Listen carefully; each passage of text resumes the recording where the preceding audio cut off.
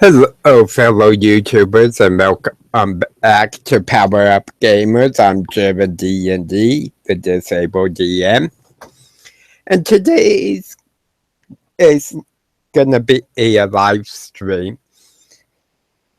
I know 9 hours is a bit long, but that's why I have this scheduled for. Hopefully, we have people hopping in and out of chat at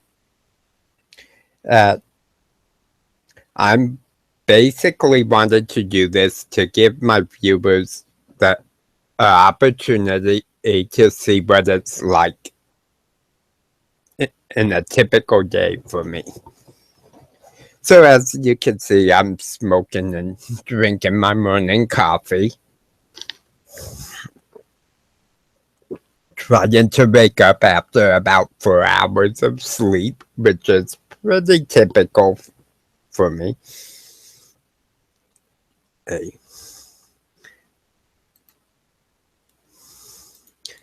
So the first thing I normally do is answer my email.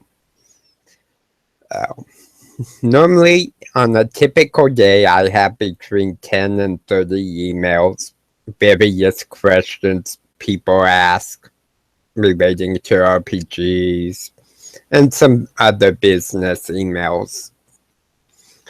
I've already done this for today. So I'm not gonna be doing that. I also typically on a Friday will record some videos for YouTube, such as my DM's query or a video response to other videos or questions. I'm not gonna be recording those today either. And the main reason for this is because I'm doing the live stream instead. So the next step of my day is I go through and I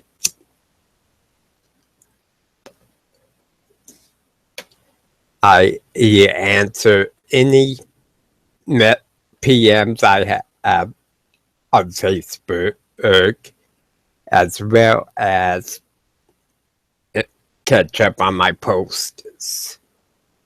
So I have about 15 posts, but I have a PM here from a group I'm in for a game I'm playing tonight called Tumults. And it's in the Dragon Grin setting by Absolute Tabletop. I have like 90 some odd messages here, including a couple voice messages. So I'm going to scroll up real quick in the messages and see if there's anything I need to reply to.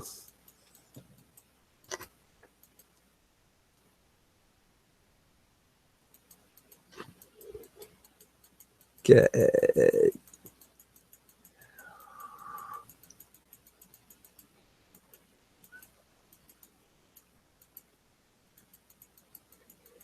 It looks like they're just talking about being excited for the game tonight, which I'm pretty excited about too, because I seldom get the chance to be a player. Even though there's a lot of great games being run out there, usually because of my time schedule, I'm either DMing a session or doing transcription work, or I'm watching someone else's live stream,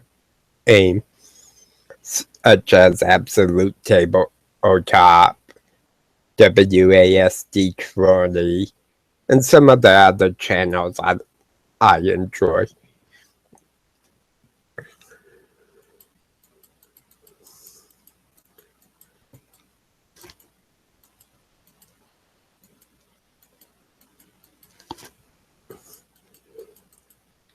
So it does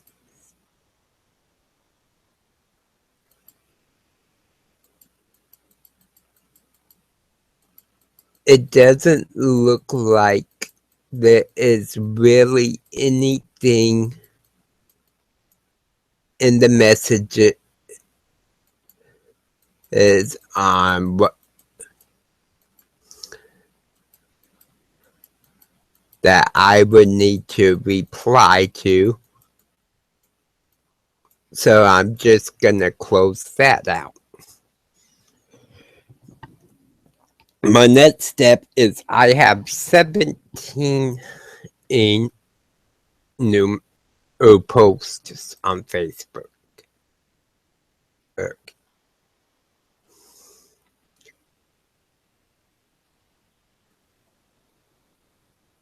So I'm gonna see what those are really quick. And if it's anything I need to down or not.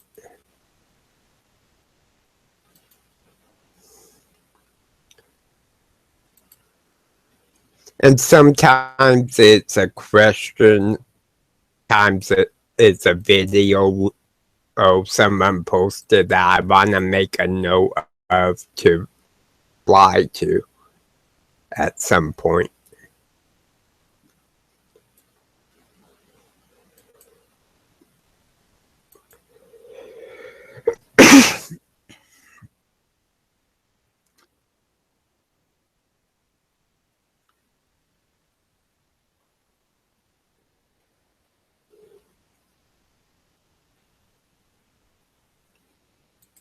Okay, here we have someone decided to start a YouTube channel. Oh, his name's Steve. He's hosting a game, and then he has some upcoming games with Rob, Alex, and some other people. So this is interesting. And so I want to reach out and welcome him basically to the YouTube creator family. And tell him if he needs any advice or help, I'll be glad to share. I'll be glad to have him come on my channel as a guest sometime. And if he wants me to make a guest appearance on his channel, just let me know and we'll schedule something. So hi and welcome to the YouTube creator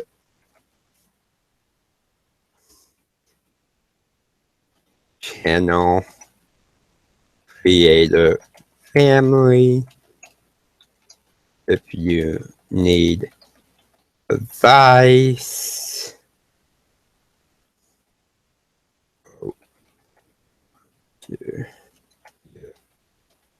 yes, appearance, my channel, advice versa, please feel free to contact me for Facebook Messenger.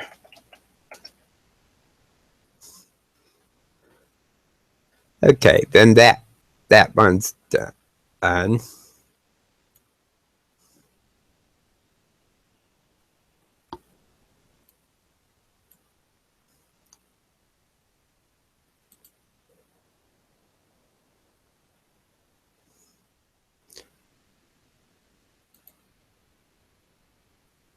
And I know this may seem pretty boring to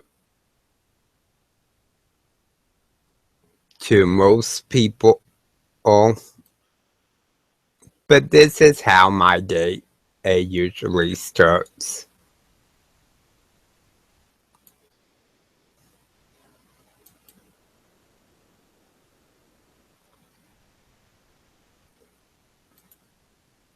And, and it can take various amount of time to take care of this. Is okay.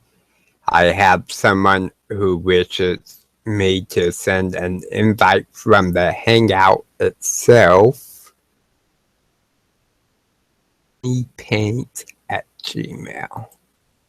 So I'm gonna do that real quick.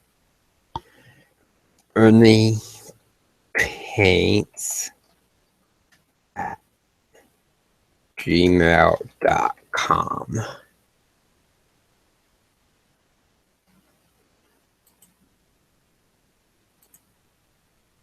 And I'm gonna invite that person.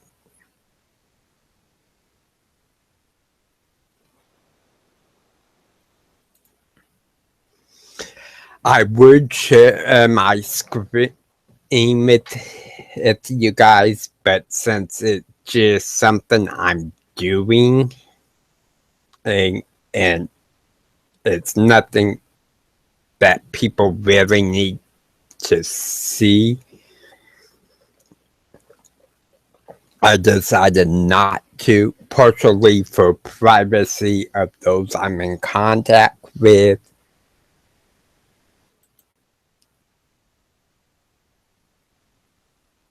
And partially because it's just kind of boring watching a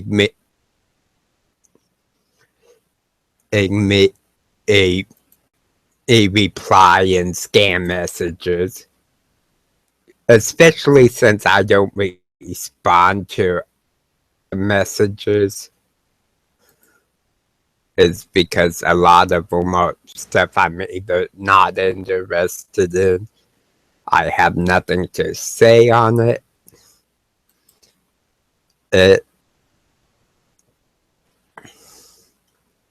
Etc. Okay, so I am caught up. Hey, Ernie.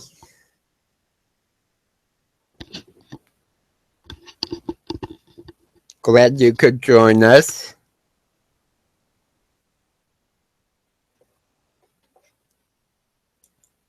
I think you might be muted, bud.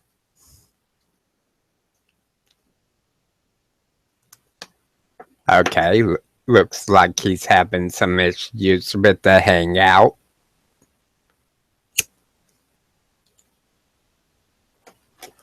And you'll notice throughout the day I'll light up cigarettes and I might have to get up to use the restroom, grab more coffee, stuff like that.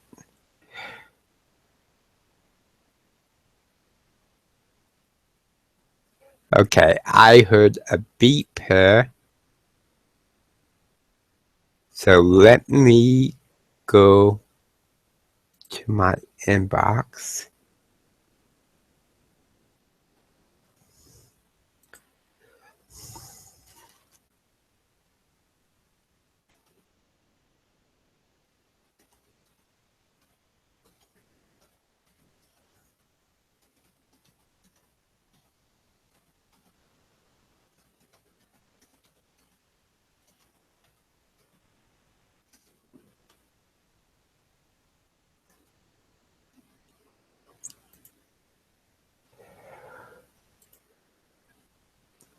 Okay, so that was just a message from Ernie over Google Plus, us asking him what's up and not much, just kind of explaining I'm going about my normal day and doing a live stream at the same time. Now, the next step I have is normally about this time I start doing networking, and that's What's up, Jarin? hey Kyle, what's going on?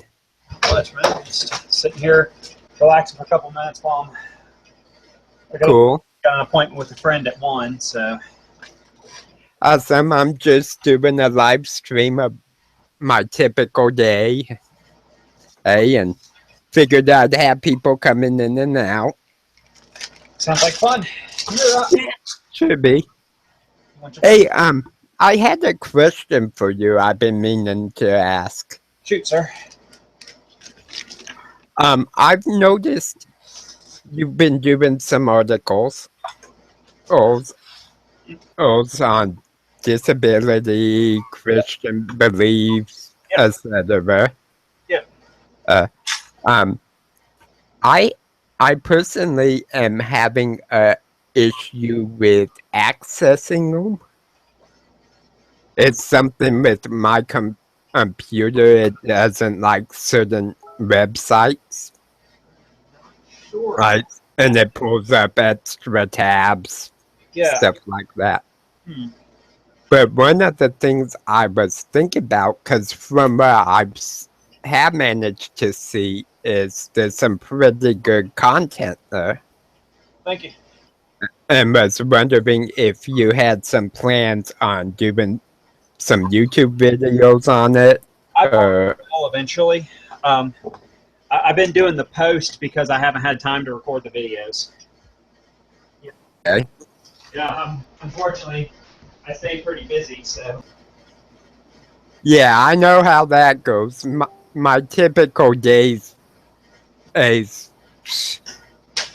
anywhere from 16 to 20 hours. Mine's going to be long today. I've been up since 6 a.m. this morning, so.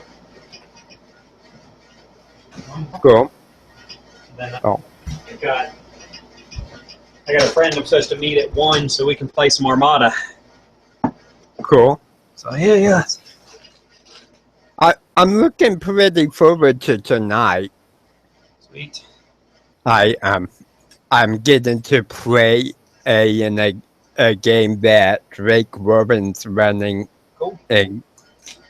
That's from Absolute Tabletop's Dragon Grin setting, and we're all playing Tomb Hearts, which is basically a constructs. Sweet. Yeah, so that's gonna be interesting. I'm waiting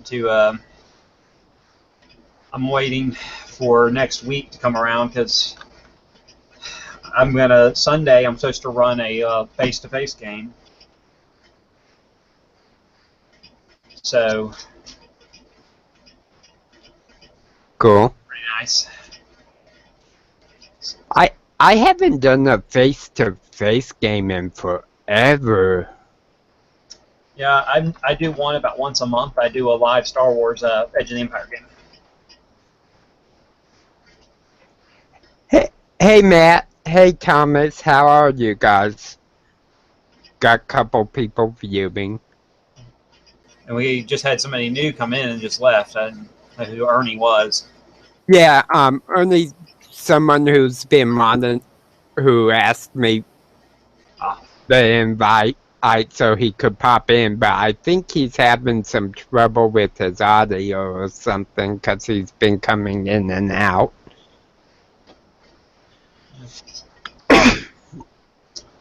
Yeah, I ran L5R last night. Nice, how'd it go? I corrupted Kirk, Joshua Duncan Kirk, and Josh Darby. Nice. Slightly. With some corrupted Nezumi. Nice. And I made Josh Darby mad at me. Oh no. Well, that happens. Life of a DM. Yeah.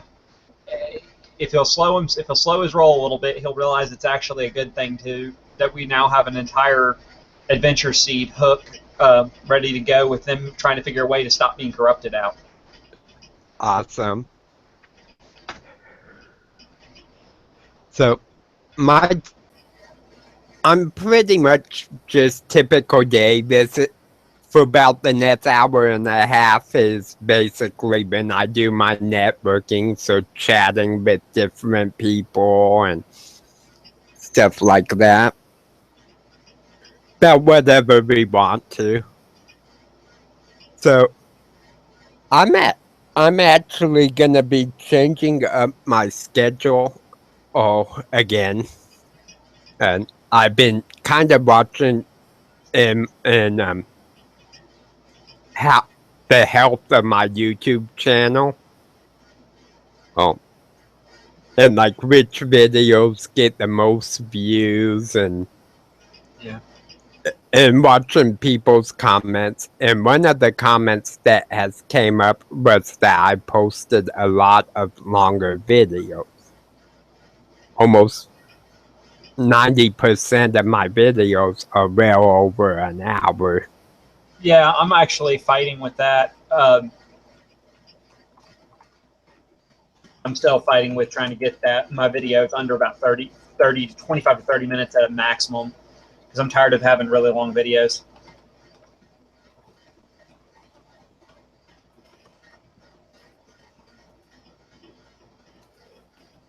That's one of my problems. Okay, cool. Oh, Thomas said he ran his first Roll20 game last night. That went great. Awesome to hear. I haven't used Roll20 in quite some time. And my main reason for that is I prefer the theater of the mind style. Oh, I just find that having a map, miniatures, or tokens just kind of breaks that immersion. Like, we don't use battle maps or battle grids at all in L5R. We simply use maps so people can get a feel for where they're at and also where they're at in Rokugan. And then also we use Roll20 because we built macros in there. Actually, Chris Wilhelm built the macros in there, so we don't have to work on the dice. So when we roll the dice, it does all the legwork for us. Nice. That's one thing I never learned much on Roll20, but the macros. So. Yeah, they're pretty easy to learn. They're not hard. Their programming is a lot easier than trying to program macros on, say, map tools, which you have to know fucking Java for. Okay. Thomas said he's doing it mainly for reference. In his home group, he uses a whiteboard. Yeah, that's... Which is fine. I haven't done a home group in probably a good 5 or 6 years now. If Thomas is curious, if he can get his hands on one, a lot of people have switched to doing Roll20 for their home groups too. And what they're doing is they're buying small powered projectors and hanging them from the ceiling and projecting down directly on the table. Oh, that's pretty cool. Yeah, because you can get a cheap projector now for like $75 or $80. Yeah. That what you just do is you just run your computer to it through an S video feed, and or DMVI. I knew I could get that out. Feed into the projector and then directly down onto the table, and you can get a pretty good sized map off of Roll20 onto your table. Awesome. It's another way people are doing it. If you have the money and the ability to do that, like a permanent game room setup or something, it's really good to do it that way. Yeah. That's one thing I'm looking forward to, maybe in August or September, because I had my hearing for disability, and it went pretty good. I think I have about a 65% chance of being approved. Well, I'll tell you now, if it went anything like mine, you don't have to worry about it. Well, the judge gave a couple hypothetical situations, and he asked about limitations. Well, what happened with us is we had a state-sanctioned vocational rehabilitation expert in the courtroom. Yeah, and, we had one on the phone. Yeah, she was actually in the courtroom, and she started spouting off all this theoretical work I could do. And my attorney looks at her and says, according to what his doctor has said and what the state doctor has said, is there any way he can work? No, not at all. One right Yeah. there. Yeah, see, that was the thing, is the first two hypothetical situations, he said there were jobs available. Yeah. The second one, there was 16,000 in the state and like 165,000 throughout the U.S. Yeah. But the third situation where the judge said if the person's unable to perform the job for 15% of the workday, whether it's due to severe pain, lack of ability to focus, mental capacity, anything. etc., would they be able to work? And the vocational expert said no. There you go. You may have won it on that turn right there. Exactly. I think that was what clinched it. Yep. That's what happened with me, is that basically the judge also read my records from Montana where I'd been hospitalized last time and everything else. And basically I was unable to go back to work in the field I was working in at all. I was never going to be able to work like I used to. I would never be able to go back into IT. You stop fighting me right now. You're taking your medicine. Sorry. Yes. My dog. Yes. Also. That's one of my things, because I used to do general labor, construction work, food packaging, and because of the arthritis, I can't lift the weight. I can't stand up for very long. That sucks, man. In fact, just sitting up in this office chair for 9 hours today, I'll probably be in bed all day tomorrow. Would you stop this? Sorry, my dog is spitting out his medicine. I'm trying to force feed him a Benadryl because it's the only thing that keeps his skin allergies from kicking up. It's cheaper than waiting until he gets a skin allergy and taking him to the vet and try to get it taken care of. Yeah, it is, and those shots are expensive. So what you do, hang on, now that I got a shirt on, I can show you. What you do is you go buy one of these for $5, Jarin. Yeah. And you force feed them one a day. Oh, okay. Speaking of which, I probably need to find someone to carry my medicine in with me when I go out today so I can eat and take my medicine. Yeah. I'm just hoping it doesn't make me fucking sick like it did last night. My medicine makes me sick to my stomach. I know how that goes. I have some different pain pills, muscle relaxers, an anxiety pill, and when I take them all, I'm either knocked out for like 15 hours or I get nauseated. And well, in my case, I take antipsychotics, so. Yeah. I think the closest to that I have is my antidepressant, which I hardly ever take, but I have to keep around because I take so I have to take Latuda every day, and I have to take Latuda twice a day, actually every day. I have to take propranolol twice a day. I have to take naltrexone once a day. So it kind of sucks. But what you gonna do about it? Exactly. But on the table for. Think about it. Who the hell's calling me now? Yeah, I actually have my iPhone sitting here. Normally I get a lot of text messages, but they know that I'm doing a live stream, so I shouldn't be getting any interference from that, hopefully. Yeah, I don't know who that was. It was something about a recorded call, and I was like, yep, don't care. That's code word. Recorded call is code word for this is a telemarketer. That or a bill collector. I'm thinking probably bill collector since I have a lot of debt. Yeah. I around, I'm pulling a lot of stuff together for today. On an X-Wing stuff together for today. Oh, no problem. I tend to screen my calls too. If it's a number I don't recognize, it goes to voicemail, and then I'll listen to my voicemail messages and call them back if I need to.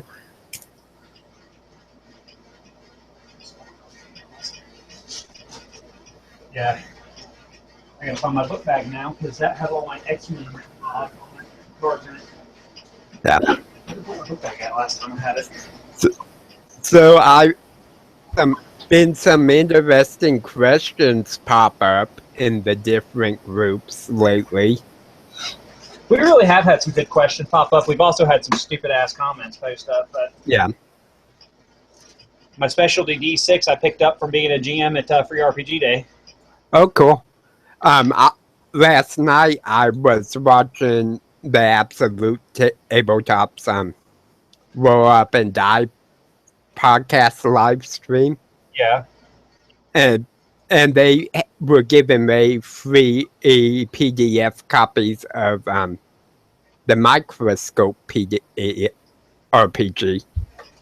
Yeah, I'm not going to talk about too much of it, but I've got some review copies I need to read.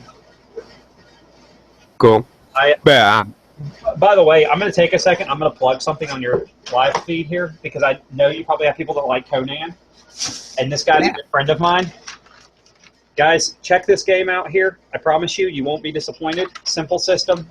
Single D20 is all it requires, and it's very Conan-esque. I love Mike Yow's game. In fact, I'm hoping that Bobby will run it again here soon. yeah, it looks pretty awesome. I've got a copy of it, but I don't. I've been trying to get people to buy it. So yeah, unfortunately, I won't be able to this month. Well, I was about to say the PDF is only $3.99. Yeah. So unfortunately, my funds are really limited, and I had a change in my patron. And I know you're fine. That. I was just going to mention to anyone who wants it, the PDF is $3.99 for the core, 99 cents for the bestiary, and the Savage East is also $3.99, which is his first expansion for it. Okay. It's all like really dirt cheap, and you can order print to order books, hard copies of it for $20. Oh, nice. You can order $24.95 for the hardback of the core rules, $22.95 for the paperback, and it's $29.99 for Savage East hardback. Okay. And where would they pick this up at? Drive-through RPG. Awesome. I love Drive-through RPG and the DM's Guild. I have probably 500 PDFs that I paid basically nothing for. I pay really small amounts, like 10 cents, a quarter. Yeah. But there's some really awesome stuff on there.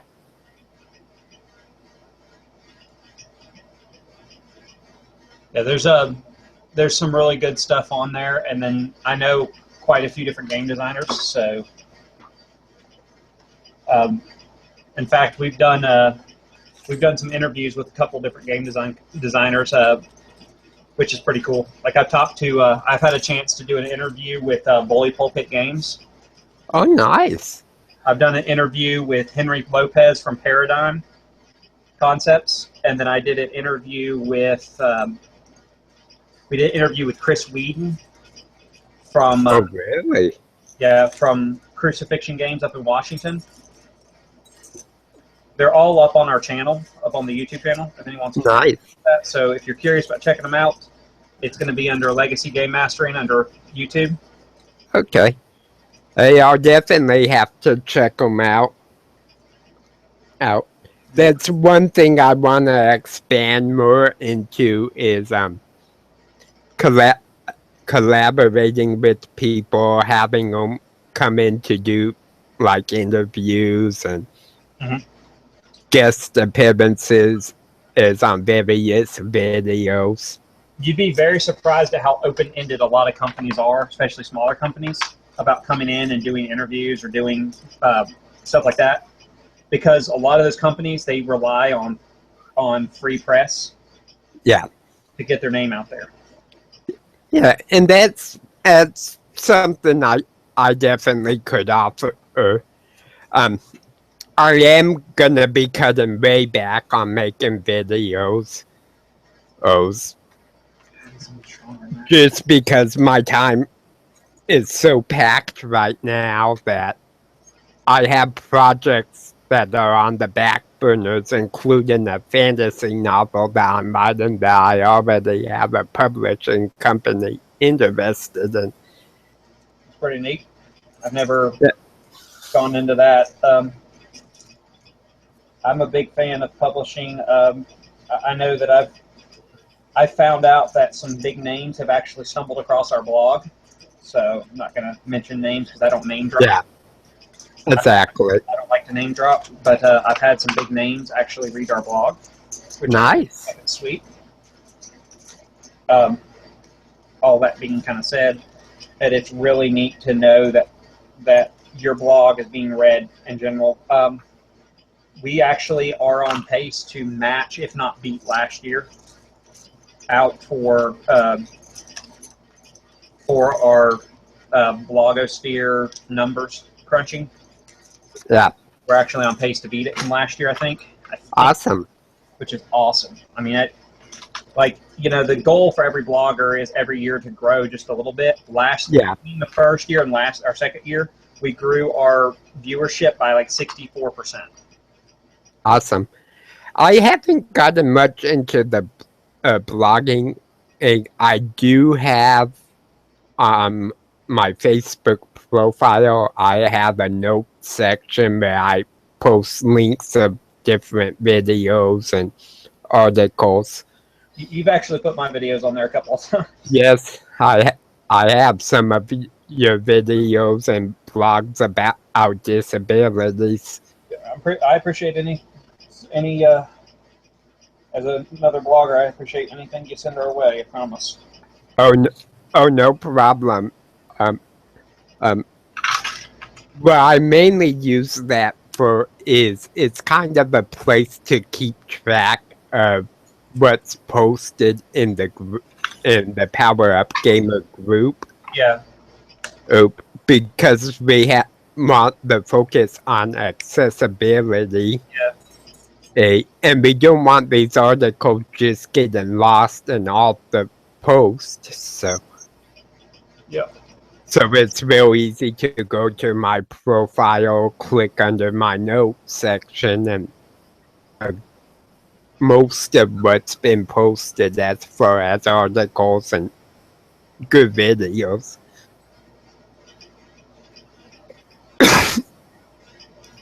But one of the things I noticed, and Matt, I'm sure if he's still watching, can kind of confirm this, is by watching my post or my YouTube videos lately, it seems like even though I'm putting out a lot of content, they're not getting a lot of views per video. And I think the main reason for that is I'm putting out too much that people can't keep up. The other problem is, and this is like one of the things I was running into, is that videos that are too long, people won't watch all of them. Yeah, and that was the other thing. So I've kind of been paying attention to that, and I noticed some of my videos that do the best are the video responses.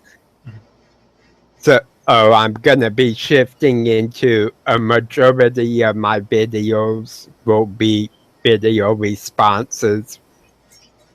I'll still do like the different PDF reviews occasionally in other series, but I think I'm gonna instead of doing like one of a certain series each week and doing 3 videos, I'm gonna put like one per week of my series and then do maybe 1 or 2 video responses per week. Yeah. And then I'll try keep the video responses to basically 10 minutes or under. Yeah, that's a good idea. And so I got a lot of work to do on that myself, so keeping my videos low and a little less time consumed. Yeah. And then I've been doing a lot of hours on transcribing videos for different channels. Oh, so that they can add closed captioning, which is a good idea, but it's a lot of work. And people don't realize how much work. They think a 5-minute video should take 5 minutes to transcribe, and it doesn't. Oh, I understand that all too well. One of the things that bugs me is that I think that doing a 15-minute video is easy. Yeah, and that's as people get this idea that all you gotta do is turn on a webcam and talk like we're doing now. No, there's a lot of, you have to think about what you're going to say. You have to make sure you're tactful about how you say what you've got to say. Exactly. And that's if you're doing a live stream, aim if it's recording it as a video automatically. Hey, if you're doing one that you're gonna upload, you have editing to do, which I don't do much editing myself yet. But I'm gonna be trying to get into that to produce some better quality videos. Yeah, definitely understand that. Because that's what people want to see. They want to see quality, not quantity. Yep, they want to see something that makes sense to them. So it's the good news. Well, either way, sir, I got to bounce because I got to head out. I got about a 30-40 minute drive across town. Okay, sounds good. Well, I'll be streaming to about 7 p.m. Central Time, so I might be back around. if you get more time, So hop back in. it's always good talking with you, Jarin. You too. Catch you later, man. Catch you later. Okay, so this is basically what I do on a normal day until noon. I talk to different people. Oh, whoever's available. Oh.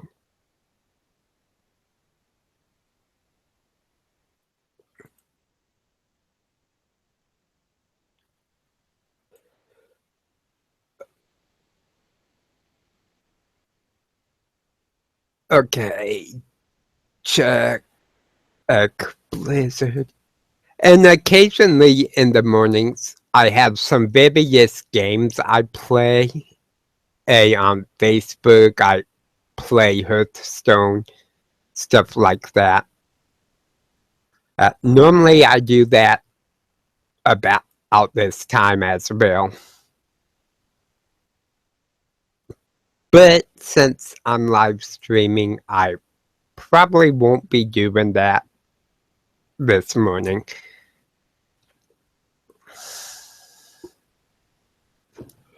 So my next step after that is usually I begin transcription work. And I do transcription most of the day.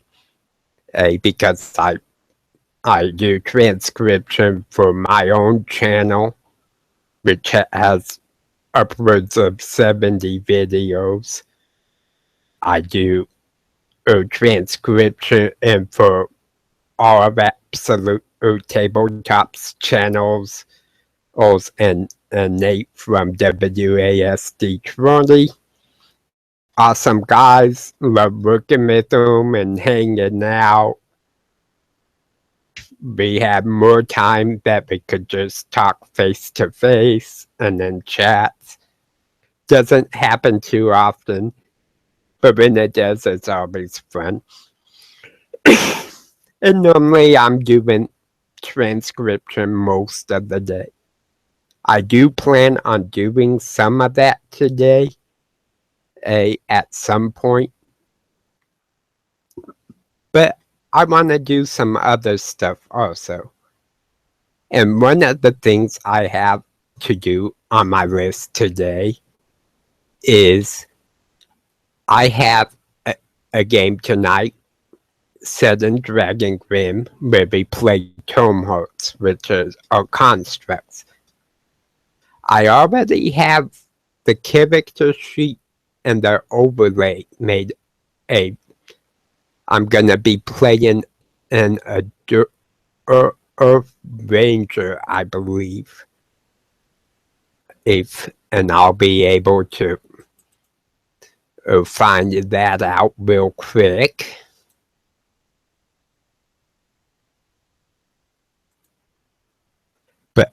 But one of the things I haven't done is a background story.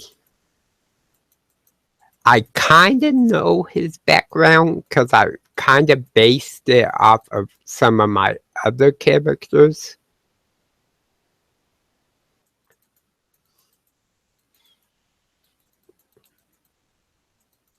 But I changed it up a little bit.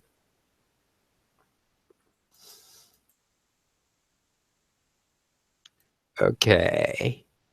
Forge to her PDF. So I want to pull that up real quick.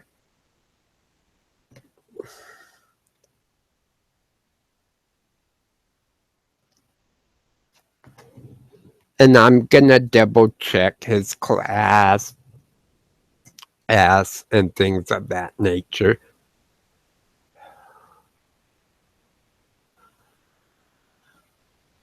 Okay, he's a ranger driven in construct. And I have all his stats and everything. So I don't need that pulled up.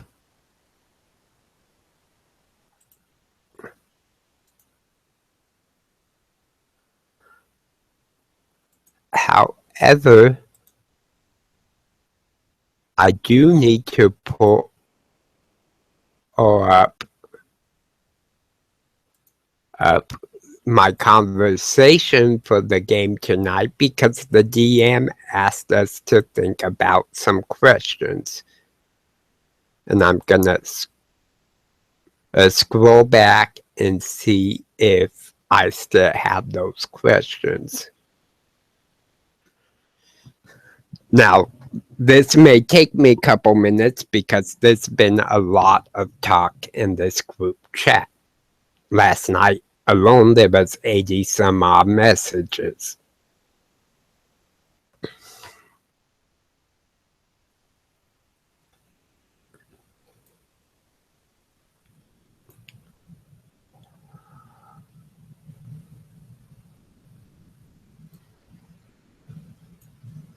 But what I'm looking for is the messages where he asked us to think about some questions. Because I want to make sure I address those questions in my background story.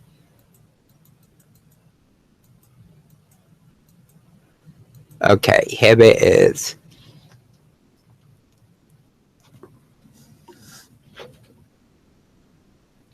Now, the first question he asked, and I've already taken care of, is showing them my character sheet. Simple enough. If I just posted a link to it. And you'll see here I have the customary DM's notebook pen. So I'm going to take that. And I'm going to write down what his questions are. The first one I need to address is come up with if an awakening story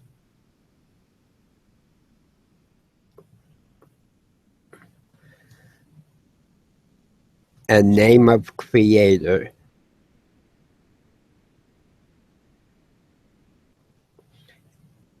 And the awakening is basically where we come into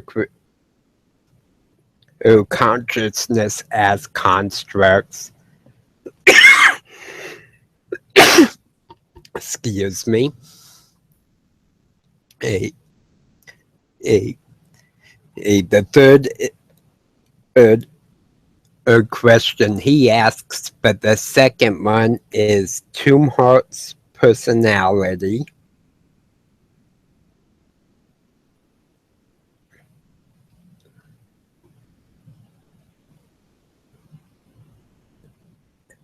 And it's based on creator's race. In my case, I'm playing a Durban construct or a Durban Tumhart, and his creator was also a Durban.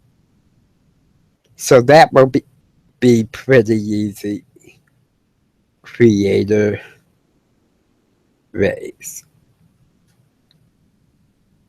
Especially since I'm not going to give away a lot. So he's going to have kind of the typical dearth of the good story, loyal to his comrades, kind of that brave but gruff exterior. And that's basically all I'm going to kind of put as personality, because everything else is going to develop as I play him. Then he asks what information is held within you. Oh.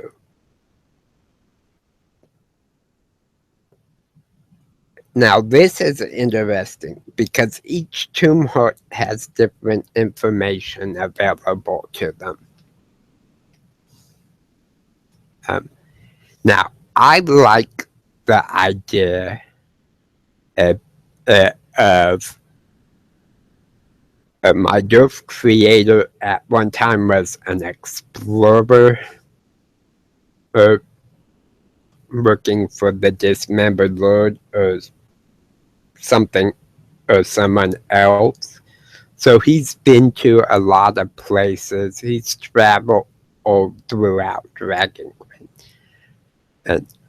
But maps are really rare, and there's not a completed map per se of Dragonland. So I like the idea of his map app from his travels being like the most extensive map of Dragonland, and he's hid this information within this tumor.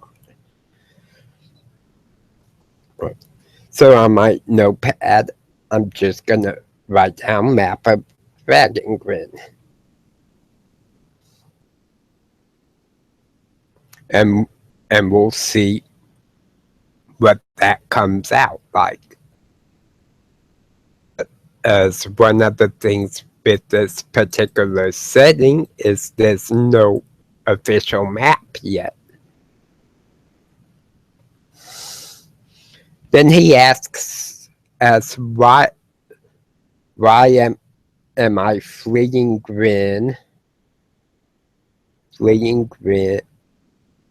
Dragonland, and why pursued? Now I've already came up with this, and it's gonna be played out in our session.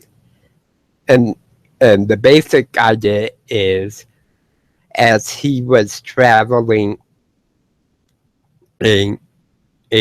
away from his creator, or perhaps to deliver the map within him to a comrade of his creator, that he stumbled across some sacrifices to the dismembered lord, that were going to be executed, and he basically interfered and saved them. And that's going to be part of our session tonight. But that's why he's on the run. So saved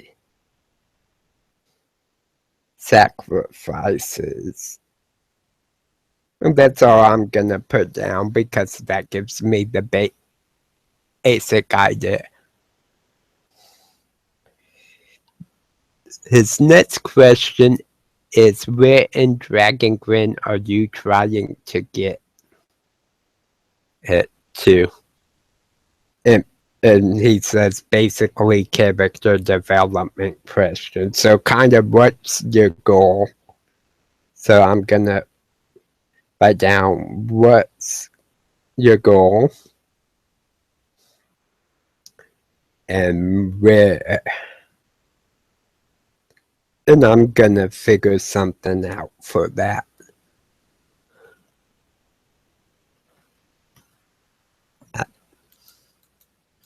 And that's basically the only questions he asks.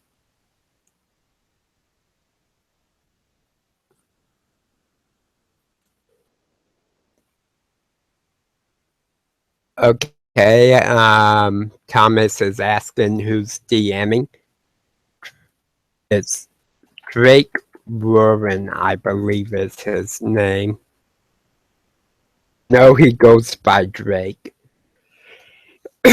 Should be pretty interesting. It sounds like a lot of fun. I'm glad he chose me to be a player for a couple reasons. First, I don't get the chance to play very often, so anytime I get to be a player and not the DM, I love to do. The second is it's Dragon Grin setting. I've watched a couple of the one-shots that Tim and James from Tabletop Tibbers and Absolute Tabletop have done, and I love the setting. And it's such an awesome idea to have a setting that instead of being your normal setting and good is fighting in evil, their whole setting is based around the concept that evil has already won and has basically taken over, and you have these little rays of good. So I love the idea for that setting. So I need to go in and answer a couple of things here on this question. In this personalities graph, loyal, and then I'm just gonna write down typical dwarf. Name of creator. Yeah, Thomas, I definitely like iGabTab. The guys are just great. They put out some great content. So any viewers who watch the video of this, I hope will check out their stuff.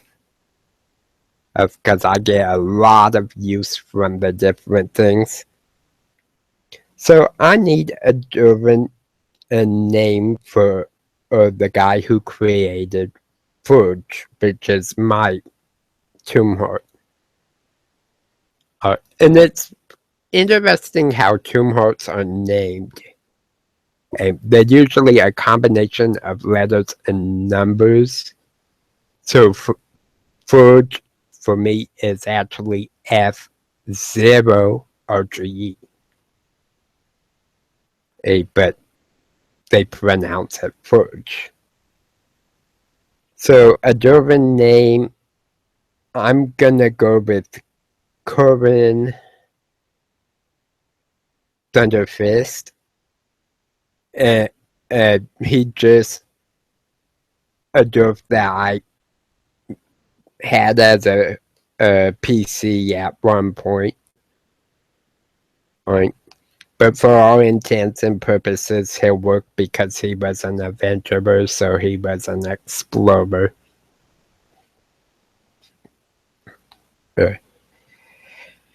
Okay, the big question is what is my Tomb Heart's goal and where? So I am going to say he needs to deliver the map to someone, and I haven't named the NPC yet, and I'm trying to think of locations because there's not really a map of Dragon and Grin, and so we don't really know cities or anything.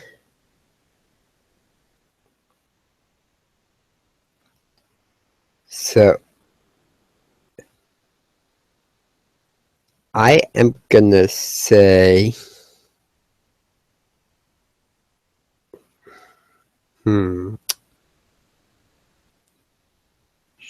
Shade 80 leaf, nah. I want something really cool sounding. And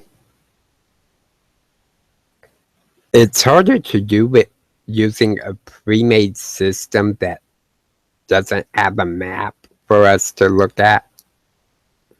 I know there was a couple cities mentioned in the other day in response to Drake's question. So what I'm going to do is go back to my Tomb Heart conversation, and I am gonna ask Drake,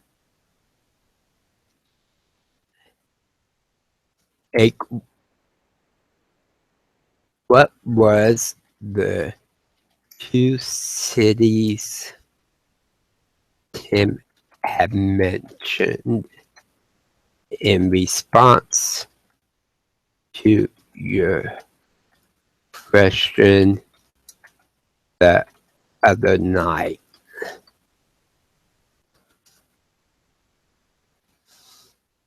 And while he's doing that, I'm gonna think of an NPC.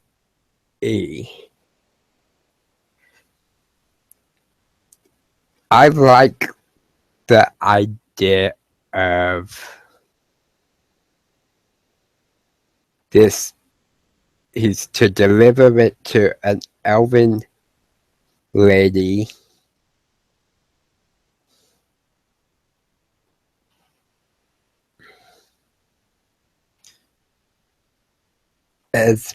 Esmeralda.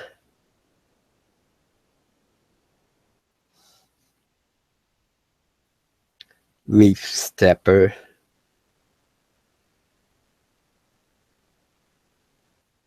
And she is going to be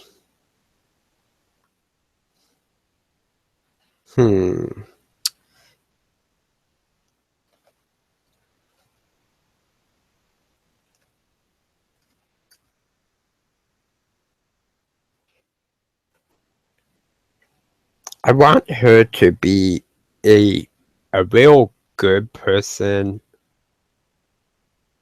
and Dragon Grin doesn't necessarily have religion per se, but I kind of see her as maybe a druid.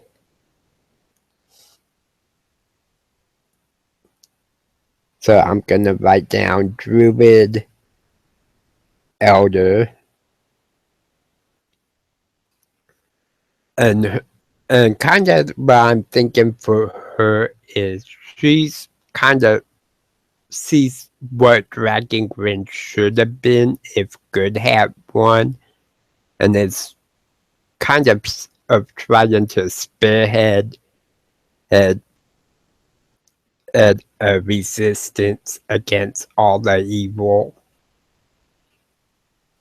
Of course, she's doing it under the table, very political manner. But I kind of like the idea of there being a resistance, and Forge is to deliver this map to the resistance. Kind of a Princess Leia from Star Wars with the Republic kind of feel. Okay, he answered, and the two cities that Tim had named that would be near the region we're going to play in is Aberystwyth and Gunson. I like the idea of putting her in or near Gunson. In or near Gunson. So there I have my basic background on stories.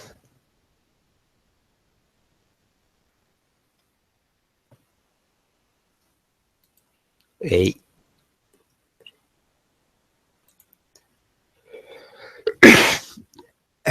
Except for I haven't done an awakening story yet.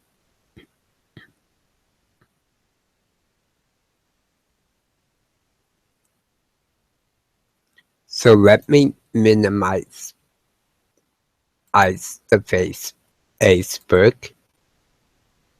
Okay, so I have my basic notes. So his awakening story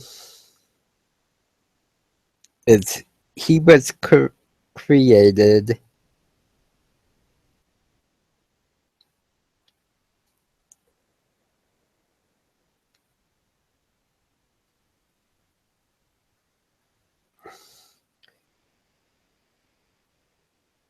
okay. Now the first thing I have to do is Forge is made from wood, a very bark-like and root type construct. But he was basically created to be a servant, kind of tend this stuff's forge, urge, and kind of a collection of Corinne's thoughts in this map about his different travels. So, because he's made from wood and tending a forge, I need to come up with some kind of wood that is flame resistant. Not necessarily it can't be burned, but it's difficult to catch on fire. So him tending a forge or the fireplace in the Dove's home wouldn't cause an accident. So I need to name this wood. So, what would be a good name for something that almost repels fire and heat?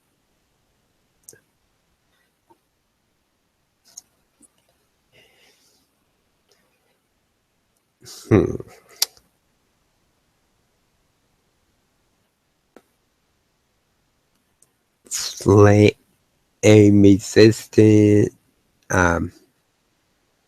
heat. So, something sounding hot.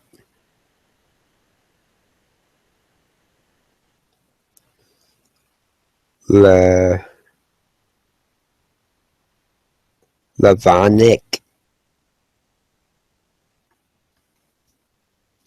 That was Lavonic. Word. And it's spelled lava than NIC.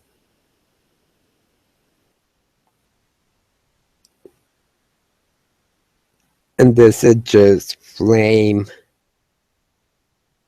and heat.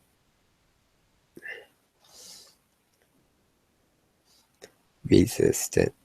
Now this is just flavor. On my character sheet, he is not flame or heat resistant. Although I can play it as more difficult, but mechanically it doesn't change anything. It just means he burns slower, burns at hotter temperatures, stuff like that.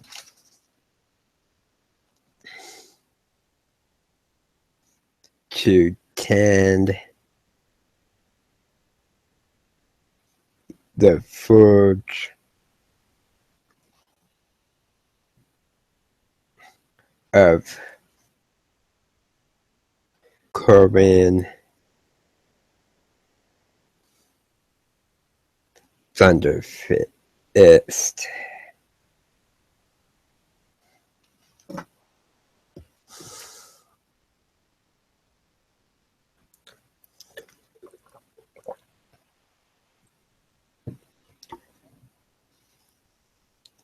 And for Corbin Thunderfist, I like the idea that he was working for the dismembered lord before he met Esmeralda as an explorer, and then became basically this explorer who was also kind of a spy, given Esmeralda knowledge about where the dismembered lord's troops were, where weak points were. So I like that concept for his creator. So Corbin at this point is retired, explorer / adventurer.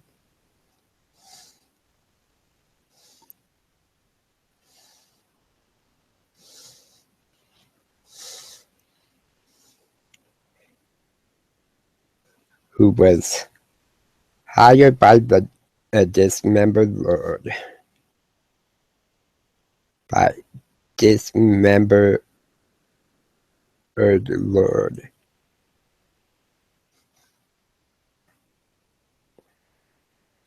To make a map of Dragon Grin. So his job was to explore and to make this map that he's made. Now, I like the idea that he gave an incomplete map or a false map to the dismembered lord. And he's placed the real one inside of Forge, along with some of his thoughts from his travels.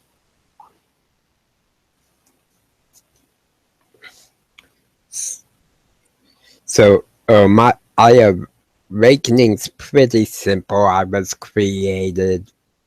I became basically the companion of my creator for a time. The creator, Corbin, died, and that's what caused me to leave our mountain home. With this mission to seek out Esmeralda.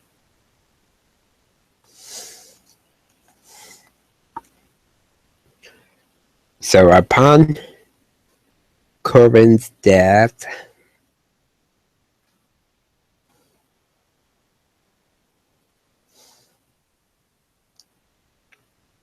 Forge leaves Mountain Home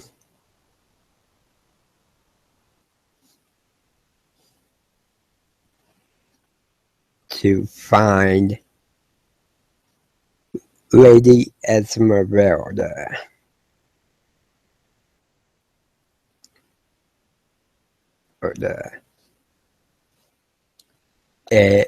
And she has been a confidant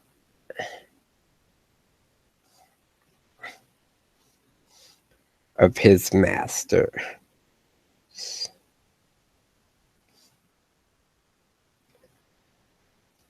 And that's all I need for a background story.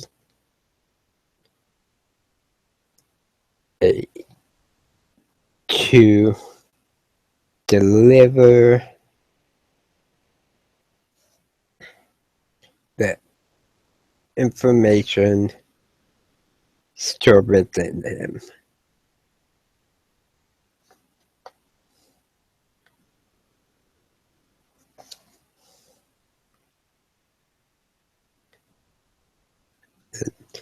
And because he doesn't have much of a background out, his whole life's only been a couple years he spent with Corbin.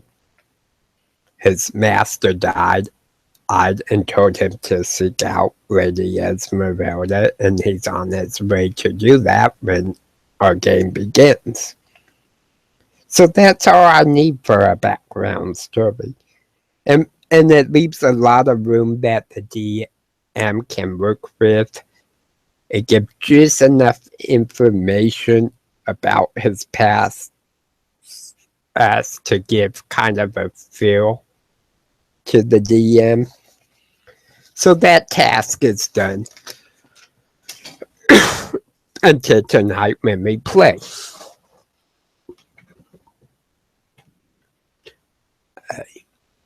So, next thing I'm gonna do, I'm gonna check my Facebook again. Okay, there's nothing I need on my messages, but there have been 4 new posts.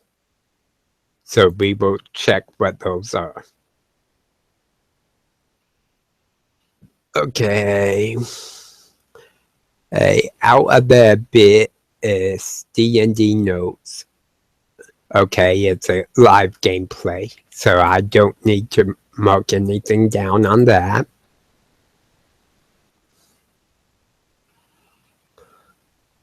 Okay, a Downforgecast posted another playthrough. Nothing I need to do with that. And then I got a notice for Dragon Grand and quietest event for tomorrow. Oh. Let me go to that. Okay, 6 p.m. in EDT. 5 p.m. my time. I do not have anything special planned at this time for that, so I'm gonna mark myself as going.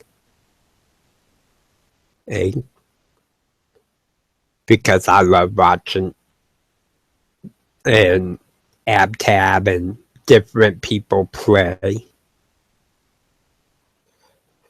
So then I'm gonna click my home and I'm gonna kind of scroll through the posts that have been made on my wall to see if there's any questions or comments or videos that I missed, which I don't believe there are. But I double check about this time. each day to make sure I'm caught up.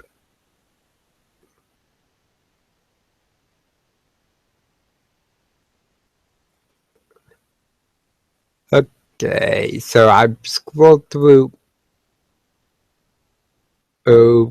quite a bit. There's nothing for me there. So I'm gonna check my BattleNet because I have a couple friends on BattleNet. So there's nothing there. Now, normally I go networking another half hour. I usually have more people that I talk to in the mornings. But given the fact I'm live streaming and in a Google Hangout, I can't hop into some of the different chats that I hop into normally. So, what I do is I go and I am gonna hop into Hearthstone and I'm gonna basically take a little break.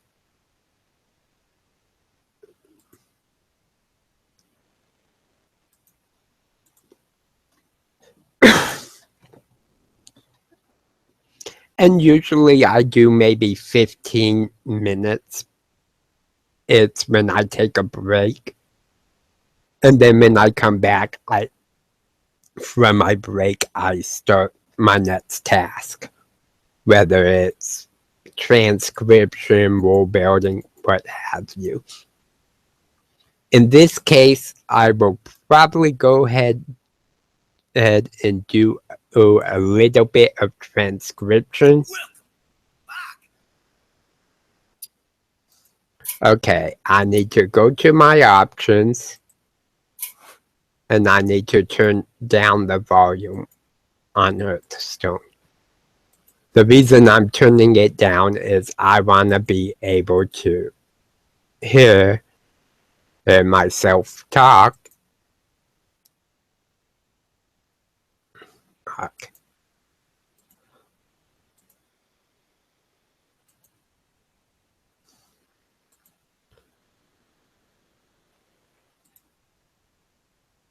Okay, next.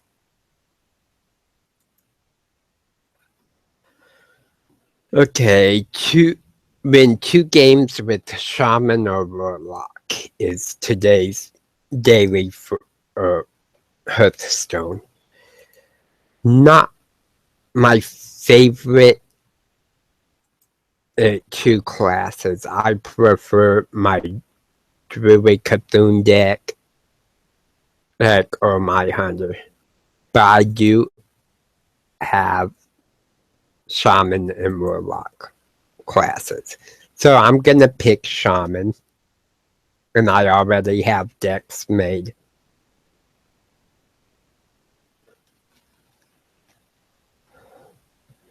Now, I am gonna go ahead and screen share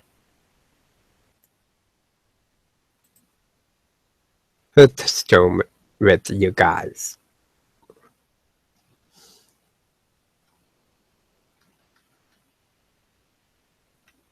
Just so you can watch me play, basically.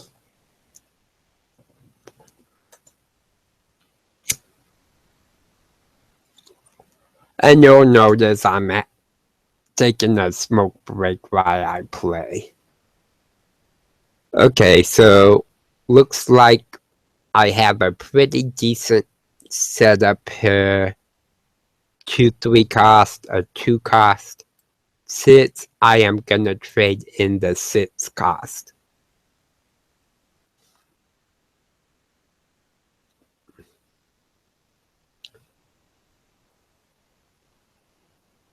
Okay.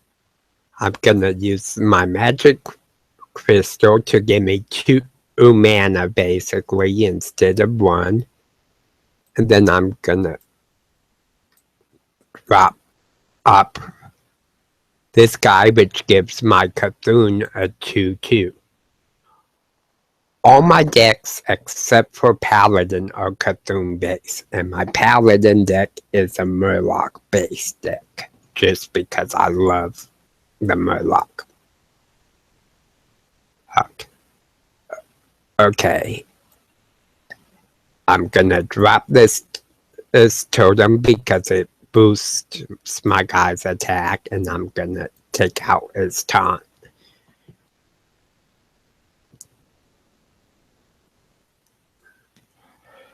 I like Hearthstone for a couple reasons. Okay, I'm gonna deal 3 damage to get rid of his guy, and I'm gonna put a taunt out there. Hearthstone to me is kind of a cross between Magic the Gathering, which I used to play, and World of Warcraft, which I still play. So I kind of like doing this occasionally to relax. I try to keep up with the dailies, not every day, but you can have up to 3 of the daily quests at a time.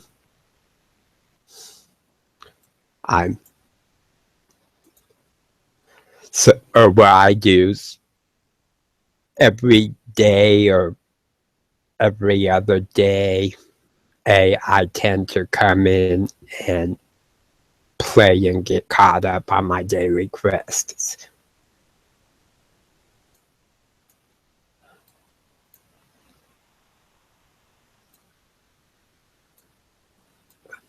Put out another time. Okay, I'm in pretty good standing right now on it. Lots of guys out.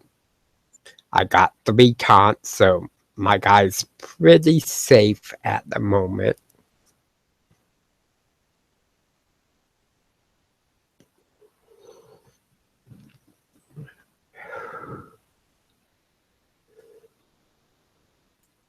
Now I'm gonna summon, and it's lagging a little bit. This is normal. My PC's pretty old, and I am doing the live stream. I have the YouTube chat up, although I can't see it at the moment because as I'm inside of Hearthstone, and that takes up my entire screen. So normally I don't do this while I'm recording or live streaming. But the point of me doing this live stream show you what I do on pretty much a typical day.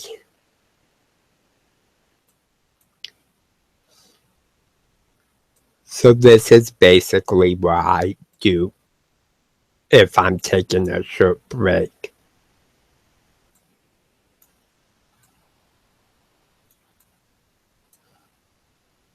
Okay, I want to give my Cthulhu on a bonus.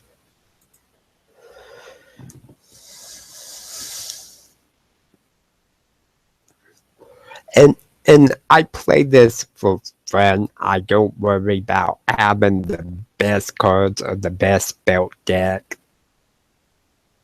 It's just a way for me to relax. So I'm gonna drop this there. Give up my taunt to kill his. And then I'm gonna nail him with all these guys. One more round and it's over unless he can take out all my guys.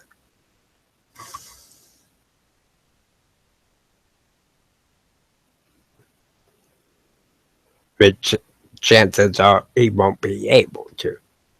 Oh no, it's over. This match is over.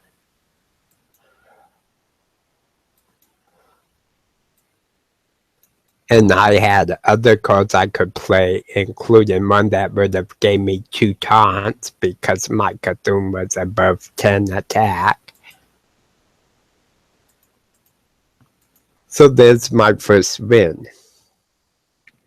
I need 2 wins as a shaman or a warlock to complete today's daily. So I'm gonna go ahead and do another match. And if I can pull off another win, which I am in mage mode right now, which is a bit harder than casual mode. But if I complete that other win, and I'll have completed the quest, and I'll either get gold, which I can spend on card packs, or I'll get a pack of cards, depending on what the quest is. Okay, now, normally I would trade in high cost as cards, but this 10 cost card is my Cthulhu. I like having that in my hand so I can drop it as soon as I hit 10 mana. So I'm gonna go ahead and keep those 3. Okay. I'll drop my 1 cost out there because he gets +1 attack for any locked mana crystals when I play a card with Overload.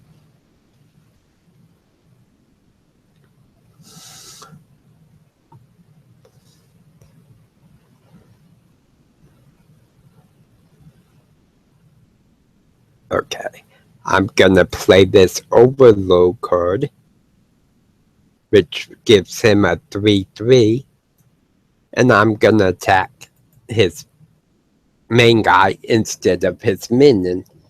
The reason for that is he does 3 damage, and chances are is he's gonna kill that minion with his minion, which leaves my other guy with Wind Fury alive, except for in this case he had a spell that allowed him to kill both of them. Now the problem with that is I can't do anything this turn because 2 of my mana crystals are locked, which is bad because he's gonna get 6 or 7 damage on me from the minion with Wind Fury that he basically just stole. But I'm gonna pop out this guy that I can do 2 damage, and I'm gonna kill his minion.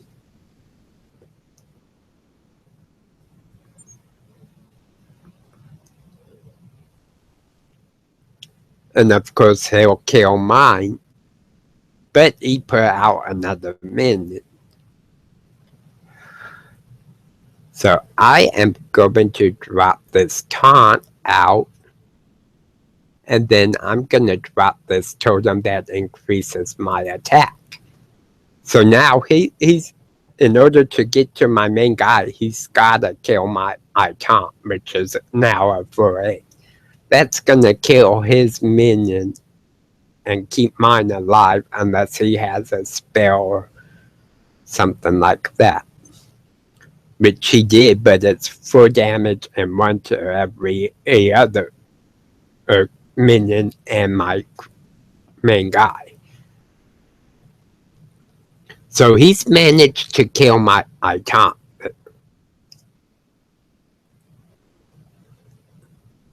But he's left my totem out, which gives +2 attack to my other guys.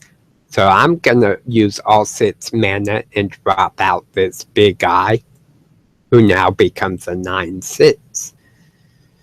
Now he's gonna go after that guy if he's smart, because he doesn't want to leave me that guy able to attack, because that's a lot of damage when you only began with at 30 hit points.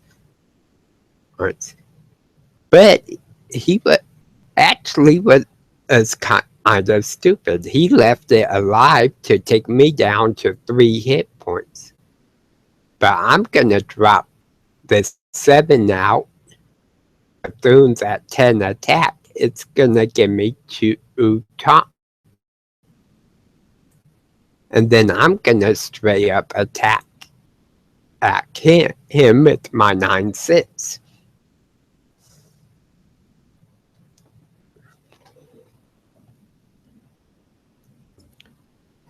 So he's gonna take out those taunts this round pretty easily because he's powering up his guys. And then he's gonna probably attack me.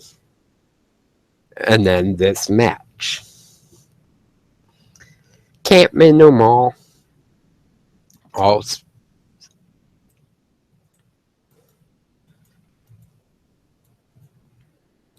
So normally I do this a couple times.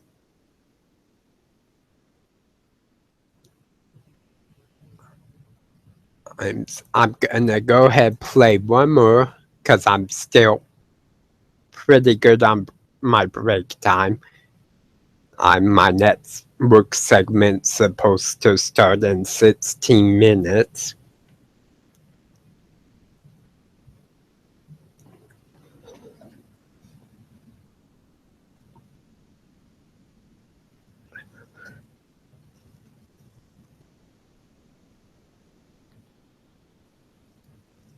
So that should give me time for another match or two. Hopefully only one. Because all I really want to do is complete the daily quest. So they don't build up. Okay, so I have a 2 and 3 cost. I'm going to get rid of the 5 or 6, which go back into my deck. And I got a 2 and a 6. Not bad. He's putting out a charge, so he's going to get that little 1 damage on me. I'm going to put out my 1 for taunt.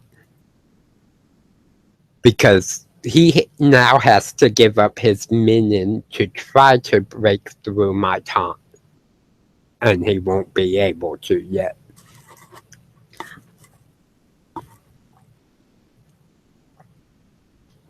But that taunt also gave my Cthulhu taunt, so that when I do play him later on in the match, he's gonna be tough to beat. If we get that far. Sometimes we do, sometimes we don't. My next step is I'm gonna play my totem that increases my attack, and I'm gonna attack him directly.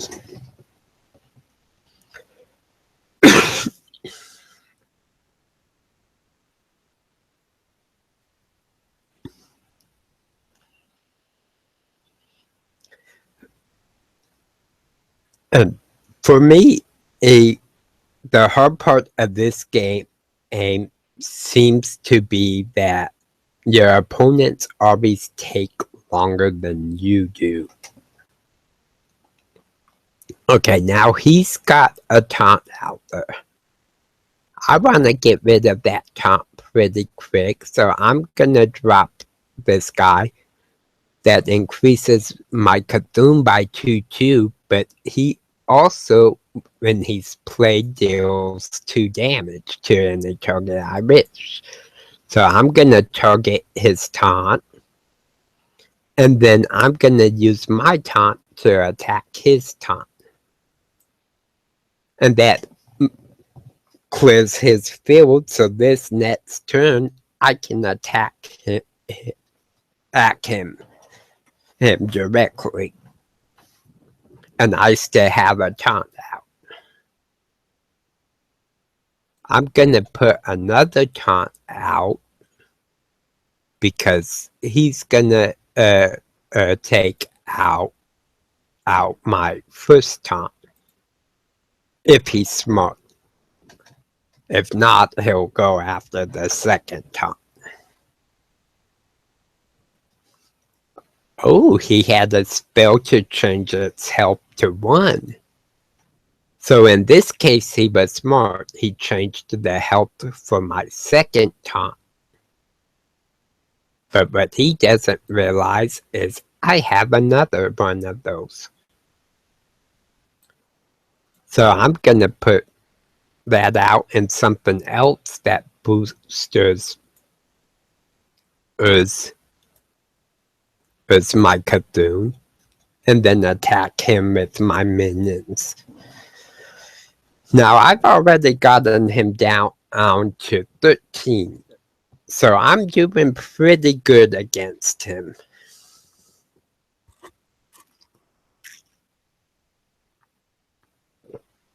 And he's gonna use all his minions, including the dogs he just summoned, to basically try to get through my taunt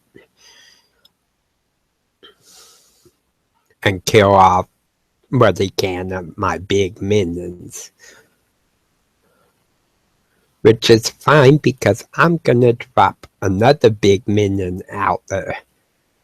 My 7/6 that he's gonna have to worry about.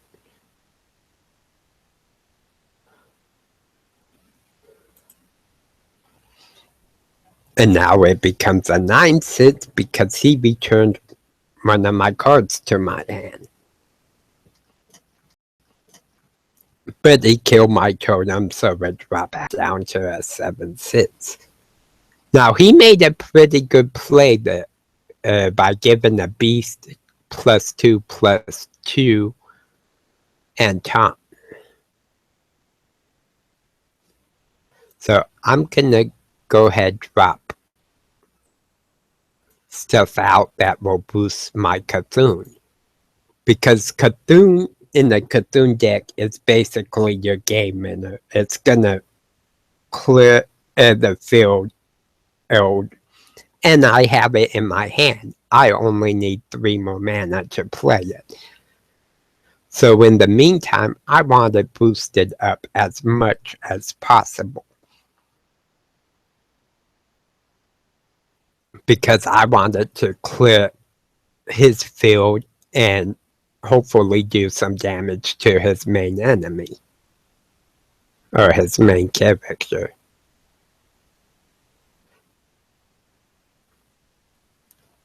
And I just pull my 8/8. Normally I wouldn't play this because it gives my Cthulhu 2/2.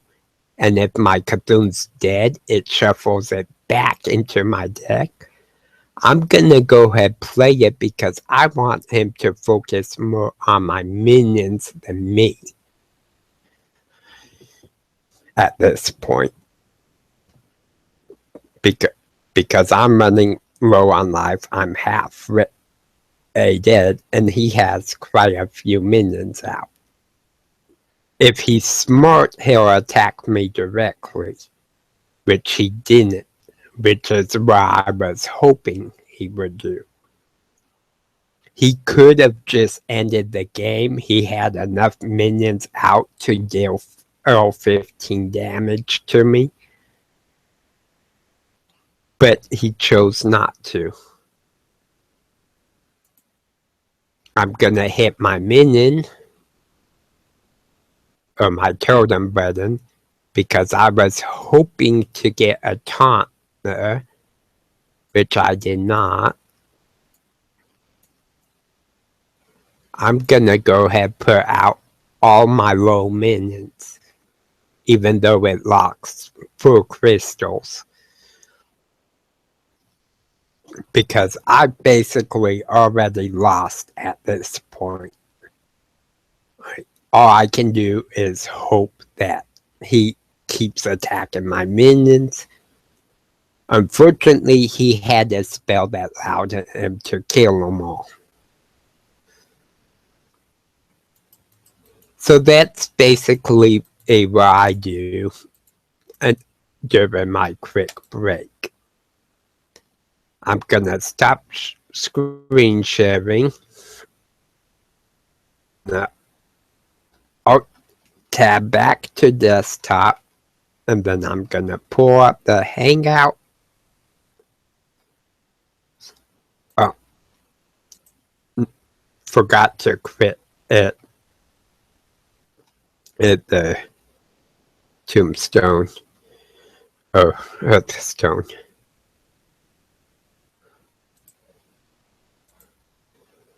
Okay, BattleNet. So nothing there. Gonna go back to Facebook.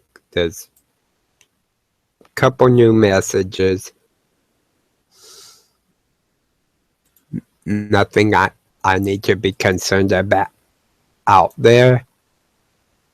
And Tim just posted an ab tab. Okay. And he asks a question. If you had to choose an army of monstrous humanoids to come to your army's aid in battle, which monstrous humanoids would you choose? Awesome question. And normally I'll respond on, but instead, because I haven't had much questions today to respond to, I am going to open up a notepad file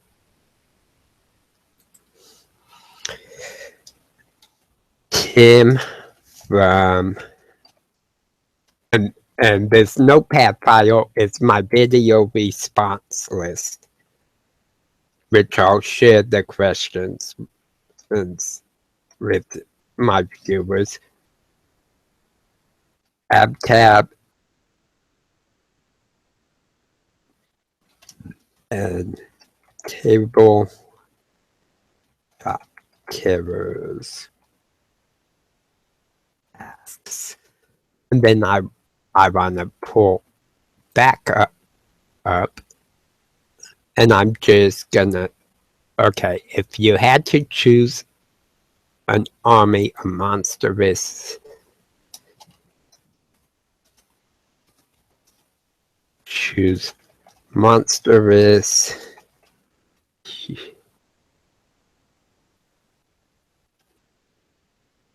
an army of monstrous humanoids to come to your aid in a battle. Oh. Which would you choose? Which would you choose? Normally, I would post a response just over Facebook directly into the post. But I like that question, and I haven't had a lot of questions today. So I'm going to put that under my video response, and sometime in the future, I will do a video response to that question.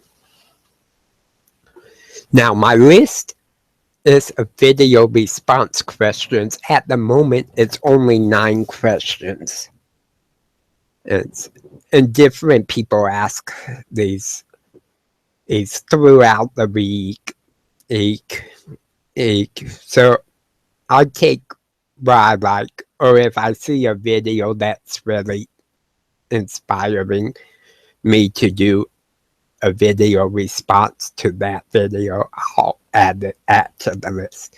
So I have some stuff like, is it bad form to have NPCs roll persuade checks against PCs? How hard is it to DM? And how to... There was a video Sam from Chalice and Chains did on GM tips on organizing and communicating recruiting for your games on social media. Someone asked about adapting the colors of Magic the Gathering as a suitable substitute for the traditional 9 alignments used in most tabletop RPGs. Is someone else asked how to balance party interaction between the party, such as sharing the spotlight.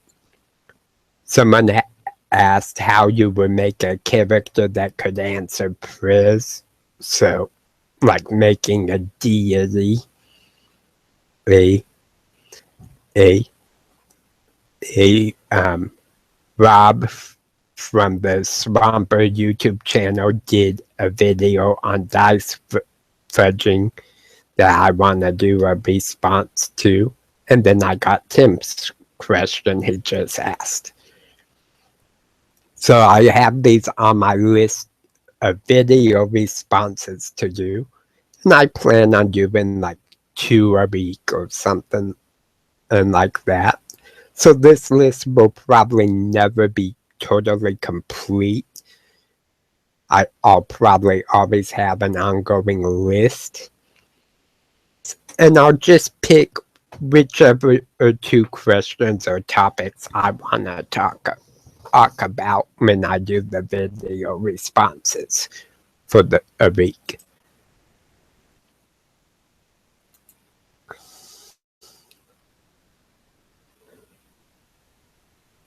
So this is about the time I start my next step of my day.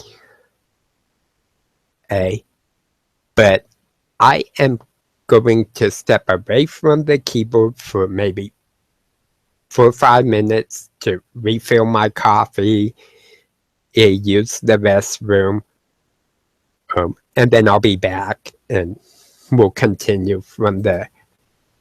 So take a few minutes if you're watching, grab lunch, whatever you need to do. And I will see you guys in about 5 minutes.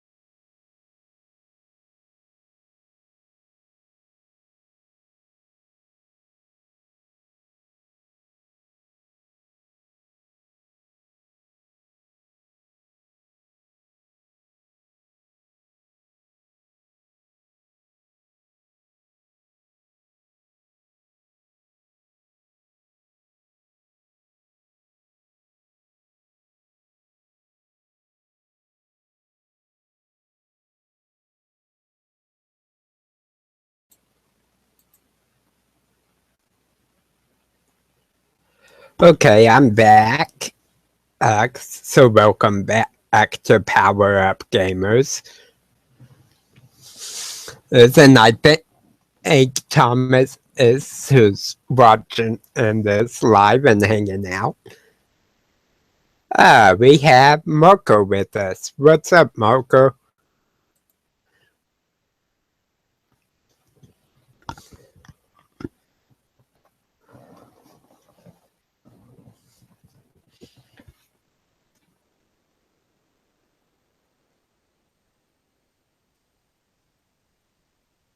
I'm not hearing you say anything, so I assume you're getting set up in the Hangouts.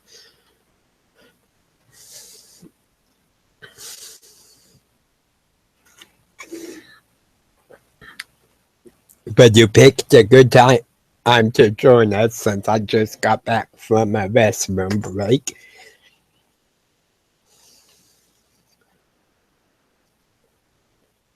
Looks like he might be having audio issues as well. So we'll wait and see what happens.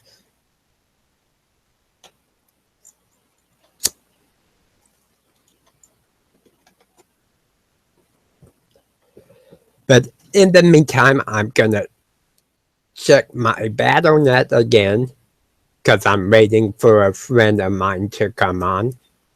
He wanted me to send him a link for this stream and the Hangout, so I expect him to pop up in. I've already sent the link to the Hangout to his email. So I'm just waiting on him to come in. And he has been on my channel. We did a Let's Talk About World of Warcraft video together. Longtime friend of mine.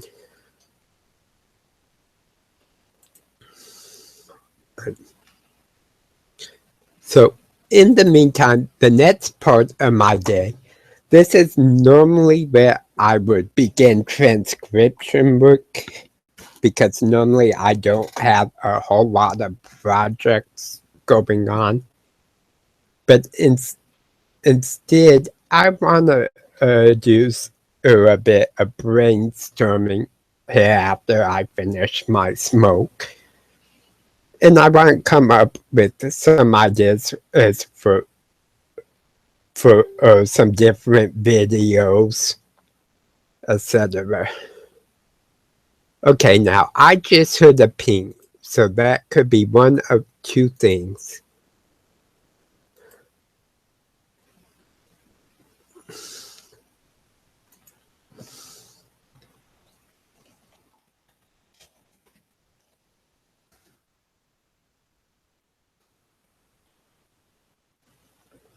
Okay, yeah, but Marco, he said didn't seem to be anyone around. And I replied, just me at the moment.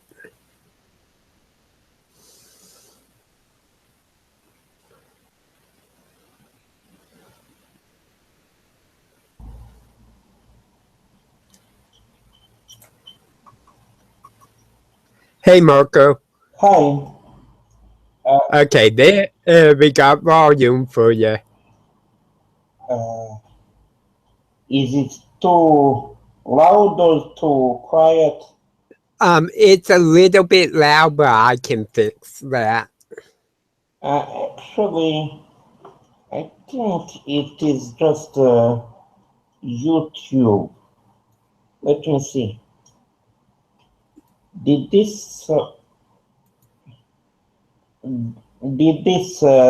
down the volume?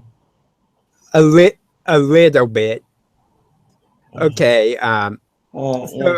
Basically, I'm adjusting my headset. okay, no problem. Basically, I'm just hanging out, doing my normal stuff that I do each day.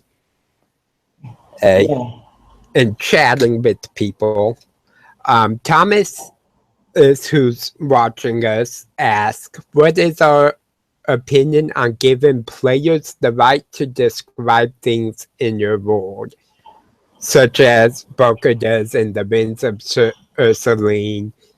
And, that's a big part in my sessions. Well, I am a hardcore Fate player, Oh, so okay. pretty much anything about player agency. Oh, excuse me, I Yeah. have a call. Can be guessed from that fact. Sorry, Awesome. my mobile phone is ringing. Awesome. Yeah. As he was saying, that's a big thing in my sessions. I like to divide it up. up. So what I'll usually do uh, when I give agency for something such as describing a creature, uh, I'll I'll have 3 or 4 players, and I'll ask the first player, okay, you come across us a canine-looking creature. Describe what this character looks like. And I let him describe it out.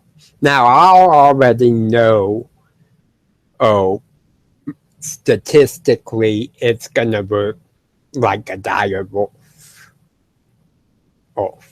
But he might describe it as a werewolf or some kind of humanoid that has a dog race, kind of like a feline or a cat folk. And that's fine. Statistic wise, it would look the same. So I let him describe what it looks like. Then I'll go to the next player and I'll say, okay, so you see this creature in front of you and it's making a sound. What does this creature sound like? And I let that player describe how it sounds. And then I'll ask the next player, what smell does this creature give off, or what traits do you see that stand out to you? And I go around and I have something for each of my players to describe. So that's kind of how I do letting my players describe things. And I try to let them describe as much as possible, all for a couple reasons. One, it comes up with something unique because you have different people's input on it. And two, it's less work for me to. It's much easier for me to ask a question rather than and and lay out all the details myself. I'm not sure if you're talking to me because I had to go away from my screen.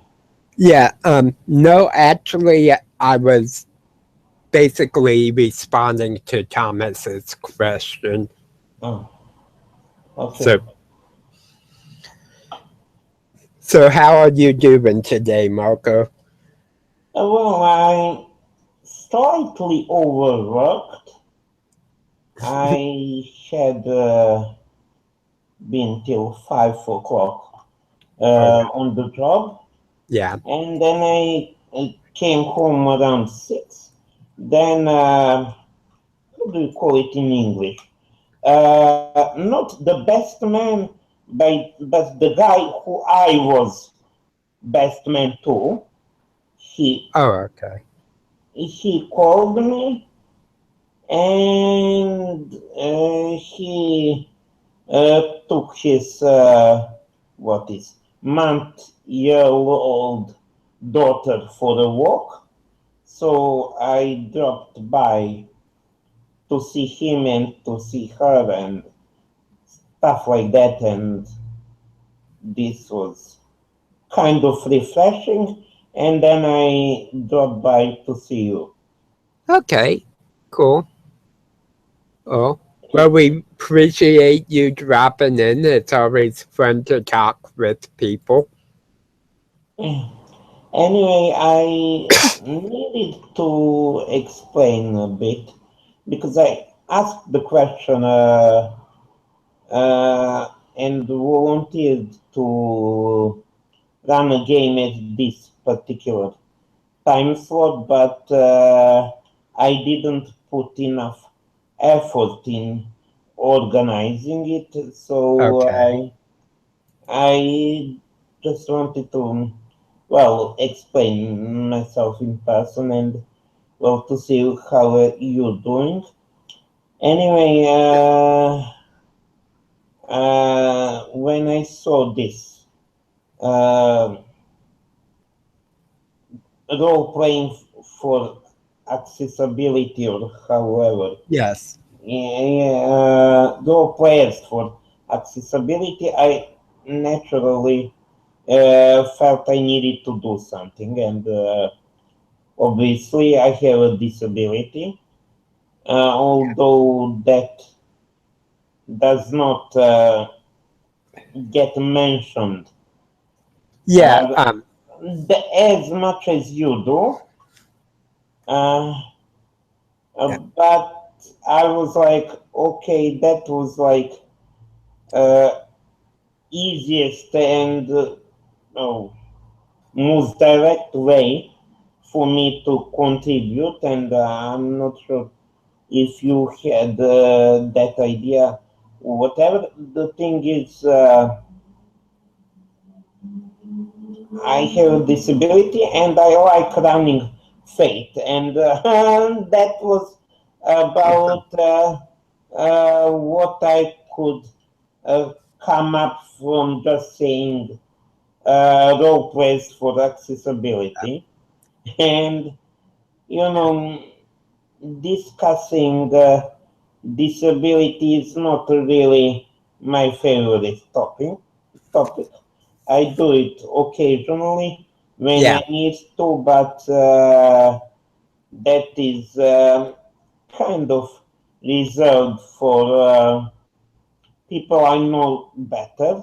Ex- You know, exactly.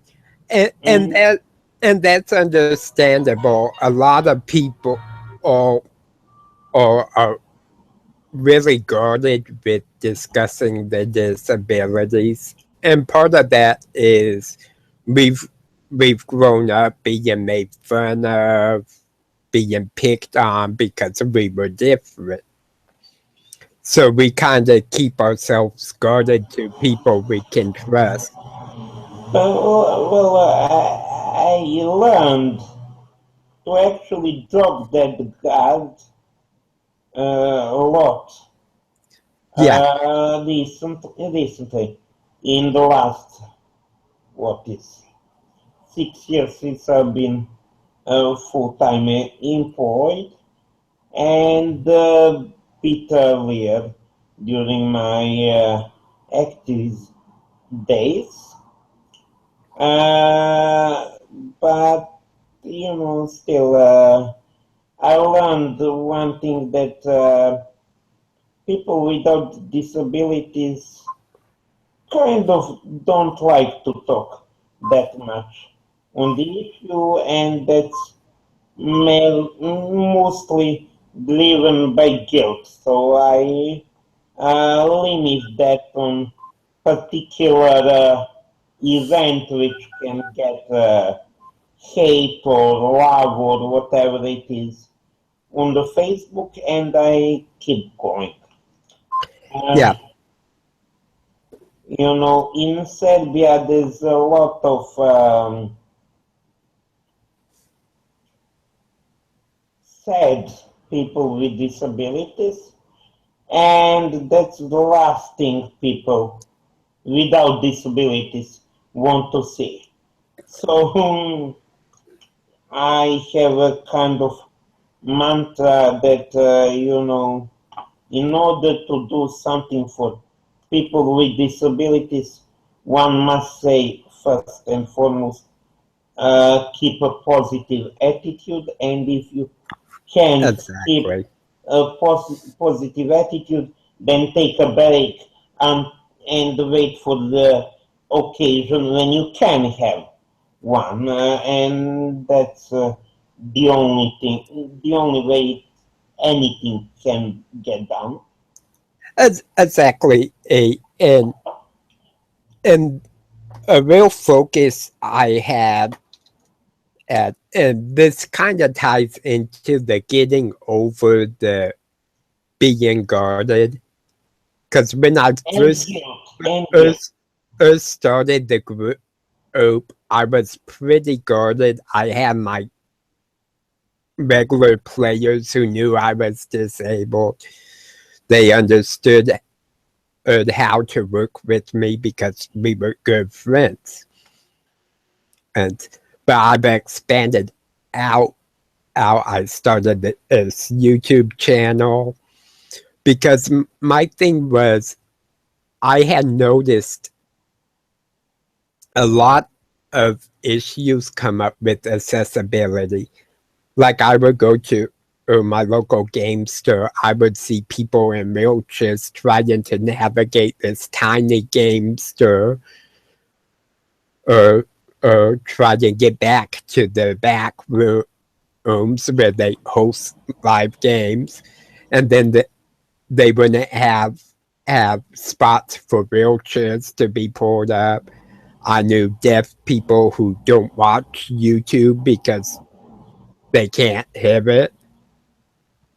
I know blind I'm people who don't really play role playing games because as they don't know that there's braille dice and braille character sheets out there and some of these different issues. So I was like, okay, hey, this accessibility issue is not getting the attention it deserves among the larger RPG community. Well, So let's and the problem make a is group. when actually community gives this issue, it end up addressed in wrong way, because I've seen Yeah, in last like 6 months people on the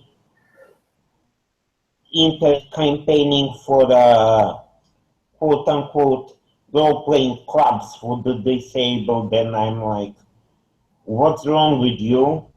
Uh, because in my opinion, any kind of ghetto, any kind of seclusion of folks with disabilities are counterproductive, and even if exactly. it's also, I mean, even if it's like all disabilities at one ghetto, it's again wrong way, and kind of you cannot explain to the people. I I kind of believe that the only thing that works is uh, to show people, and preferably uh, when they don't know they're being showed. So, Yeah, like in my games, I don't mention disability. Who bothers to check out my Facebook profile may see or may not see, does not really matter. When the game starts, if we have fun, good. If we don't have fun, uh, exactly. a Shit happens, what and that's how I do it. yeah, And but once I'm running a game and the game started, I don't mention disability unless one of the characters they're playing is disabled in some way. Which I do have people who do that. And I help them to with advice on making it non-offensive to those of us who are disabled and have special needs. Usually when I mention it is before this session, I'll ask if people are disabled or have special needs oh, and what I never do that. that. I rely on the fact that if a person has a problem, he or she will know when it is proper time to mention it. Of Yeah, course, that may be presumptuous on my part, but this is by far the way I like it. yeah. Kind of. I've done both ways as the reason I mention it is to give the opportunity for those players who do need something special to say, hey, this is what I need to participate. Hey, um, I used to wait on the players to say something to me as DM, and I found a lot of times they wouldn't, and then issues would come up, up. And part of this, I think, is kind of the fear that, like we were saying, they'll be made fun of, they'll be picked on, they'll be treated different than any other player. And that's not really what I strive to do. I strive to make sure everyone has a safe environment to play a game that they're gonna have fun with, and they have what they need to play it, Personally, whether I it's never could special understand times, etc. that safe environment. Think about that's kind of my thing. Because most of the time, when people mention safe environment, is really an excuse for keeping folks with disabilities away out of rest of Yeah, population, not the other way around. So I have a. It's one of the words which kind of raises yellow, if not red flag. yeah. For me, And there's also one other thing, and this is kind of my personal thing, but I've mm, mentioned that it actually works. Is that every time when I play my games, there is a level of realism in my games, yeah, but not on the probability to hit someone with the ball. Like most of you folks who play Dungeons and Dragons, yeah, what you think. But really, I mentioned, for instance, when you play in America, there are issues which are exactly like, I don't know, in the X-Files or whatever. When I'm playing some medieval setting, I explicitly list things which are realistic and things which are kind of like in our world, in like 21st century. And so if we play the game where slavery yeah.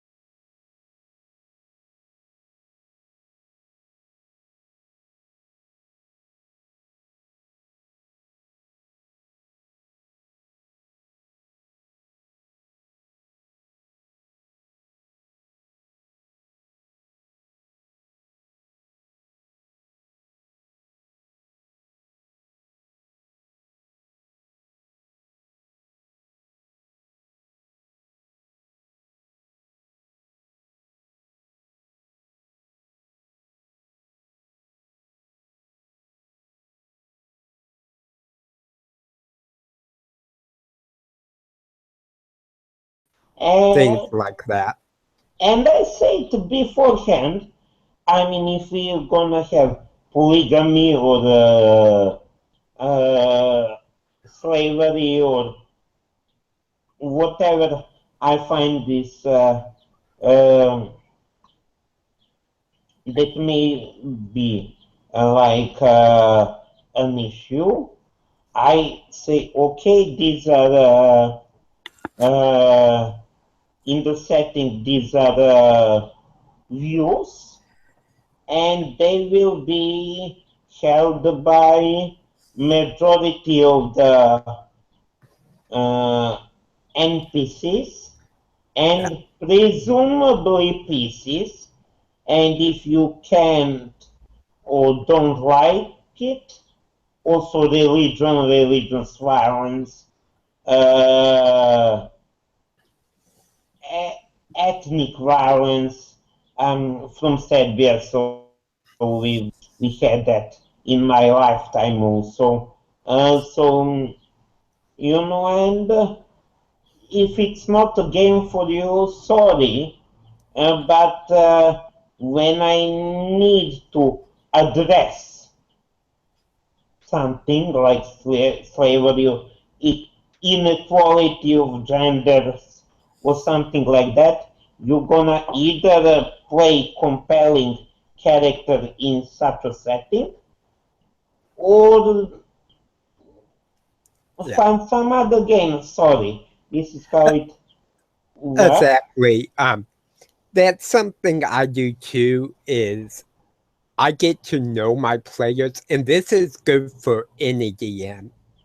Uh, Yeah, and I uh, occasionally, and of course, on the internet you can't always get to know your players. I mean, seriously. yeah, I don't And, always. so sometimes it needs to be said. Sometimes I mentioned it just to be on the same side, or the Yeah, safe side, because it's a decent thing to do. yeah, And I also show that I am a reasonable person. So if one character wants to do like abolition guerrilla, which wants to abolish slavery, then I think whether it would work in the setting or not, maybe talk to other players, and yeah, maybe we make it an issue. But of course, this is, as I said, I am a hardcore Fate player, yeah, and there are things that folks who play Fate learn like immediately, and like other people who play Dungeons and Dragons or Pathfinder or whatnot, sometimes never get in their entire role-playing career. yeah. I have not actually had the chance to play Fate. I would like to. Fate Core is one of the systems I want to learn good enough to DM at some point. I Well, just haven't had the if opportunity. you're interested in Fate, you can drop me now with friends on Facebook and Yeah, I I kn- Facebook. I know you're in the Power Up Gamer group. I would love to see some one shots or some adventures And run. also, I have something else, which is kind of back of many things, but it's not. It's a. Oh no! I don't have it. Uh, it's not. It's nowhere on the card. Uh, this is back of something called "It's Not My Fault." Okay. It is an official starter set for Fate accelerated, meaning it has decks, several decks. One, or actually 3 decks are to help GM and players on the spot create setting and create an adventure on the spot right there. And one deck is for people to randomly create their characters. There's a bit of picking, bit of random design that's mixed of the two. And you know, it's designed to be able to play the game with zero prep from the GM. And that actually means zero prep from the GM and for the players. And I would like to, I tried it with my players once, and it worked reasonably well. Because we did one semi-silly thing, because the rules of It's Not My Fault never mentioned GM. We kind of did it, we tried to play it without GM. And it's not as easy as it sounds. I mean, we faith folk are like kind of conditioned. Yeah, it can be done easily, no problem. Everyone else is making fuss about nothing, and this is one thing that cannot be done as easily as we anticipated. But it was fun, it was interesting, and I'm gonna run it both with and without GM on more occasions. And I would be willing to run it for the folks that Power Up or wherever. Awesome.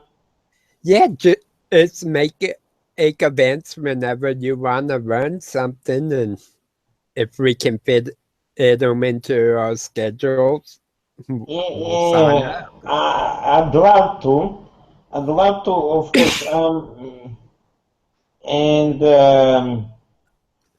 But of course, with European Championship in football going on. Yeah. Yeah, there's a lot going on over there right now. And with Olympics coming up, it may be a bit difficult, but I will definitely post interest check. Oh, definitely. And I'm always interested in basically every game that pops up. It's just a matter of day and time and my own schedule. Yeah, but trust me, read the review before you get interested in the game, because I was also following everything and anything, and then I realized that there are games like 2020 or GURPS, which are just unfixable, and of course that was my previous phase, like last 10 years ago, or something, and then I kind of got old and lazy, and I stick to playing Fate. Yeah. For me, most of what I do is Dungeons and Dragons 5e because that's the system I know and I like the best.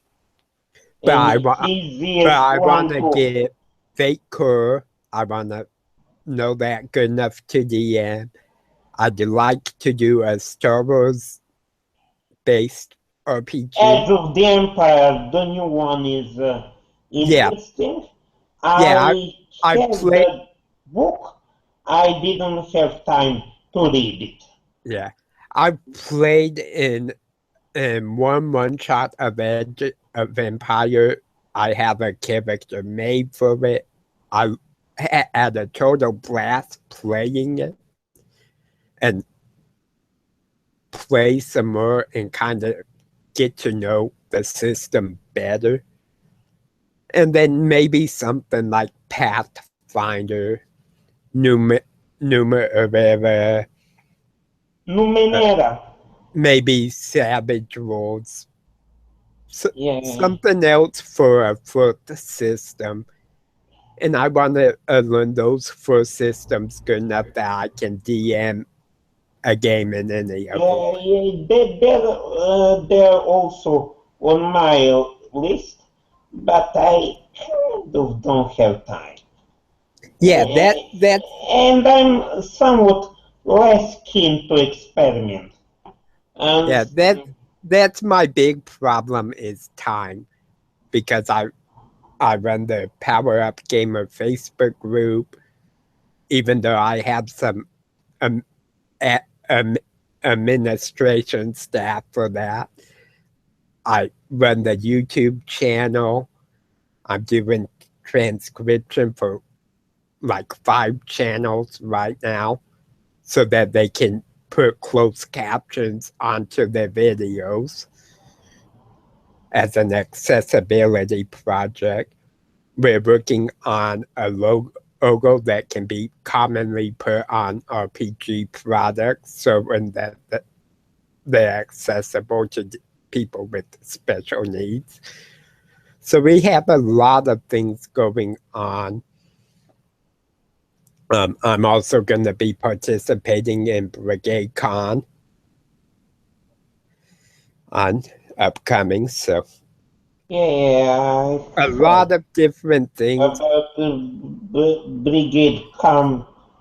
It just I kind of never find time to read about it and see if it's something worth Yeah, contemplating. The furthest I've got is that I'm semi-involved with one fantasy convention in Belgrade, and yes, that's the other thing about yeah, me. I live in Serbia, which is kind of like yeah, almost as bad as Middle East, or used to be as bad as Middle East. Now it's time to catch up with civilized world yeah. semi-successfully. And you know, You might. so I want to check out Brigade Con. It's an online convention. yeah, no, I know it's a online convention, but I need to find out what the F is going on there, and then I want to know a bit more, and I'm not finding. But anyway, uh, definitely Power Up Gamers is on my list now. I'll be Awesome. checking it depending on my schedule. I mean, this week Yeah, my work schedule has gotten tighter, so no promise. yeah, yeah. Of course, everything's totally based on people's individual schedules. I personally put in a lot of time on it myself because I don't work full time. I'm waiting on my disability a claim to see whether I qualify for benefits or not in America. Uh, That's a good thing about Serbia. We have a so bad social system that everyone has given up on it. So if you can find a full-time job with people without disabilities, you work. Otherwise, you dead. And I'm sorry, but this is yeah, that really bites. There really needs to be something set up, and that's a strong belief I personally have because people with special needs need the consideration that they can't do normal work. some do, some don't. I will Yes, openly say that only consideration I need is how to make uh, buildings and roads and stuff like that accessible for wheelchair. Nothing else. exactly, No other support beyond architectural and exactly, transportation, and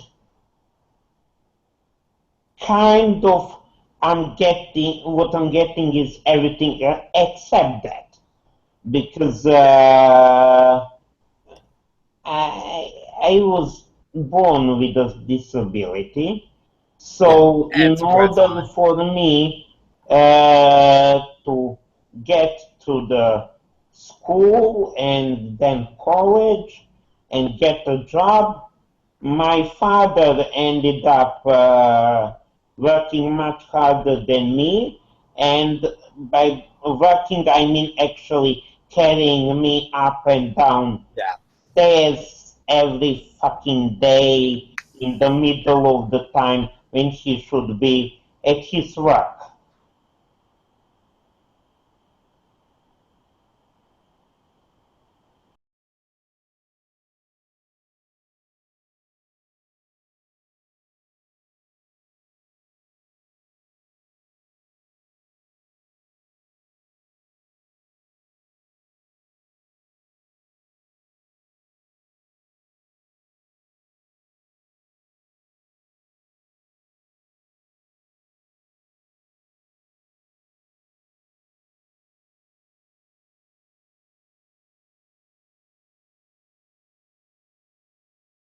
Never be able to include that person later to earn a living, to find a partner, and exactly, this is where it starts.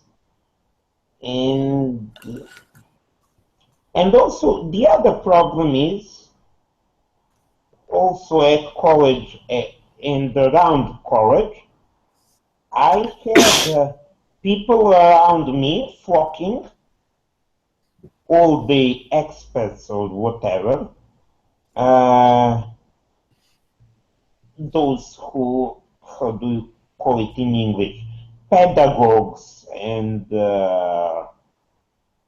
disability experts and stuff like that around me.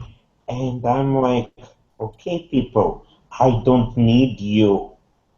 Find me an architect and a bunch of cement, and then let me do my thing. e- exactly. And that's one of the issues I have with a lot of these disability experts, good ones out there. Okay, I lost you. No audio, no video.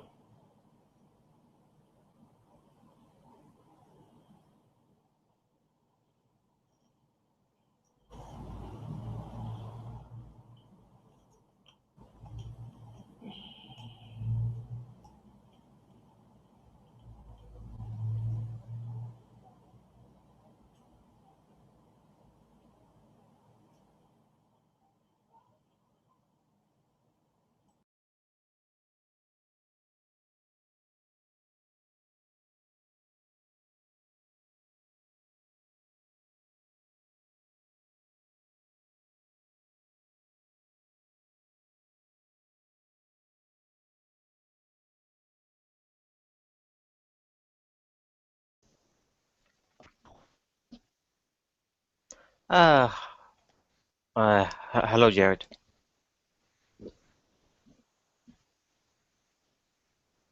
I lost him a minute ago, and he hasn't come back. So he is away from the keyboard for a moment. And audio and video, and it cut suddenly. So I don't know. Anyway, I am here. Ah, My name is Marco. I am a Fate fanatic. Hardcore. my Fate. name is Donald. Most people call me Donald. So I would assume Jared is having connection issues then, right? Well, it's still live, and he's still in the Hangouts, so it won't cut him off automatically, which is kind of good thing. But I'm guessing that's a computer problem or input device problem rather than connection problem. But you never know. Oh, he lost his audio. Oh, that would explain why. Yeah, I have a chat open, so and thing that I'm kind of disappointed is that during those recording live chat, Google group chat is not recorded when recording Hangout games. I have no idea how Google Hangout and recording work exactly, but Jared seemed to have no issue with that. Anyway, so if you got something interesting to talk about. So how is your day going so far? Okay, and we have Jarin, Yarin. I didn't get actually to ask him how he's pronouncing his name, and he's back, and that's a good thing. My day has been okay. My workload has gone up last few days, but I had Can kind you of hear me? yeah, I can hear you. My headset died Okay, for a awesome. moment.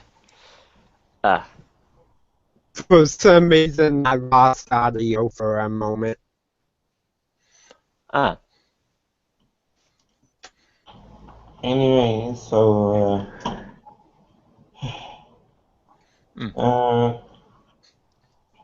Jarin said if you, I heard you ask how I would pronounce my name. I'll type into chat how it would be pronounced. yeah, I mean, I wasn't sure. I mean, your name sounds Scandinavian, or rather spells Scandinavian, so it's. Yeah, I'm not sure. it actually it's pronounced J as in you're jeering at someone or making an in. Okay. And it actually comes from my grandfather's nickname for me, which is a Cherokee German and Pidgin language. It's pronounced the same way, spelled differently. but it means little warrior, and that was his nickname for me. So one of my first characters I made when I started role-playing was as an Asian-style fighter.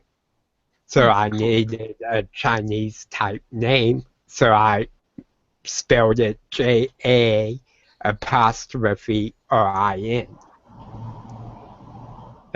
Because it looked basically Chinese or Japanese, and then I condensed it and I've used it ever since.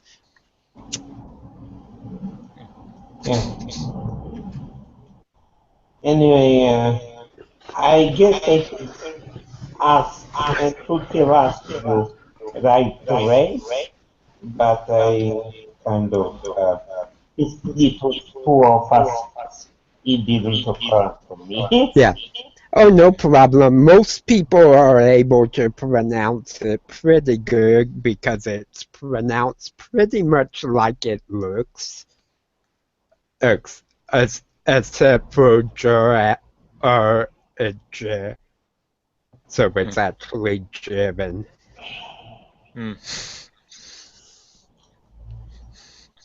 One character which I actually used my name meaning. If I just go by older Scottish meaning, Donald, it means shady character. So went with the name meaning for a character in the one shot you did, Jared. Remember the character Varys? Yes, Yeah. Varys, I remember him. Yeah, I went with a bit of a shady criminal type of a lawful criminal there. Quite fun playing as one. Actually, I didn't know what Donald meant, and it's one interesting thing I learned today. Yeah, names have some interesting meanings, depending on culture and. Another meaning, which was changed later throughout the centuries for the name Donald, meant world ruler as well, mainly after some king named Donald. I think it's what a Scottish or Irish king named Donald. Interesting. I mean, for Marco, it's not really difficult to guess, as it's a Latin name and we know what Mark means. So, but in Serbia, actually, Marko is probably more popular than anywhere in the world, because we have our greatest folk hero and epic character in our epic poetry.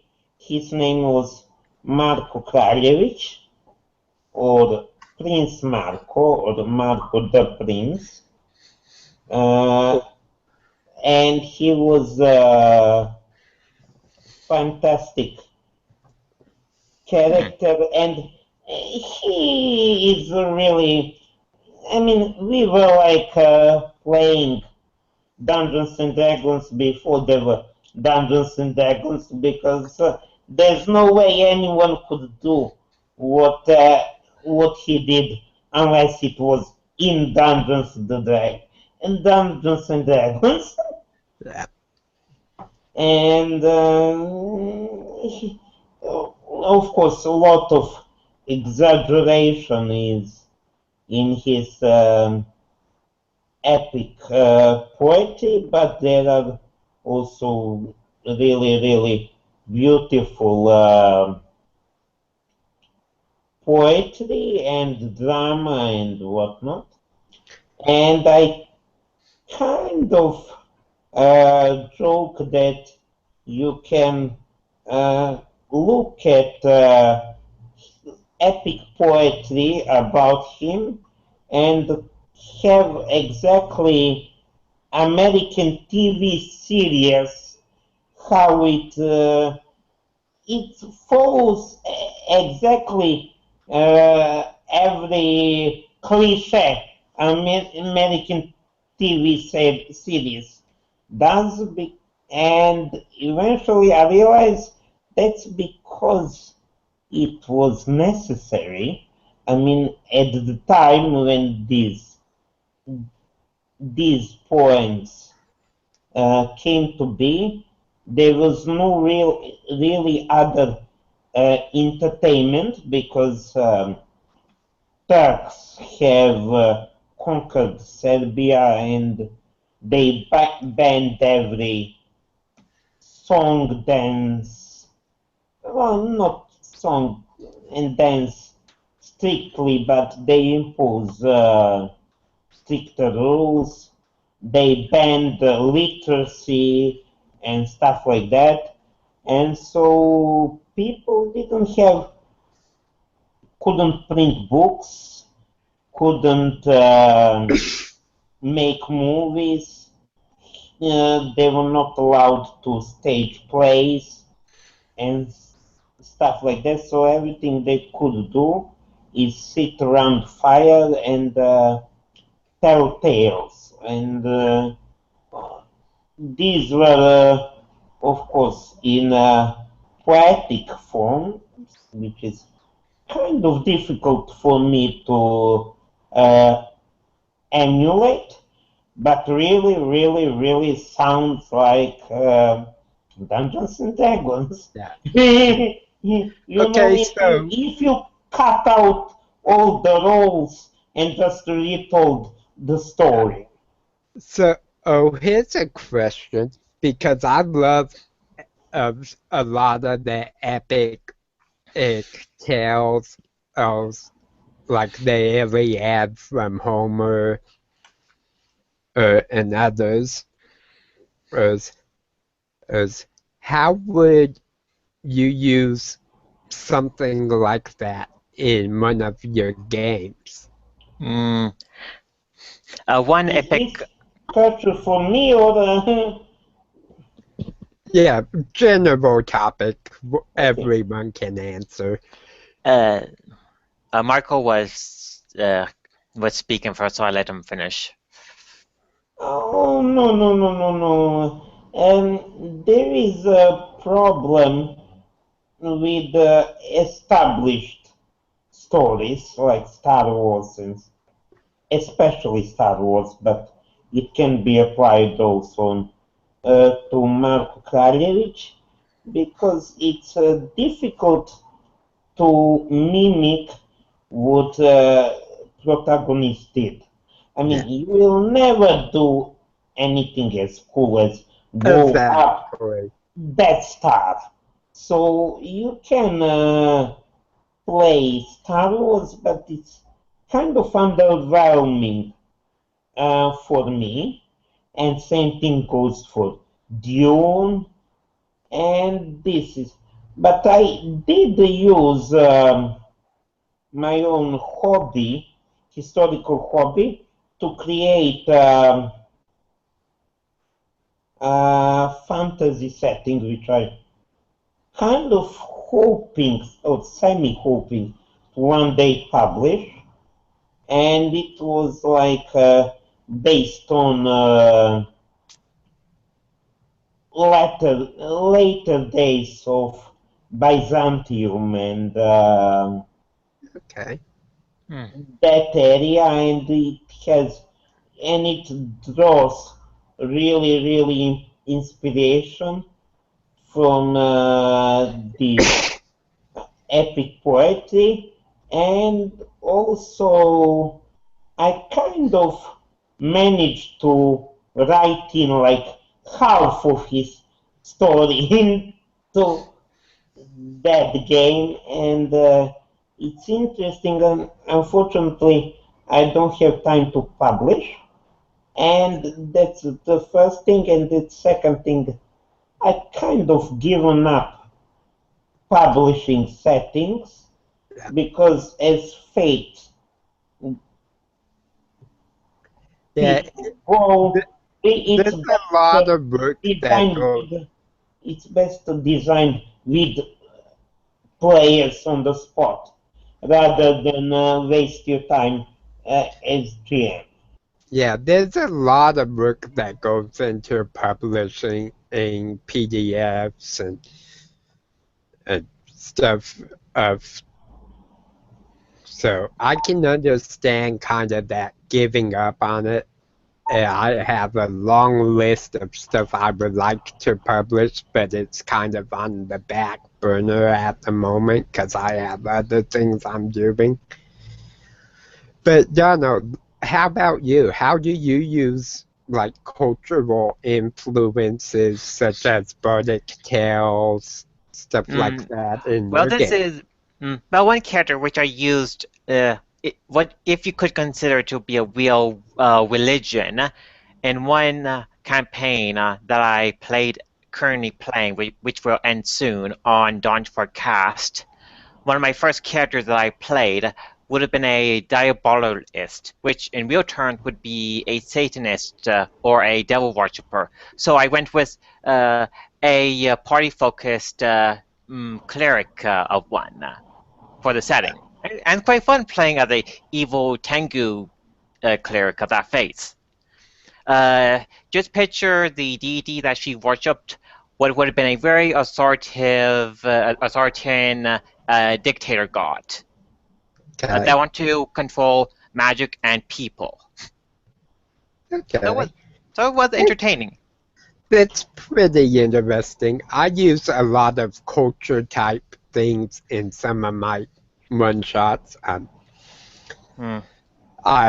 draw a lot upon on Egyptian and because I'm somewhat familiar with that. In one shot, I had basically a kind of a Persian palace set up, but the Sultan basically acted like a pharaoh would. And I described a pyramid, obelisks, ankhs. I included some of the mythology that the Egyptians would use as statues and different things like that. Another character which I had fun playing out, but unfortunately could not complete his story arc due to my character dying in another campaign. One of my favorite plays written by a German playwright, Goethe, his finest piece, Faust. It covered a person making a deal with a devil to be young again. He experienced all the pleasures that corrupted him, but he found his way through salvation with the Christian deity in the play, through fighting for him and revoking the devil's deal. So in the campaign, the person had amnesia, didn't know he made a deal. He found out, he revolted against the devil, but never actually got around to it because he was killed shortly after in a fight. So it was interesting using a play which focused on a religious theme. Yeah, I find a lot of things like that are interesting in in how they are used. I know some DMs do a lot of historically accurate stuff. I try not to worry about accuracy. I try to worry more about, am I given the flavor of the culture? Yeah. You need to keep a level of credibility as high as most of the players are familiar. So if they're not very familiar with Byzantium, you don't have to go very much in credibility, but you also need to be able to have fun. Exactly. But Like but like the yeah, one shot I was talking about where I did the obelisk, the pyramid, the pharaoh. Most people are familiar with that part of Egyptian culture. It's common knowledge for a lot of people. They know what the Egyptian pyramids look like. They know it's a desert-based culture. So, by keeping the flavor of it, it's believable, but by not worrying about the accuracy, tend not to get into a lot of stuff that the players wouldn't know. Like I could say there are hieroglyphs on a wall, and I can name what a couple shapes of the hieroglyphs look like, and it's reasonable. Mm, But if I was to try saying, okay, this means this in the Egyptian language or dialect, they wouldn't understand that term. mm, But if I say, oh, it looks like an eye, or it looks like an ankh, then they know those things. mm. but how about Christianity, or even worse, Islam? I mean, Mm. role players are avoiding Christianity like devil does to a cross. I mean, that's Yeah. Yeah, I try to stay away from religions that are major world religions, partially because I don't want to offend anyone, partially because I don't know a lot on some religions, and but I'll try to take a flavor of the religion too, like Christianity, for example. They their big belief is that there's an all-powerful supreme creator deity. So I'll take that belief and I'll put it into the fantasy world or or and make up basically a religion and based around that belief. Mm.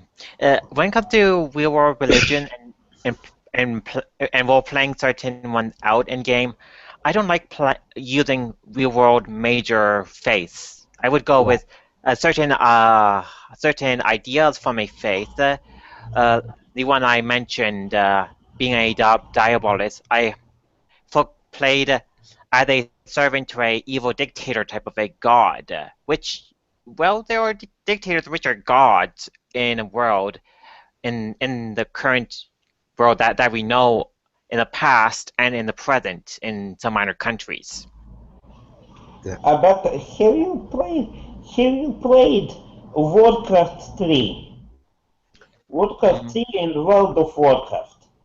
Oh, And I played both. I would say that is the first time when I saw pseudo Christianity done right in a role playing game. Not Yeah. role playing in computer game, but uh,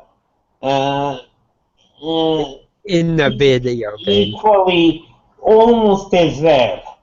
Yeah. And it was like revelation. And this is when I started like this game, this Byzantine game. Well, because I realized that the only role playing I can find about Christianity is Warhammer 40K, and I don't mind it. I really 40K is one of the is excellent setting, but eventually I got bored. I wanted something more positive, so I sat down and I really worked on how to create a realistic relationship between countries and religions and how it influences our characters, NPC, is Yeah. everything like that. And I eventually got it moved it into near future. So you have, like United Nations and Google and Mm, Blizzard, you mm, know, mm, but I created completely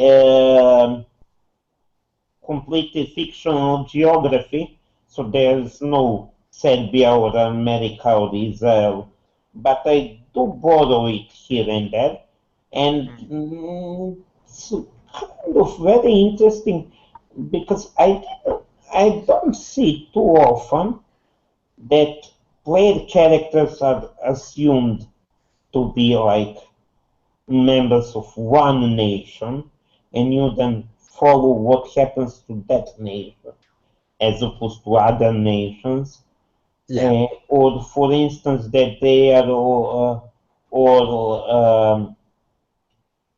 crew of one ship, not any ship, but the particular spaceship, kind of like Enterprise, but it's a,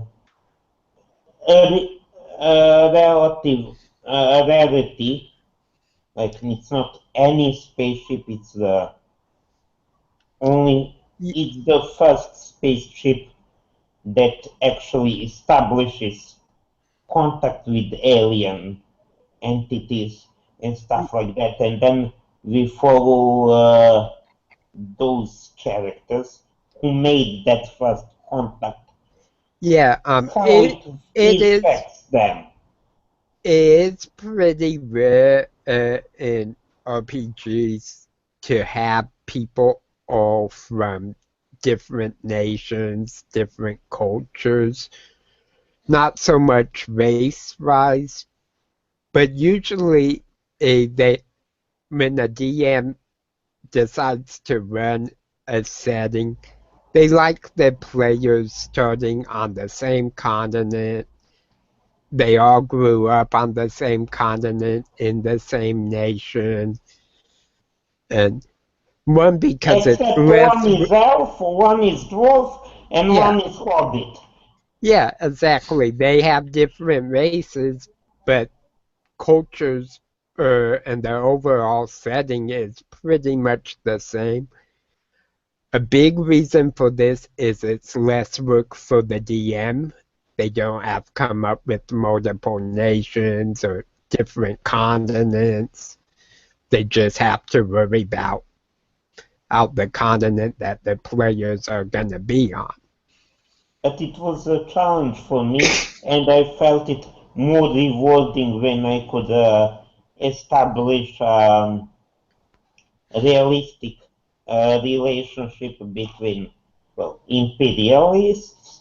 Yeah, imperials, which was like those Byzantines, the fringe, aka hidden or dead enemies, and the overseas, like Americans, not really Americans, but those who don't care about conflict between empires and the fringe.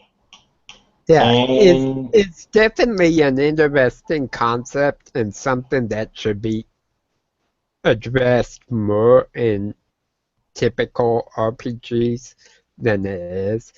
Say, I even went this far that I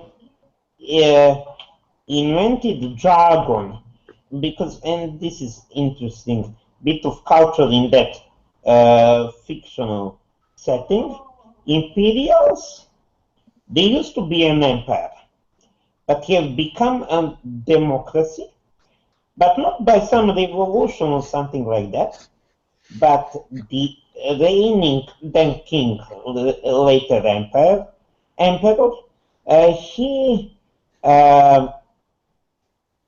gave the imperial title to all the citizens of the country.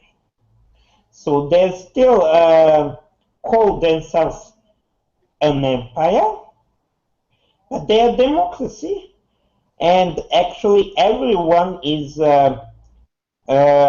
addressed Your Imperial Majesty, and and there is a jargon for immigrants because when they gain citizenship,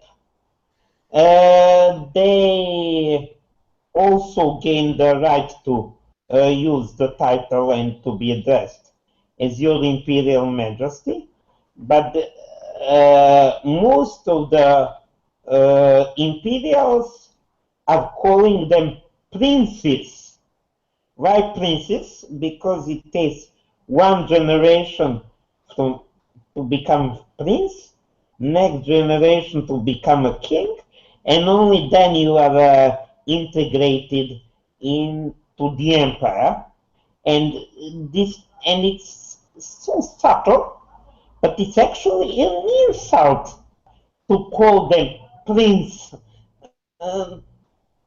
person prince or king, Okay. because it's lesser title than imperial, and also uh, there are also Interesting. religious issues and social issues, etc. I won't be boring you with that, but it was really something I gave you. Maybe you wanna write it in your settings. Yeah, that would be cool. Hmm. One thing I also wanna kind of talk about,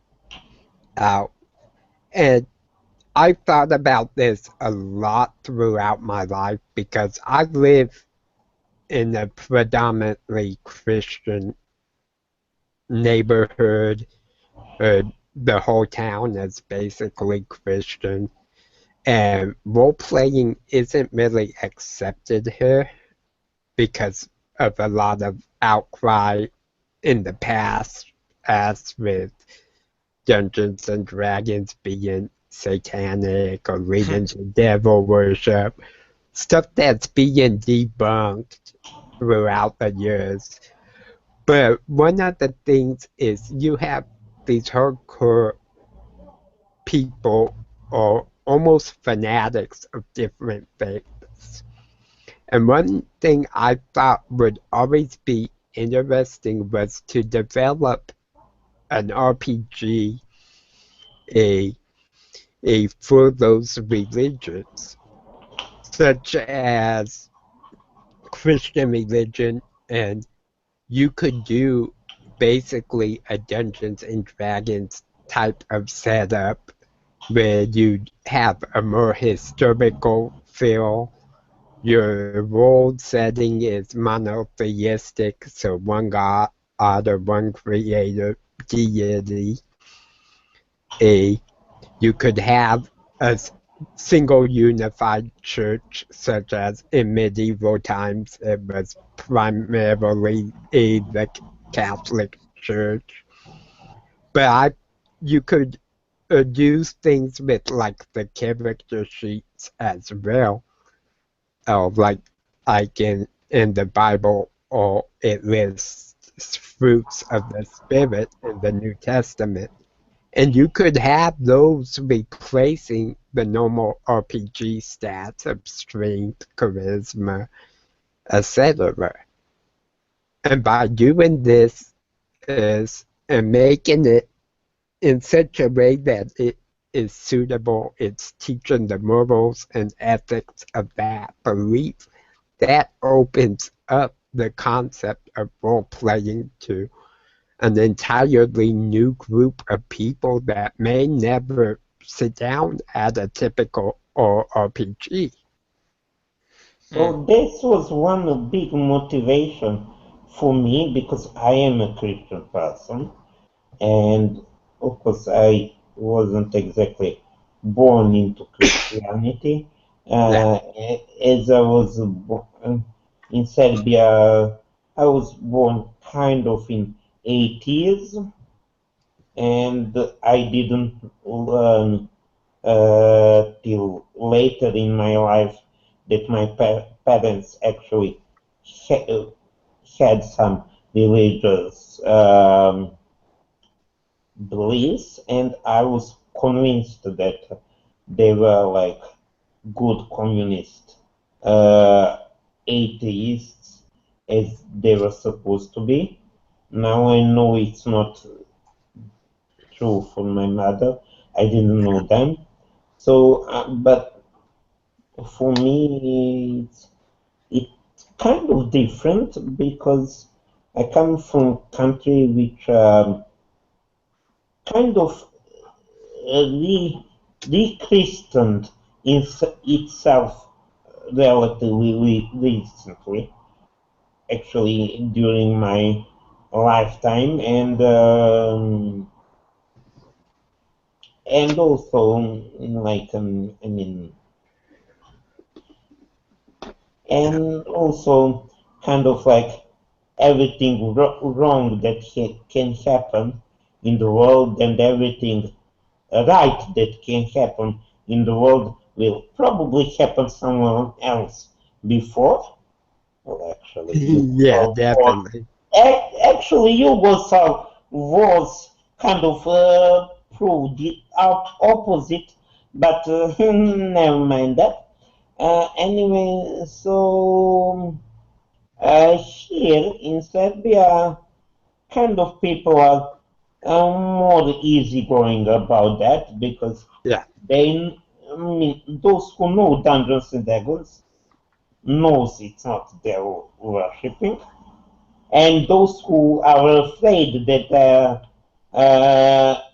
it is devil worshipping know better than to speak it, because then they will look like how do I put it, dumb Fools. American Yeah. rednecks. And so, I mean, we've been Yeah, playing. I wish we had people who understood more of what role playing actually was and what the games were about than we do in our local area. Uh, but I thought maybe if they did something like this is and published systems for particular faiths that are based I around the think faith. it's less a matter of system, but more of a setting.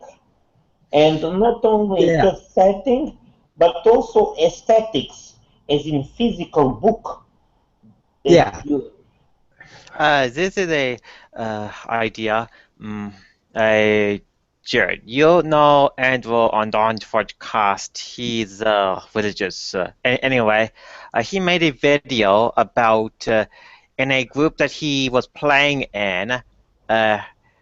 In the world setting, it was more of a pro-Christian theme. There was one good deity against one evil deity. yeah. So having a world setting like that, it would work in a way. The almighty creator of some kind against the forces of darkness, whatever that is, Exactly. and then have certain values teach through acts in the campaign, or have a certain chapter on virtues, ethics, and then the GM can make up situations saying, in Act One, we are going to show the act of being mercy, generous, benevolent, or something. That can be done, but you have to sell it to that faith. And Exactly. and that's half of the issue with especially the orthodox or the conservatives in the group that have the mind fixed. Exactly. And that's one of the reasons I've never took on a project like that. Mm. I I think it would be beneficial if someone did. It and I know for example, if we had a Christian-based RPG, I could pull it out and play it with my family. Whereas if I said, "Hey, let's play Dungeons and Dragons," most of them would be no.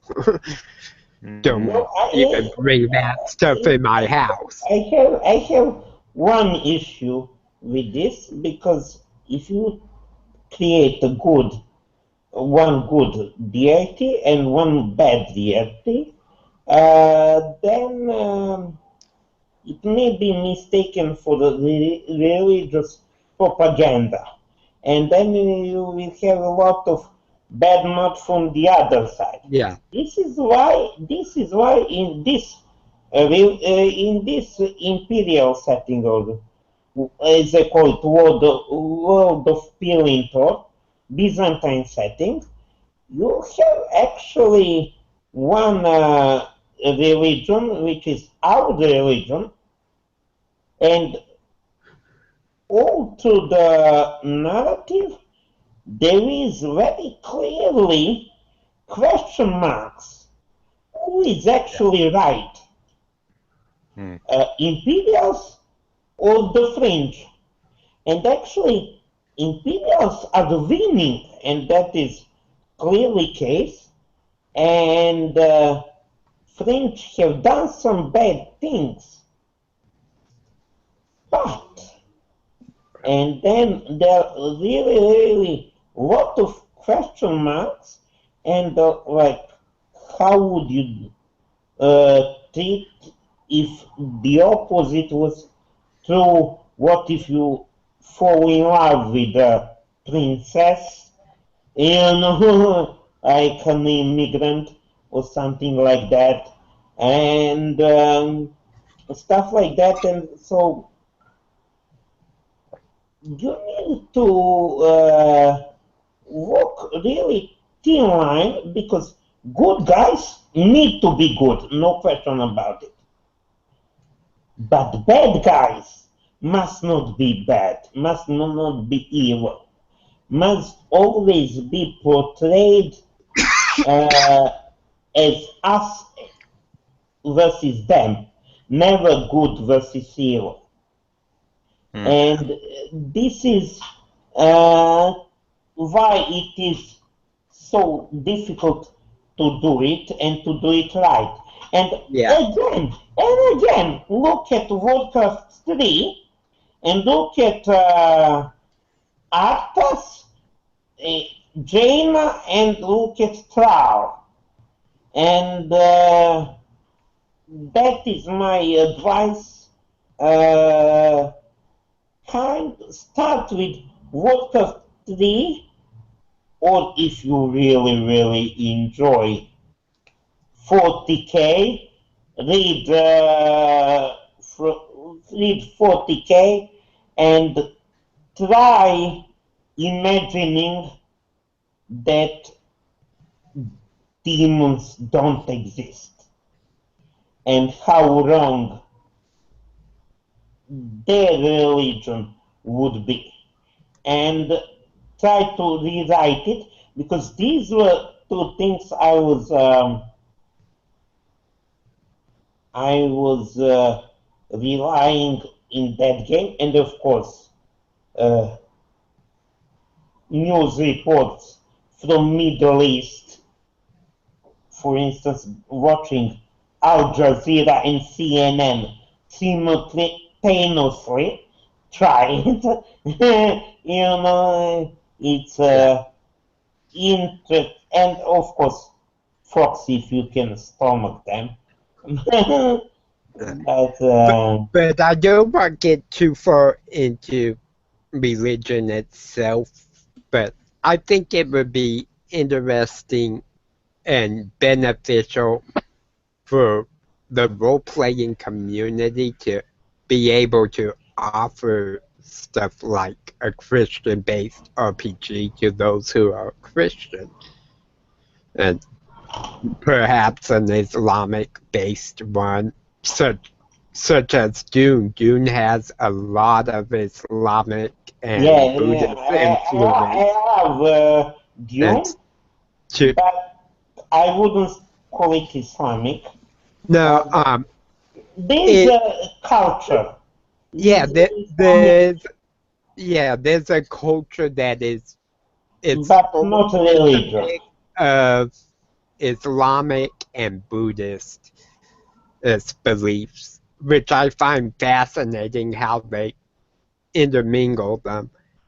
But something based on each of the religions to people of that religion to introduce them to role playing and RPGs is in a setting that they would be comfortable with.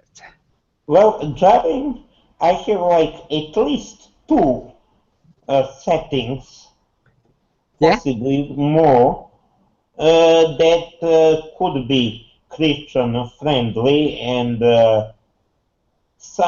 one of them is actually Muslim friendly, because I didn't go to details, but I had like, how do I make it? How do I give Christian service and Judaism service and Islamic service? So yeah, I did like took visuals from Christianity, like okay. the way how inside of the churches looks, and iconography, and especially Byzantine Christianity, because it's under present in popular culture. Yeah, And then I added from Judaism a country which is more religious than most of the Christian countries, and a bit of parallels in history with State of Israel, yeah, and I also added rabbis, as in a profession, not or title, as opposed to lifestyle or priest professions as we know them in Christianity. And okay. then I added as the bad guys, of course, I couldn't make, or rather, I wouldn't make Islam the religion of the enemies. So I added from Islam something which you actually can use from Islam.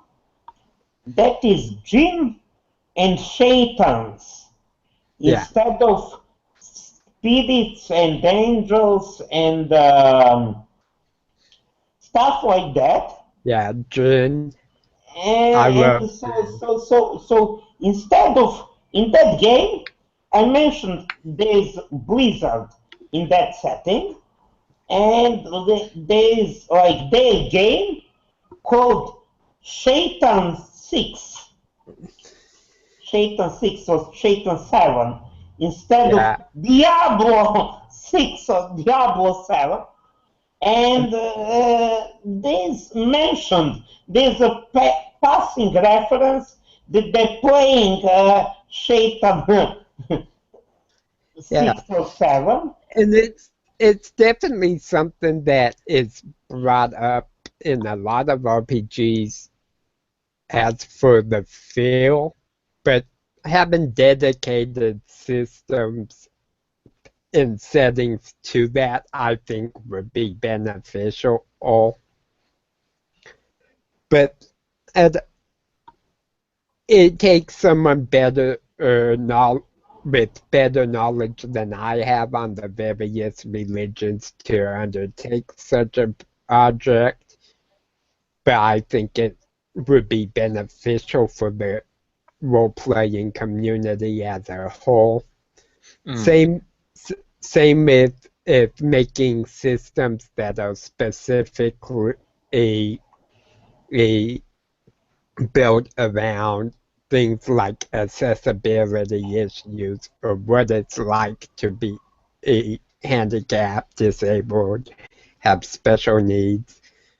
I think an RPG based around that would be fascinating, but it would take someone with more of an understanding of the various disabilities, for lack of a better word, Yeah, to I do know. something that Some things need to be spelled out for the players because they won't be as educated as I am, and I am aware of that.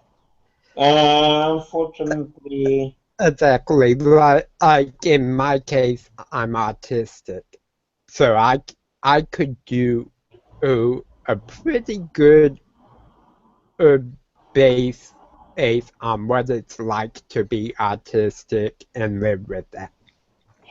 I'm not blind, I'm not deaf, so I can't do something as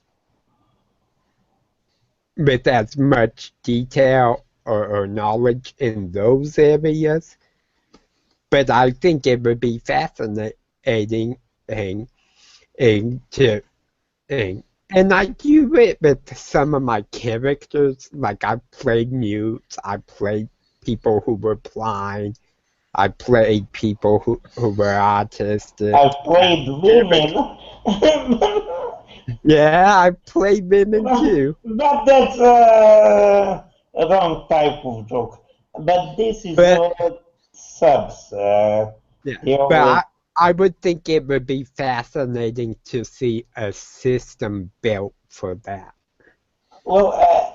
I plan to run it in Fate Core, or at least something influenced by Fate. Yeah, And I would be willing to run that setting. That's one of the settings. awesome. Actually, it's actually two of the settings because there is a version of the setting which takes place in early 22nd century. So there's Yeah, not really equivalent of the passage of time in our world, and in that world, because there's no Jesus, there's no yeah, 0 AD, so you cannot exactly put a finger, but I kind of place it somewhere between 2000 and 2050. That's one timeline where it can be played, and the other timeline is happening at the 14th century, kind of like around time of fall of Byzantium and Ottoman conquest yeah, of the Balkans, and there are similarities in that, so it's kind of two settings which are interwoven, and then like only by learning from about one and the other one can fully appreciate it, yeah. or that's Like what I'm hoping. yeah, like for example, being autistic, speech impediment, and I know back in medieval times, because I've studied history, people like me had basically two or three choices. We would either be killed, we would either be the village idiot that was protected, or we would be put in an asylum as being crazy. Hey, so for me, Yeah, there was time when Spartans were throwing kids like me over the cliff. I mean, exactly. So and playing a historical based game would be interesting in experiencing how that was portrayed during that time period. But for me, what would be more interesting is a setting that is fantasy, or even modern, dealing with what is it really like to be autistic. What is it like for someone who is confined in a wheelchair, going about their daily life? What is it like to actually not be able to see? The issue is it is how to sell these type of games. It is good and all to make them to educate people, but if you cannot sell them to the masses, then you're not going to be successful in that. There are certain games which the idea sounds good, but how well they were received by Yeah, people well, did I'm not work out so confident. well. I am confident I can sell my game. Yeah. I'm not confident I can write it, which is. Yeah. But Which, give me a second. I'll show you a picture, and then Uh, I'll explain you I about think it. the popular expression, bad ideas sell quite well if you can sell them correctly. Good ideas are hard to sell if you do not know what you are doing. yeah. Yeah, What, I know. This is why I haven't written it yet. So, and this is one of the issues that comes up when you have an idea, uh,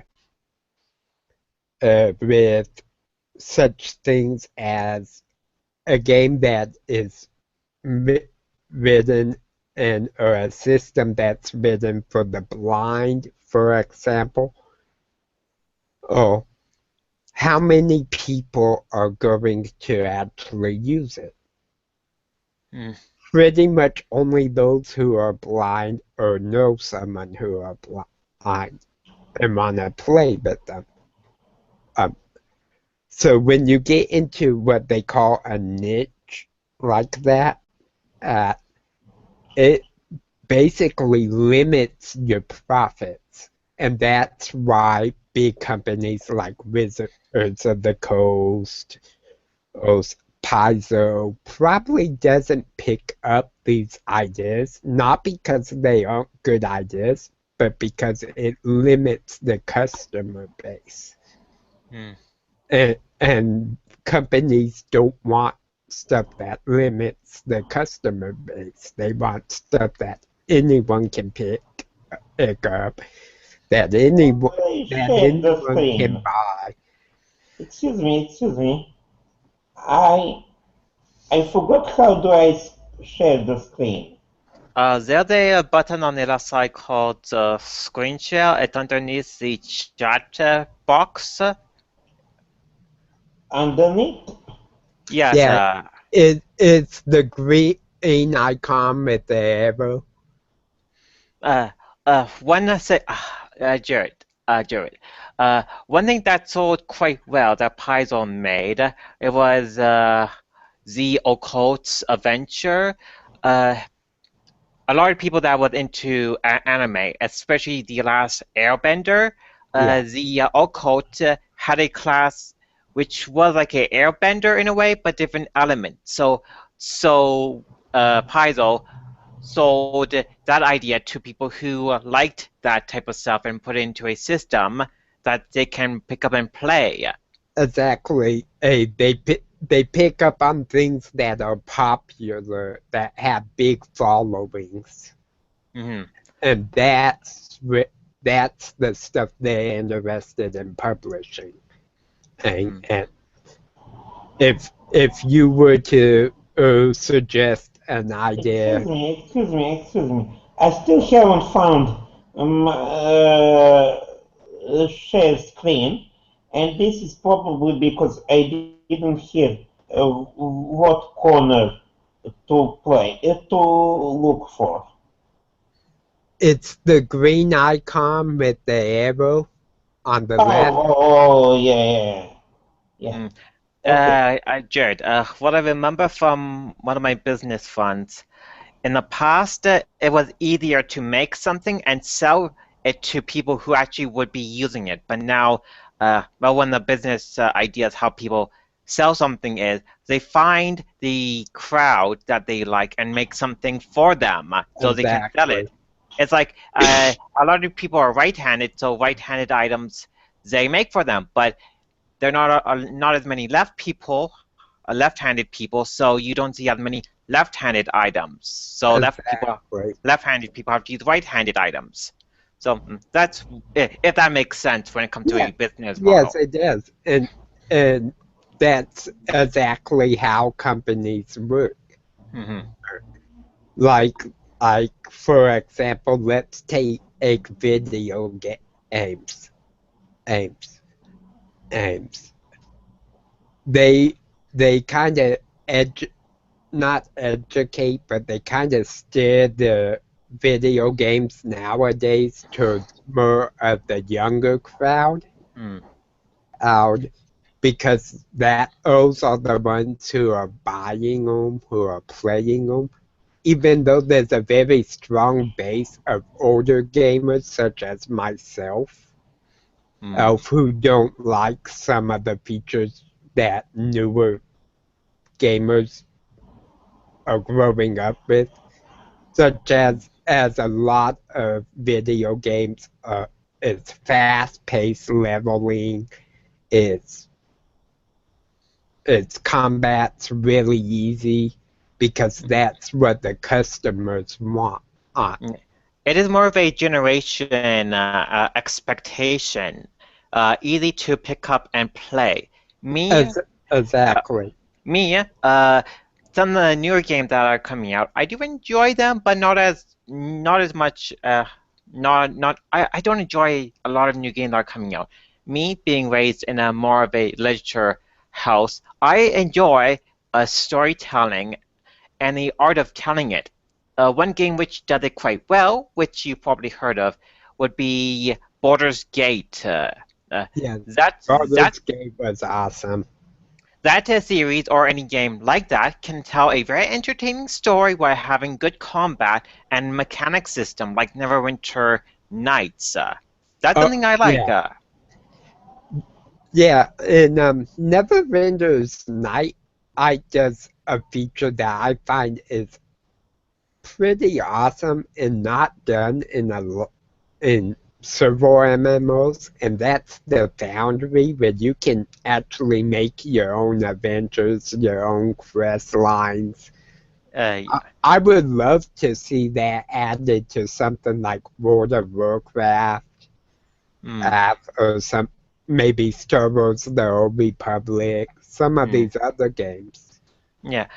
One thing that I like about Neverwinter Nights 1 that was not a online, sort of a online MMO, but not witty, is you have your base storyline be the hero of the city, but how you go about it is different. You can be the good paladin, or you could be the uh, lawful evil wizard. How you go about it is up to you. And that, Exactly. and then Neverwinter, and then the DLCs that came after it, Horde of the Underdark, and then the one after Neverwinter 1.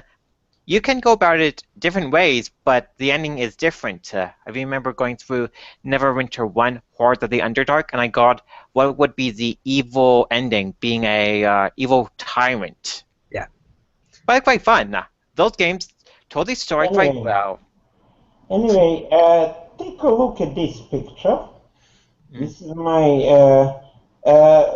it's my favorite concept art, and this guy on the picture is navigator of the spaceship, and it's kind of like character class. It's not character class because I'm hardcore Fate guy, so it's not called class, but it's called type or position or whatever.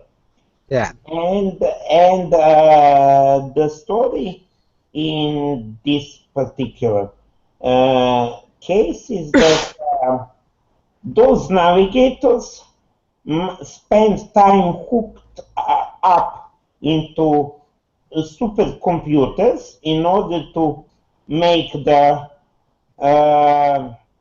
jumps, FTL jumps, and because of that, they end up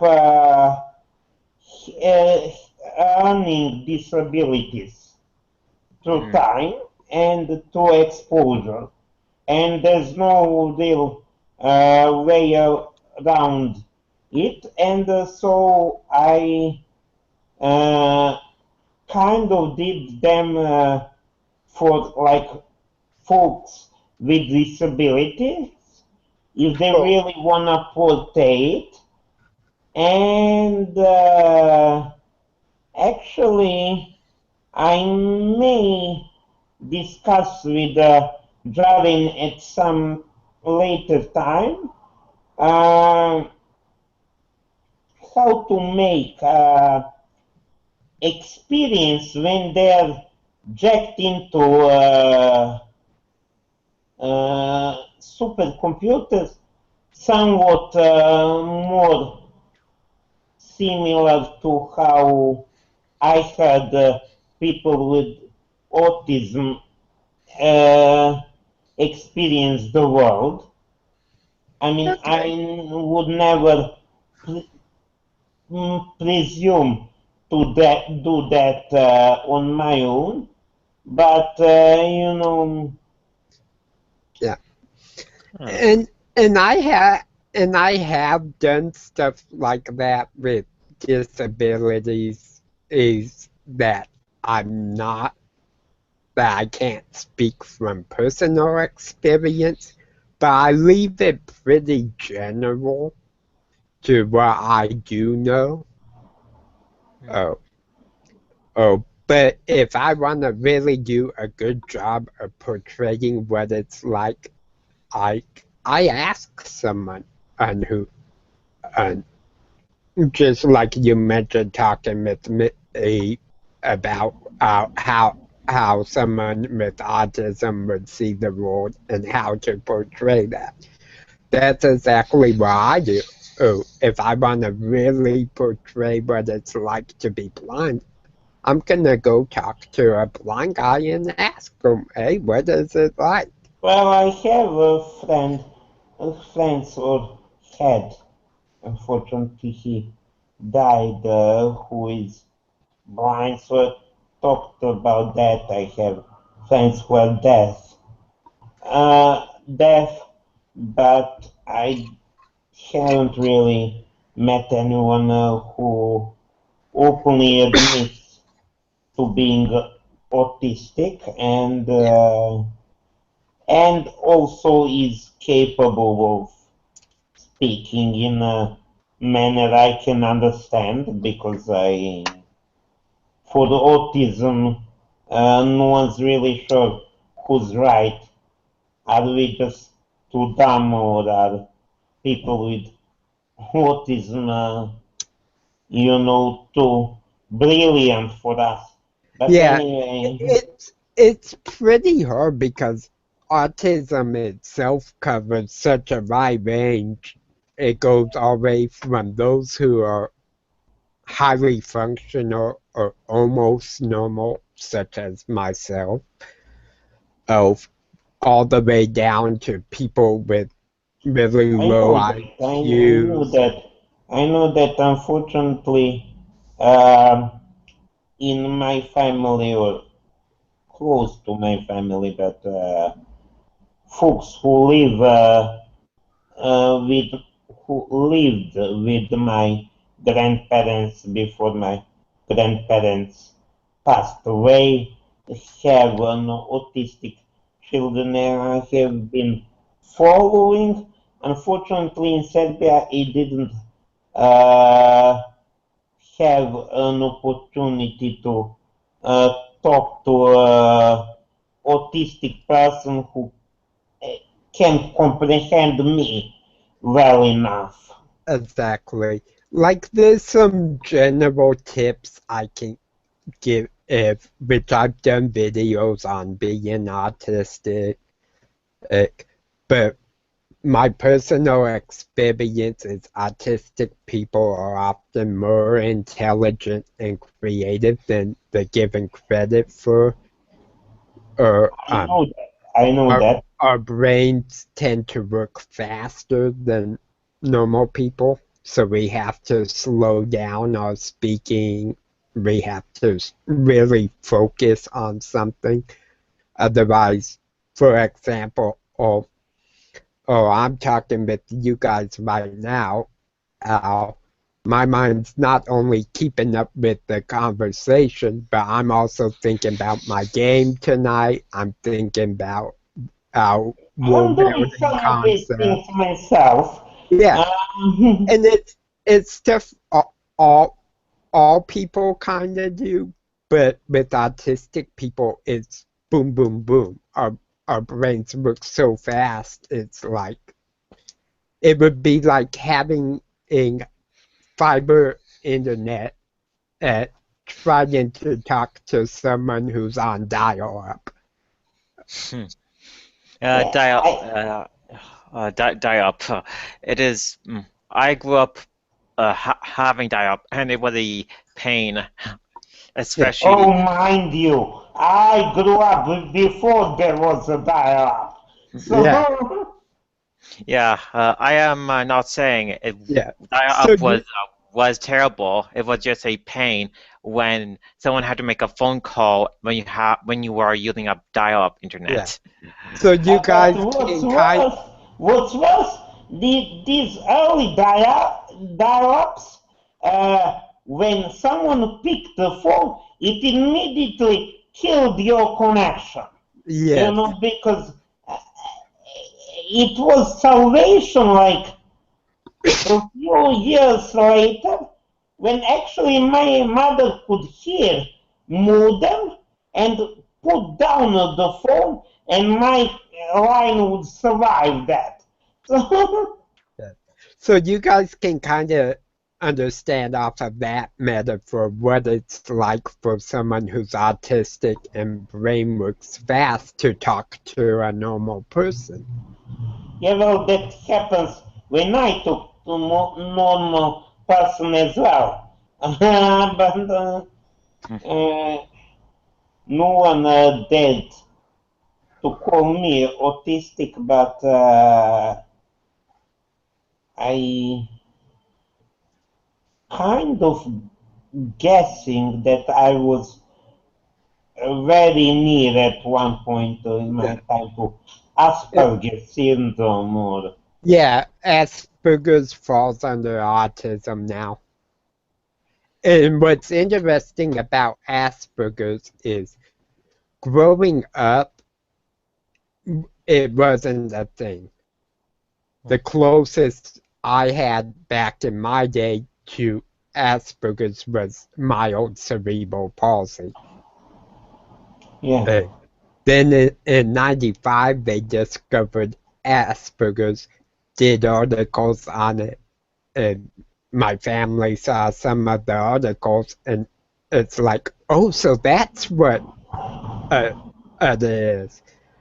It describes my son perfectly. Hmm. A, so we started pushing that, and even this year we've been into specialists. Hey, we think I have Asperger's. And they told us they no longer diagnose it specifically, they just diagnose it as autism spectrum disorder. They basically say you're autistic and we're Yeah, not well, gonna name exactly what's wrong. I never checked myself, but I was guessing I had something Yeah, like that. But I never found problem with social interaction. yeah, Kind of like I could always interact with the people around me who were not as smart as I am, which kind of was almost all or everyone. Yeah. But I what had what was my some. problem was prejudice uh, towards my physical condition, Yeah, which is a whole nother thing, exactly. Hey, and I don't discuss this, but you may have heard osteogenesis imperfecta, OI, uh, and you know, and people actually are claiming there is a correlation between OI and high intelligence. It's flattering to me, but I'm not sure if I want to believe that. And yeah, I don't know. It's possible, or our brains work in such mysterious ways, and it's really amazing at how little we actually know about how our bodies work. We're discovering more and more every day.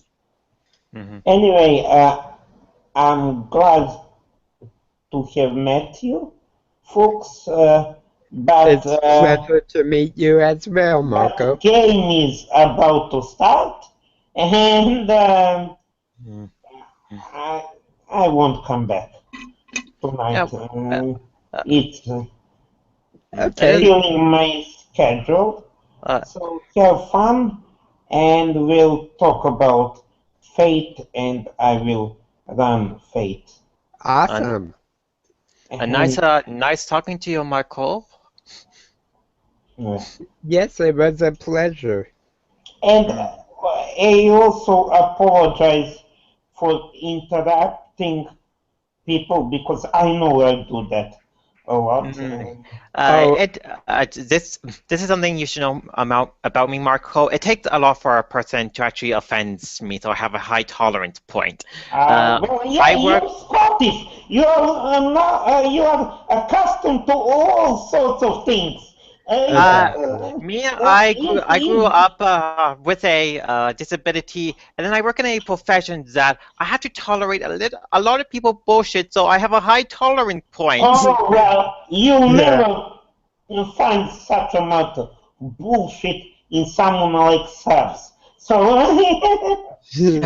I only believe stuff that actually makes sense, and there is sufficient and a lot of proof saying theory A is true because there is evidence A to Z to back it up, and not just because, oh, you only have proof A, so I'm going to believe it. I need a lot of proof to believe in something. Like the Earth, it is round.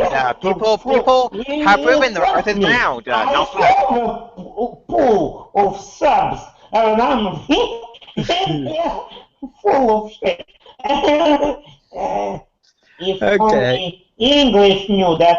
But anyway, nice talking to you, and we'll be. And oh, we didn't even mention Brexit in all this time.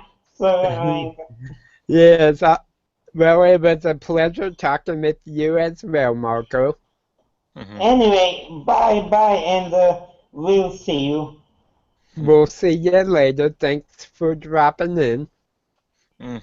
Bye. So, oh, Donald, oh, I'm gonna take a minute or two to refill my coffee Same here, and same use here. the bathroom, and we'll be back in a minute.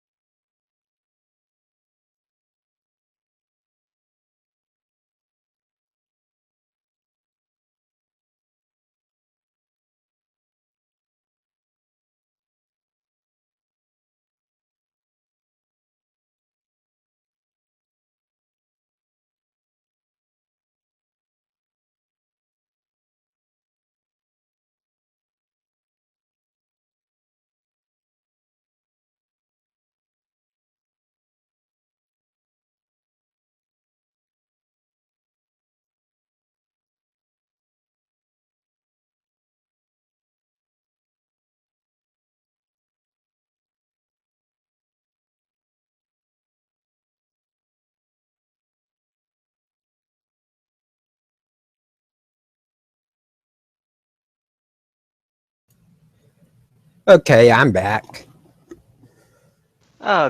Good. Uh, I have to brew more coffee, so for now I'm just drinking some Kool-Aid. mm, uh, when you two were talking about disabilities, I was thinking of how much things have changed when it came to when it comes to confirming certain disabilities, especially in the public school system, and the amount of Yeah. help people get. Yeah, it's changed a lot. Uh, it's a lot more common nowadays for it to be acknowledged than when I was first growing up.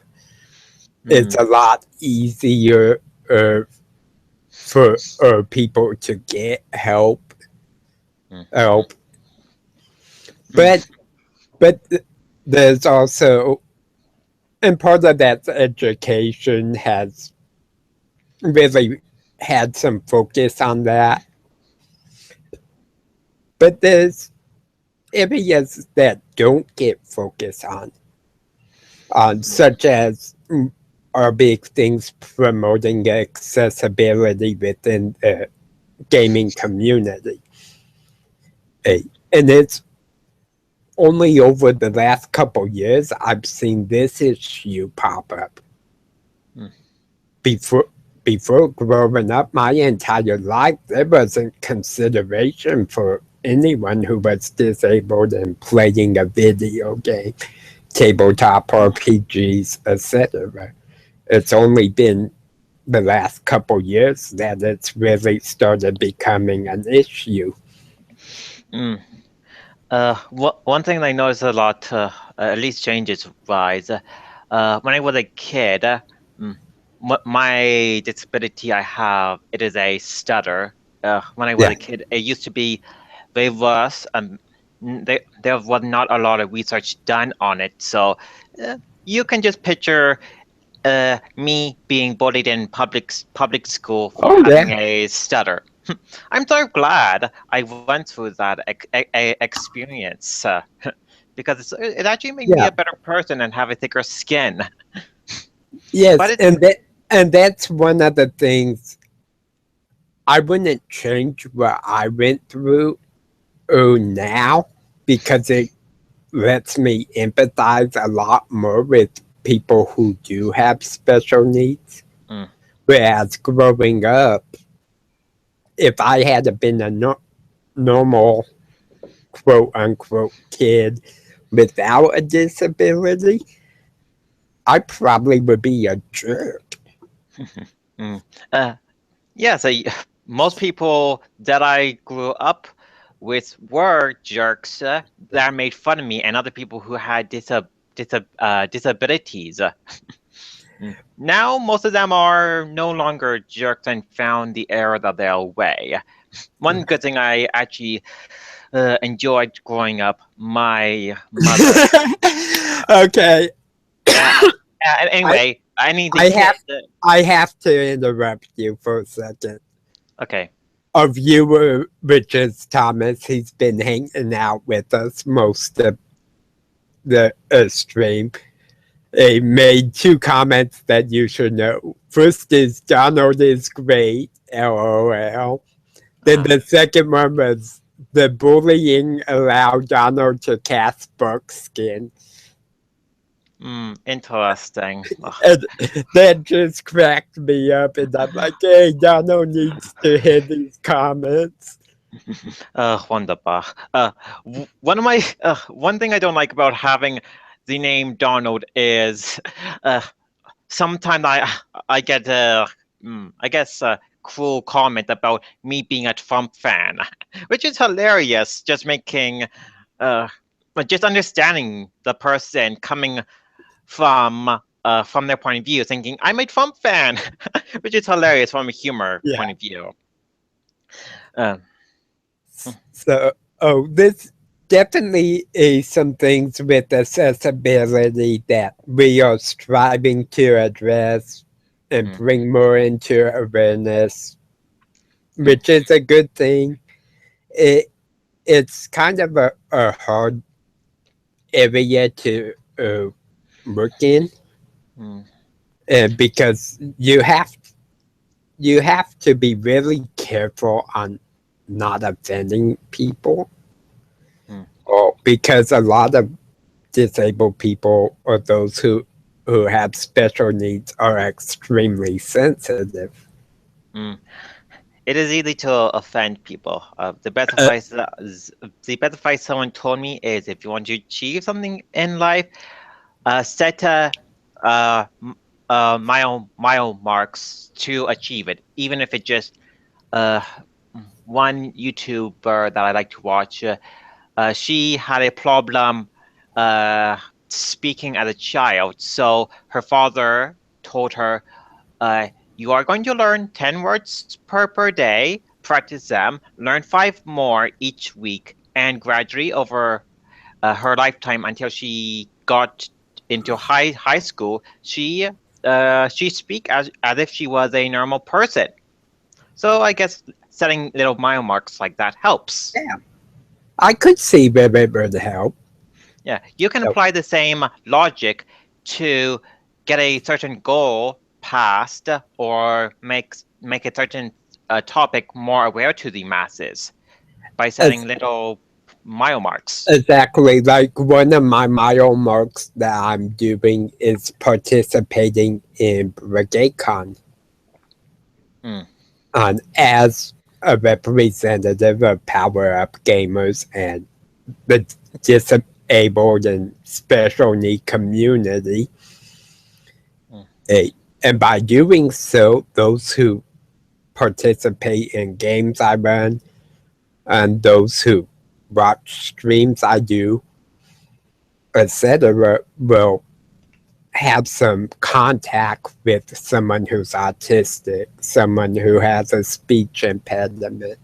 mm, And so that kind of helps bring that to light in a small way, just by me being accessible to people who may not have that experience in their lives. So that's kind of one of the reasons I started the Power Up Gamers mm, Facebook group. I started the YouTube channel. Was it was a way for me to express my opinions, to be involved in the gaming community, but also to kind of foster that there is a DM who's disabled or who is very fervent, I believe it's the word, in making sure that the gaming atmosphere is suitable for everyone who's playing, and mm, so that we can all enjoy these great hobbies. mm. My number one rule among being a player is everyone should have fun. This is a hobby. You are going to spend X amount of time doing it, so you might as well and enjoy it. Exactly. If you're going to game, have fun, not be miserable at it.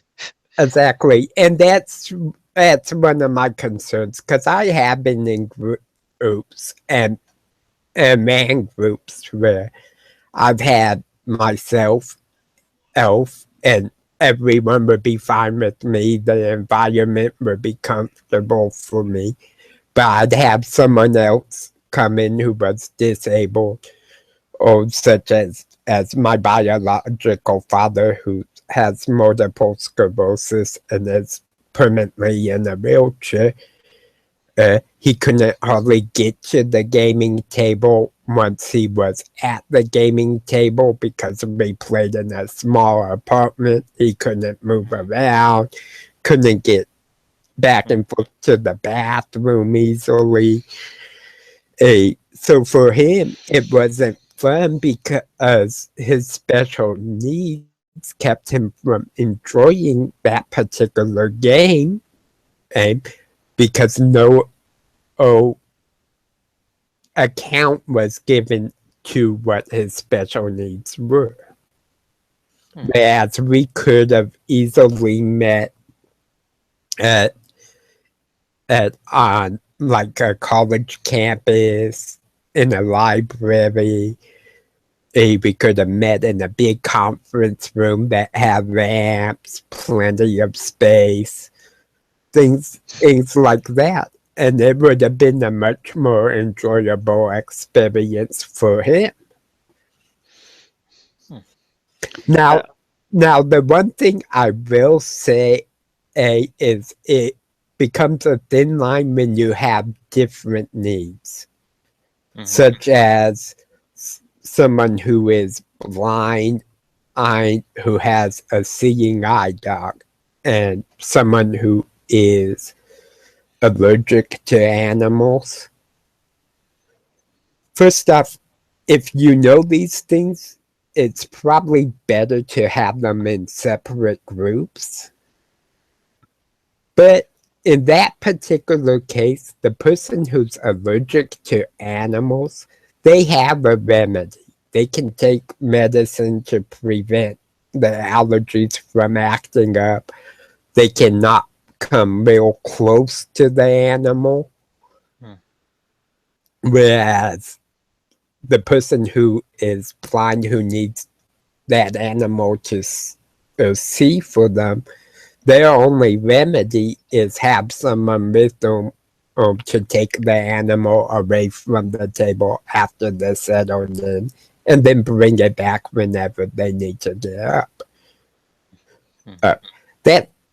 So for me, I would personally say have the animal at the table, make sure there's 4 or 5 feet apart between them, and the person who's allergic to the animal take their medicine or choose a different game to play it.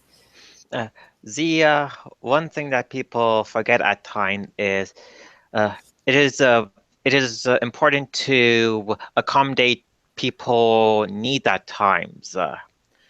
So this is why having set knowledge about a person's disability ahead of time, it is important. Exactly. And there's an issue with even having that knowledge. And that's something we're trying to overcome within the Power Up Gamers group and others, is the disabled and those who have special needs are often really uncomfortable or with expressing what they need, whether it's fear of being made fun of, being picked on, not knowing how to express the needs, or that it's even okay to express it. Conventions are just now starting to have accessibility coordinators that deal with what special needs are being taken care of. But for a long time, there wasn't any of that. And that basically took out for those with disabilities and special needs, took out a wide range of games and DMs. It's like we couldn't go to our local game store and just get in a game with random people. We had to have our home groups who knew us, knew what we needed, etc. And that's starting to change, thankfully. But the community as a whole still has a long way to go. As long as people accept these things and work forward by setting mile marks to overcome this, then this problem will become a minor problem over the course of time. But for the time being, people at least acknowledge this. I think the expression wasn't built in a day, so it will take at least decades and generations for this issue not to be a major problem anymore. Exactly, and it's starting to get better. But there's still a lot of the closed in within certain groups, and And it's not just because of the disabilities and special needs. It's it's also people have particular groups they like to game with. For example, or absolute tabletop. The core group is the playing group. Yes, they run shots and maybe campaigns where other people will guest or participate in. But I would say 90% of what they put out is absolute tabletop gaming together or supplements they worked on together. And that's perfectly fine. It's awesome to be part of a group like that. The problem with it is that there are people who would love to participate who don't get the chance to. And for Power Up Gamers, I don't want it to be a closed core group. Yes, we'll have a core group of administrators. We'll have a core group of people who brainstorm on creative content like Absolute Tabletop does. But for games, I want the games to be open to whoever wants to participate. Not just, okay, I'm DMing this game and I'm comfortable with these 3 players, so they're going to be the ones in all my games. My issue when it comes to people having disabilities and special needs is when they actually conflict with each other, or there are certain close-knit niche groups that do not allow said disability or special need in.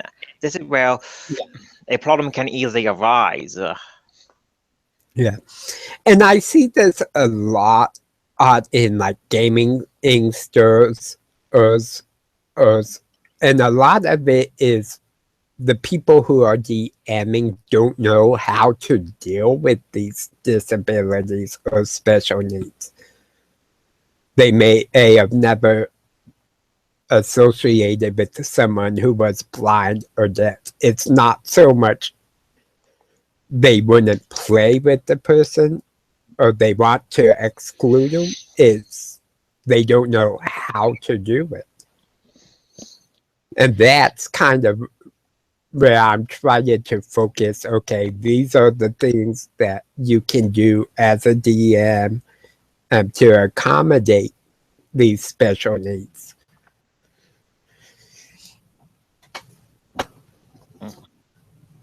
AGM should accommodate everything that a player have when it comes to disability or special needs. Exactly. But there should be a limit what the GM will actually allow beyond a point of tolerance. Exactly. Like, for example, I had a discussion with my sister Monday. And this was after I started transcribing videos for closed captions for the deaf, hard of hearing, or those who English isn't their native language. Because a lot of YouTube is in English, a lot of it's audio and video, but there's a lot of channels, if not most of the channels, don't use closed captioning. But conversation I had was as she had asked why I was transcribing videos. And I'm like, because I want to make some of these videos that I enjoy accessible to those who are deaf or hard of hearing. And that because I know their entertainment center or focus isn't as wide as the average person. They can't go to a movie and watch a movie if you're deaf. F. And it's not that you couldn't, it's you can't hear the audio. So you're watching TV without sound, basically. You don't really know what's going on other than what you can see. So I was like, wouldn't it be awesome if movies offer closed captioning? And some do. When you have stuff like the speaking in a foreign language, it's just customary in America, at least, to have subtitles in English. And I was like, wouldn't it be awesome if every movie did that? And she's like, and her response was, no, that would be annoying to those of us who don't need it. I would assume there would be a option to turn that on and off, right, in YouTube, right? Yes, there is an option in YouTube to turn it on and off. I have no issue with a certain movie being have certain movies being written in a certain language only without any translation or something like that. As long as it's within a closed market in another country. Exactly. Some of my favorite Korean movies, which I do like to watch from time to time, it is spoken in Korean only. And there are no translations. So it's a bit of a pain if you like that stuff and you do not know fundamental Korean, then that's a issue. Yeah, exactly. And I love some of the Korean kung fu movies, but I won't watch them because there's no translations in the closed caption to English. The audio's only available in Korean, which I don't speak. So for those, I miss out because it's not available. Now, here's the issue with closed captions in like every movie. You can't, in a movie theater, you can't choose to turn on and off the closed captioning.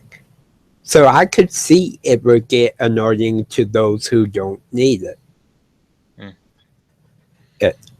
So the only two things I've thought of that could possibly fix that is offers special movie premieres or showings that have the closed caption for those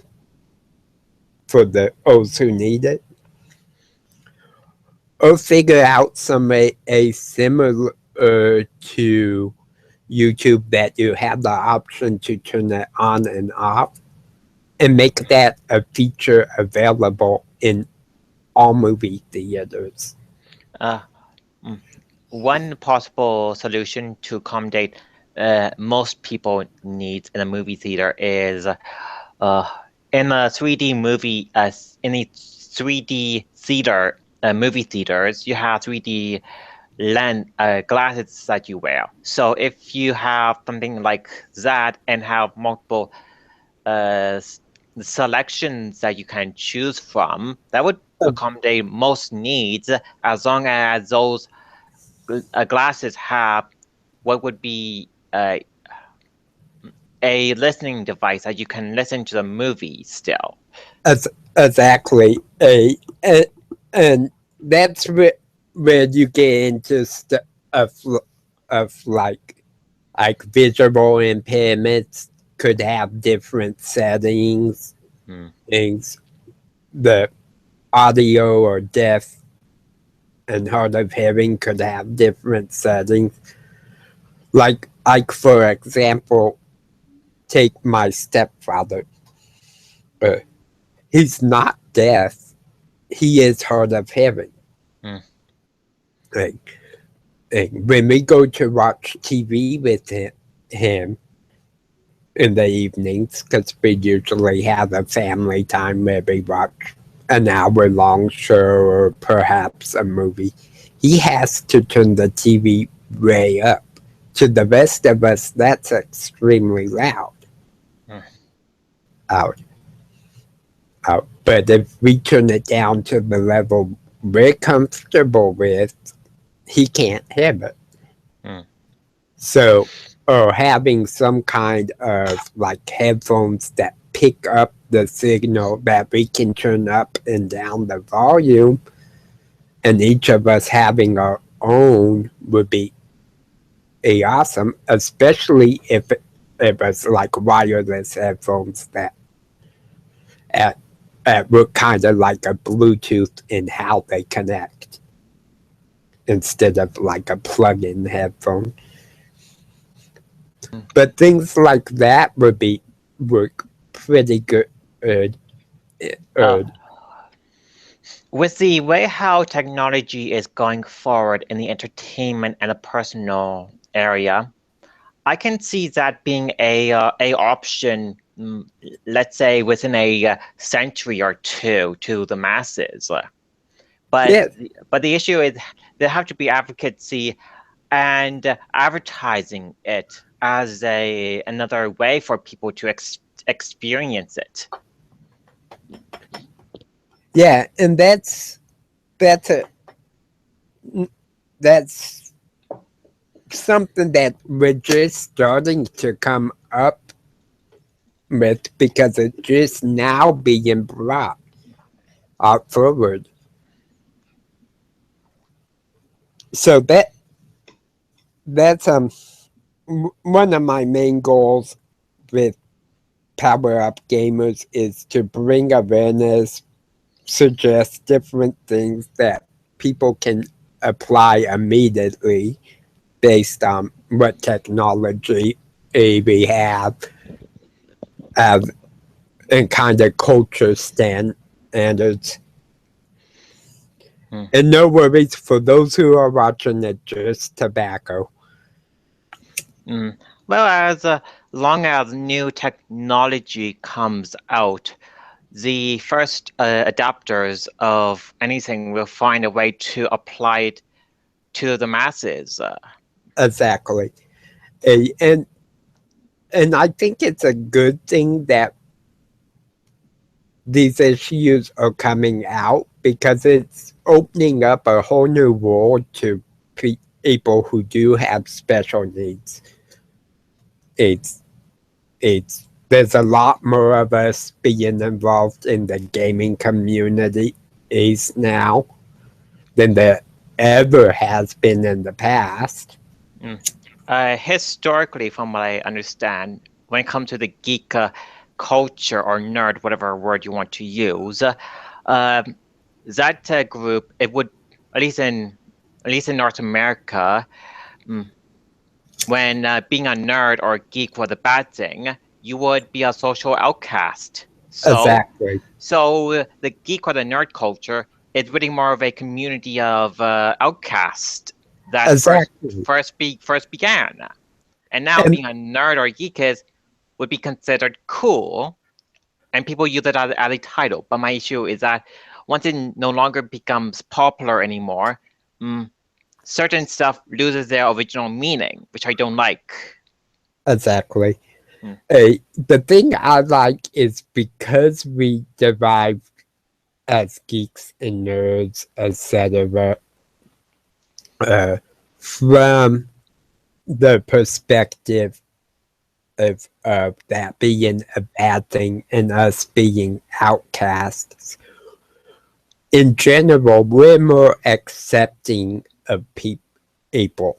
Like we'll let so-called jocks play at our tables. Or so we'll let people who are disabled, who have special needs, play at our tables. It's just a matter of how do we accommodate what each person needs and make it work for the entire group so that we can all have fun. I can play with anyone for the most part, as long as they are civilized about the matter. If they Exactly. if they are going to be a jerk or a bully to someone, I would have a three strikes and you're out. Give you a warning, a poundy, and then a severe talk. If you don't improve upon the situation ASAP, you're out for Yeah. good. And that's pretty much all it is communication, being civil, respectful. Oh, and it's really people are learning how to do these things. Is and in America, in my generation, you weren't, you didn't respect authority. You didn't respect people telling you what to do.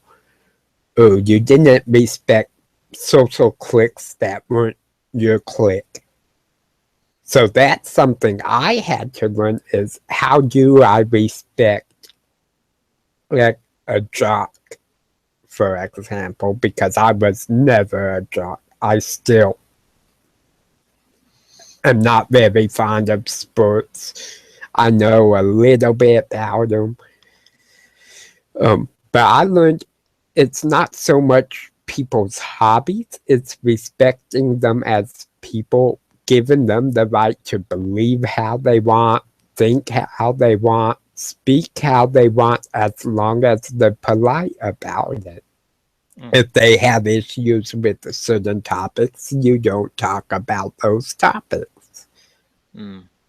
There's a time and a place to give the proper we respect to something, but if something is completely toxic and terrible, Exactly. you don't give that subject the respect it deserves or the or whatever authority it is. There's a time and a place for everything. Exactly. Okay, I need to check a couple things while we're chatting because I saw a couple pop-ups, including someone posting in the live stream, aim event page. So I'm gonna see what he says. Okay, he said the link isn't working. So let me go to Google Hangouts, invite, copy it again, and I'll repost it. One thing which I don't understand, we're living in a what would be considered a university town is people forgot what it means to show the necessary we respect to your betters. I guess it's a generation thing, being having everything handed to you and not earning it. If that makes sense. Yeah.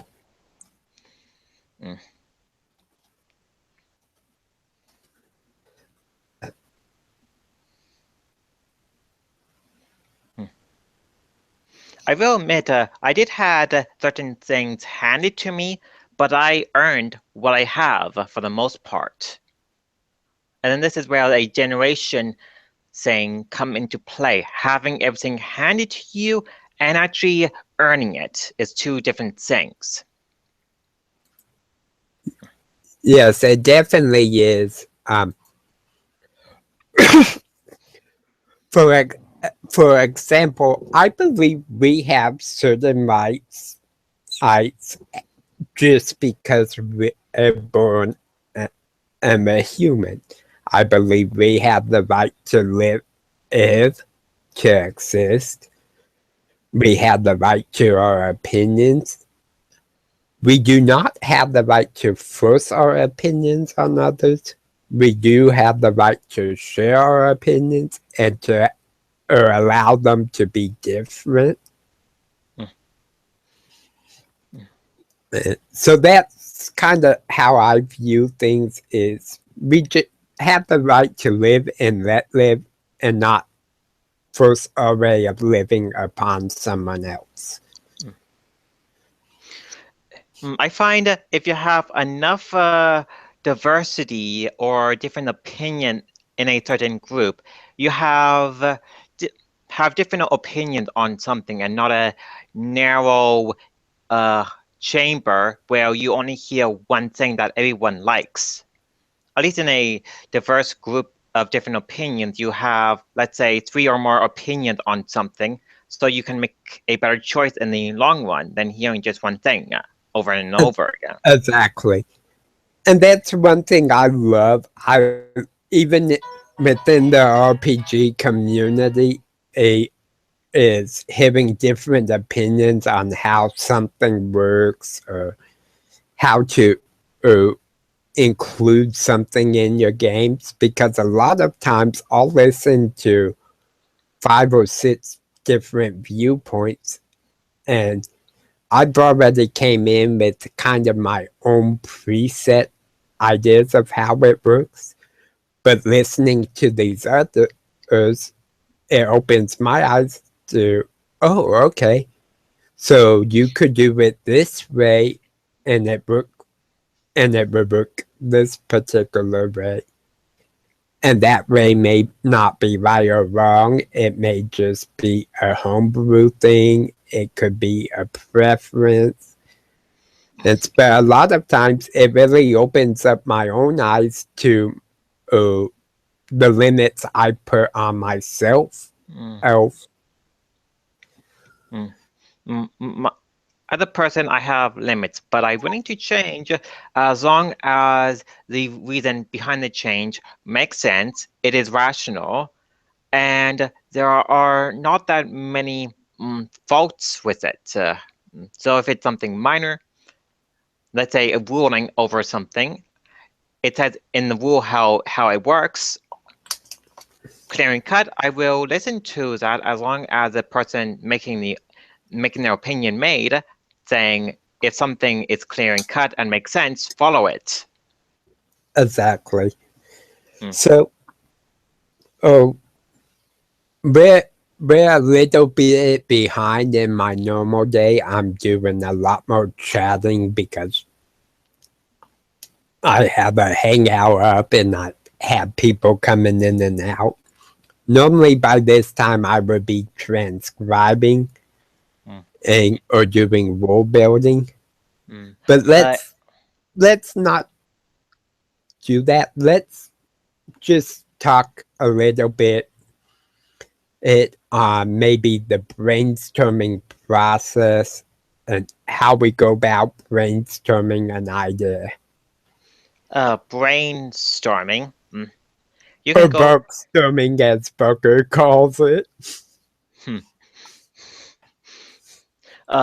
The campaign that you and Brad are going to be playing in soon. I came up with the idea when I was brainstorming, playing certain video games, reading certain books. And I thought, oh, it would be interesting having the campaign set in a world where heroes are going to be heroes against the forces of darkness.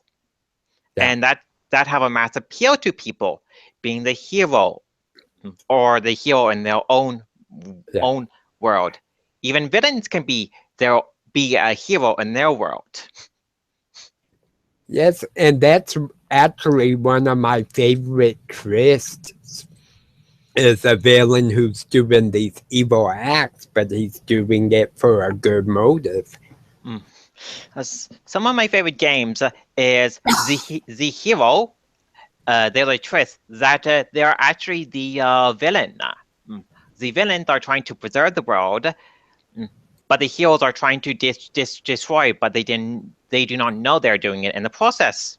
So having a twist that the heroes are the villains is cool in the end. Exactly. Hey. So give me a minute to catch up on my Mm. things here. Mm. Okay, nothing there. Uh, what time would actually work for you on Sunday?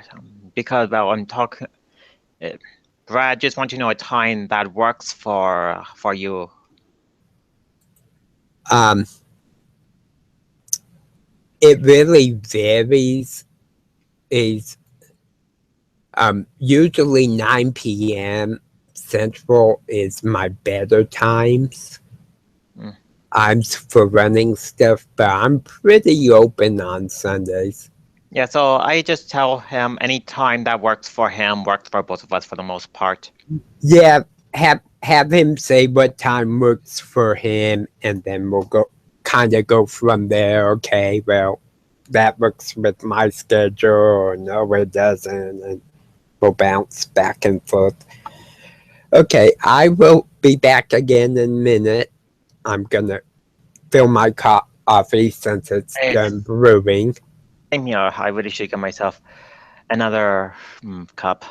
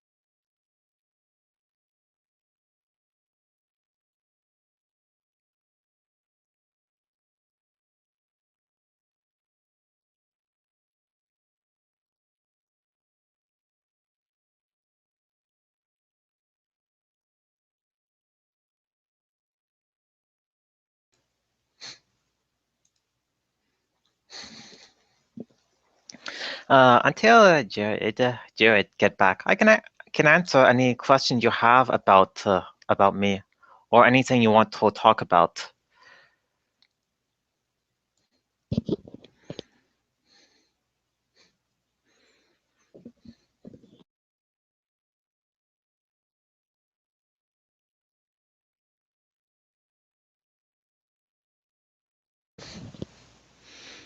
Oh, we have only one viewer now. I'm back. Welcome.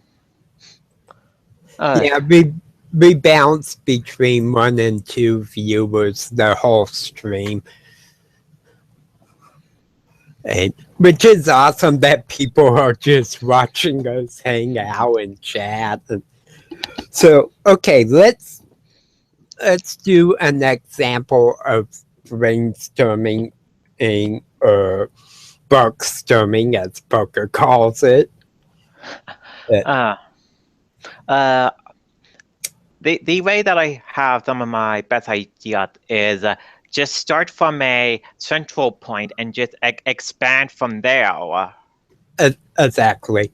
So let's say you and me are gonna collaborate on making a PDF supplement of some kind. Uh, to collaborate, I would have to focus on a idea that the PDF is going to be about. Exactly. So before I give some of my ideas, because I have a list of like 12 different PDF supplements I would like to put out. I've asked people's opinions on what they would like to see or they don't feel is being offered or as PDFs. What if you could do a PDF based on something? What kind of PDF would it be? Would it be like a monster bestiary? Would it be like a weapon armory? Well, one PDF that would be entertaining to actually if I could make it, it would be playing as a familiar that is controlling a body of some kind. So the reverse how familiar works. So so the person is your familiar and you're controlling it. So think of now I've kind of done this when I play my gnome wizard with his familiar, in that sometimes the familiar acts more like the master. I guess, but it's kind of a give and take. I guess the best example that I can think of is the Gundam anime series and manga. The pilot is in control of the mech. So the mech would be the familiar and the pilot would be the wizard in a way. So that would be entertaining if it can be done right in a PDF. But how would you actually go from that point onwards? Okay, so let's take the concept. In whatever role we're making, or whatever setting, the familiars, or the creatures that are being summoned by the wizards, are actually the ones who end up being the masters. And the familiars end up, or the masters, the people who summon them, end up being almost enslaved to kind of the master's whim. So, like you were saying, a reverse. So, mechanically, the only thing I can see that really needs to change in 5th edition is the roles. It's not, you could leave the same stats, only when you play it out, it would be, okay, I have this wolf familiar, well, the wolf's hungry. So he tells the person who summoned him, go get him food. There are options where the familiar and the reverse role can be. A wolf would be a easy example, having a summon human in that role. Exactly. So, if we're gonna do a PDF supplement about this, we know the roles are reversed. We know this is gonna be part of our setting. So now we need either mechanics. We can either homebrew our own, or we can leave the familiar system in place. One thing from like 5e or others and just have the roles reversed. The one thing that I like what D&D 3.5 and Pathfinder did for the Summoner class is as the Summoner level up, you can use certain amount of points and then feats to improve the summoner creature over a course of time. So that would be a alternate path if you want to improve the familiar that you're going to be using. Okay. I do not know how 5th edition familiar rules work exactly, but in Pathfinder, whenever your familiar level up, you increase his stats and add the feats for the wizard. Yeah. I know there's a bit of that with hit points and stuff like that. But I like the idea of unique stuff. Especially for, like, we're talking if we were creating our own PDF. So what I would like to do is say, okay, we need to come up with a system of how the master controls the familiar, what the familiar's capabilities are, things along that idea. Most familiar systems, how they work is there would be a telepathic link at the lower levels, and then once you get past like level 4 or 5, you can verbally communicate with the familiar. Exactly. At least that's how 3.5 have it, I think. Yeah. I usually allow the telepathic link and the verbal communication via Ray, just for sake of convenience. But let's think about this.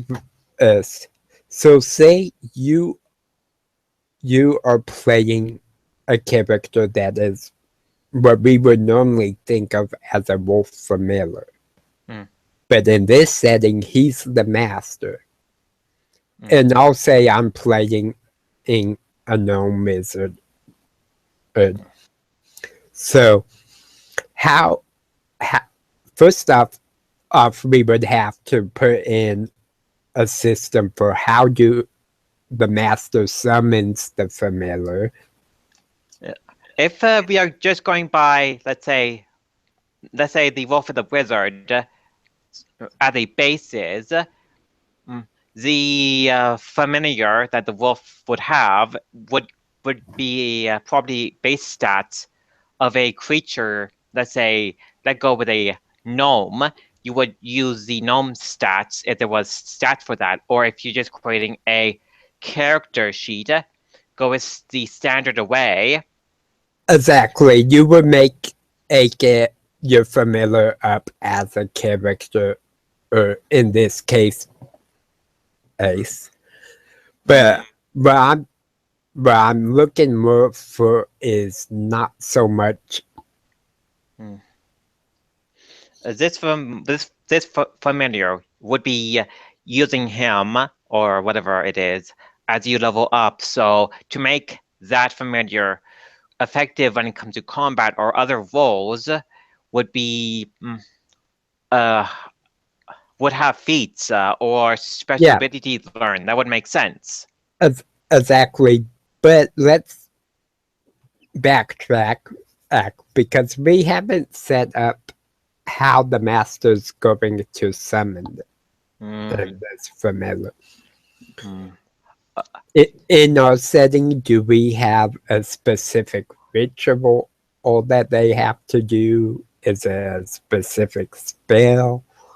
I would picture a wizard how they would normally get a familiar is a certain event happens or through a magical spell to summon the creature. Yeah.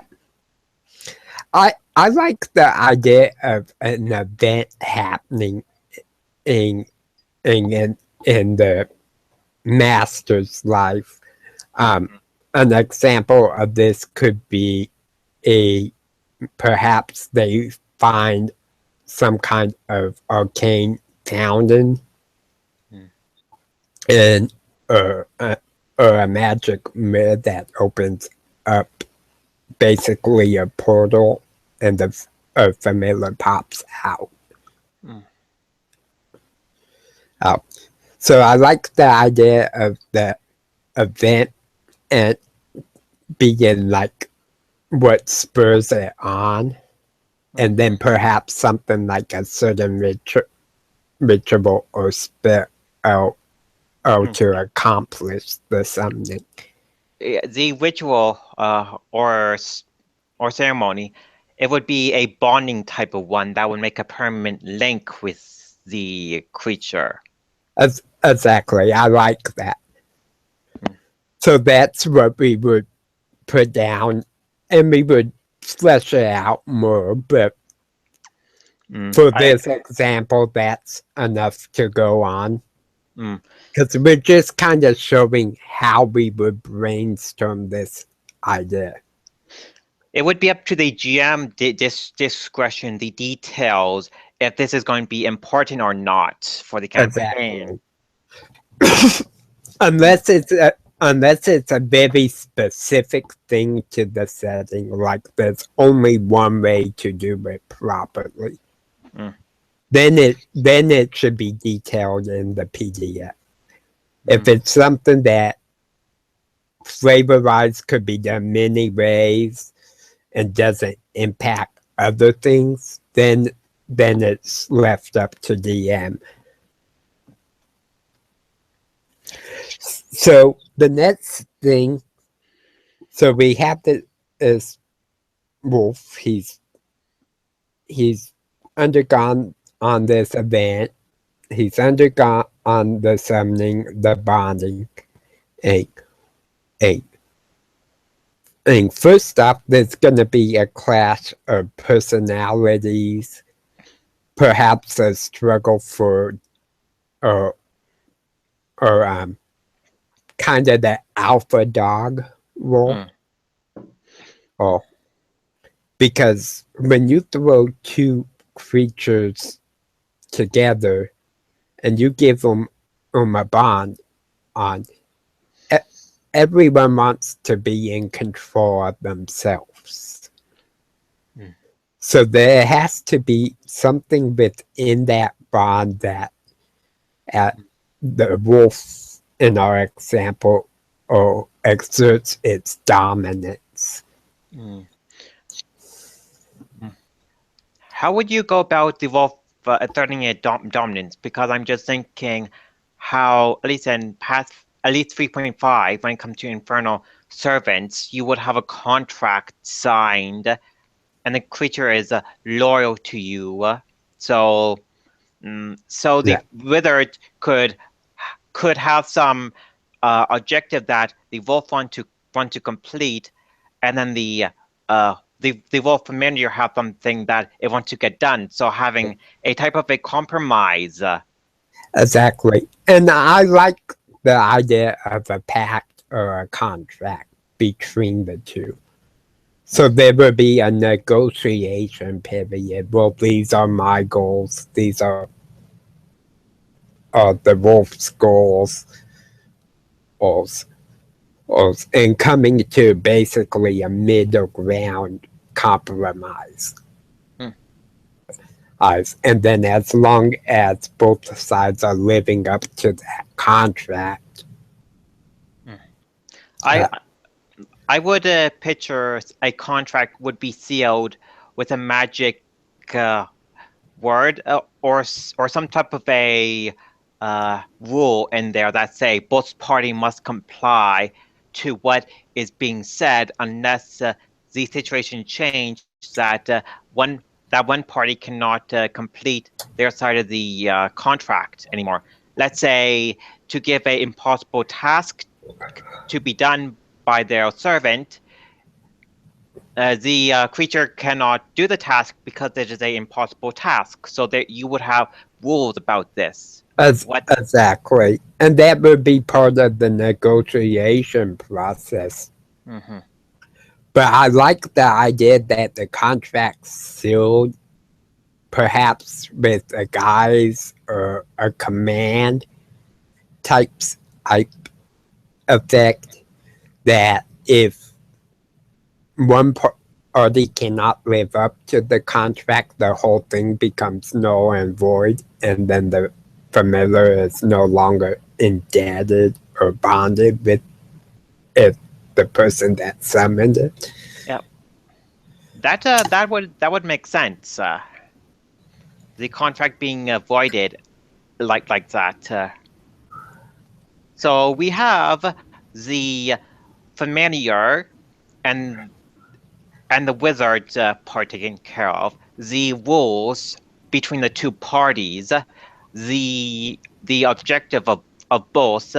This would be up to the Exactly. GM and the player, and then the Exactly.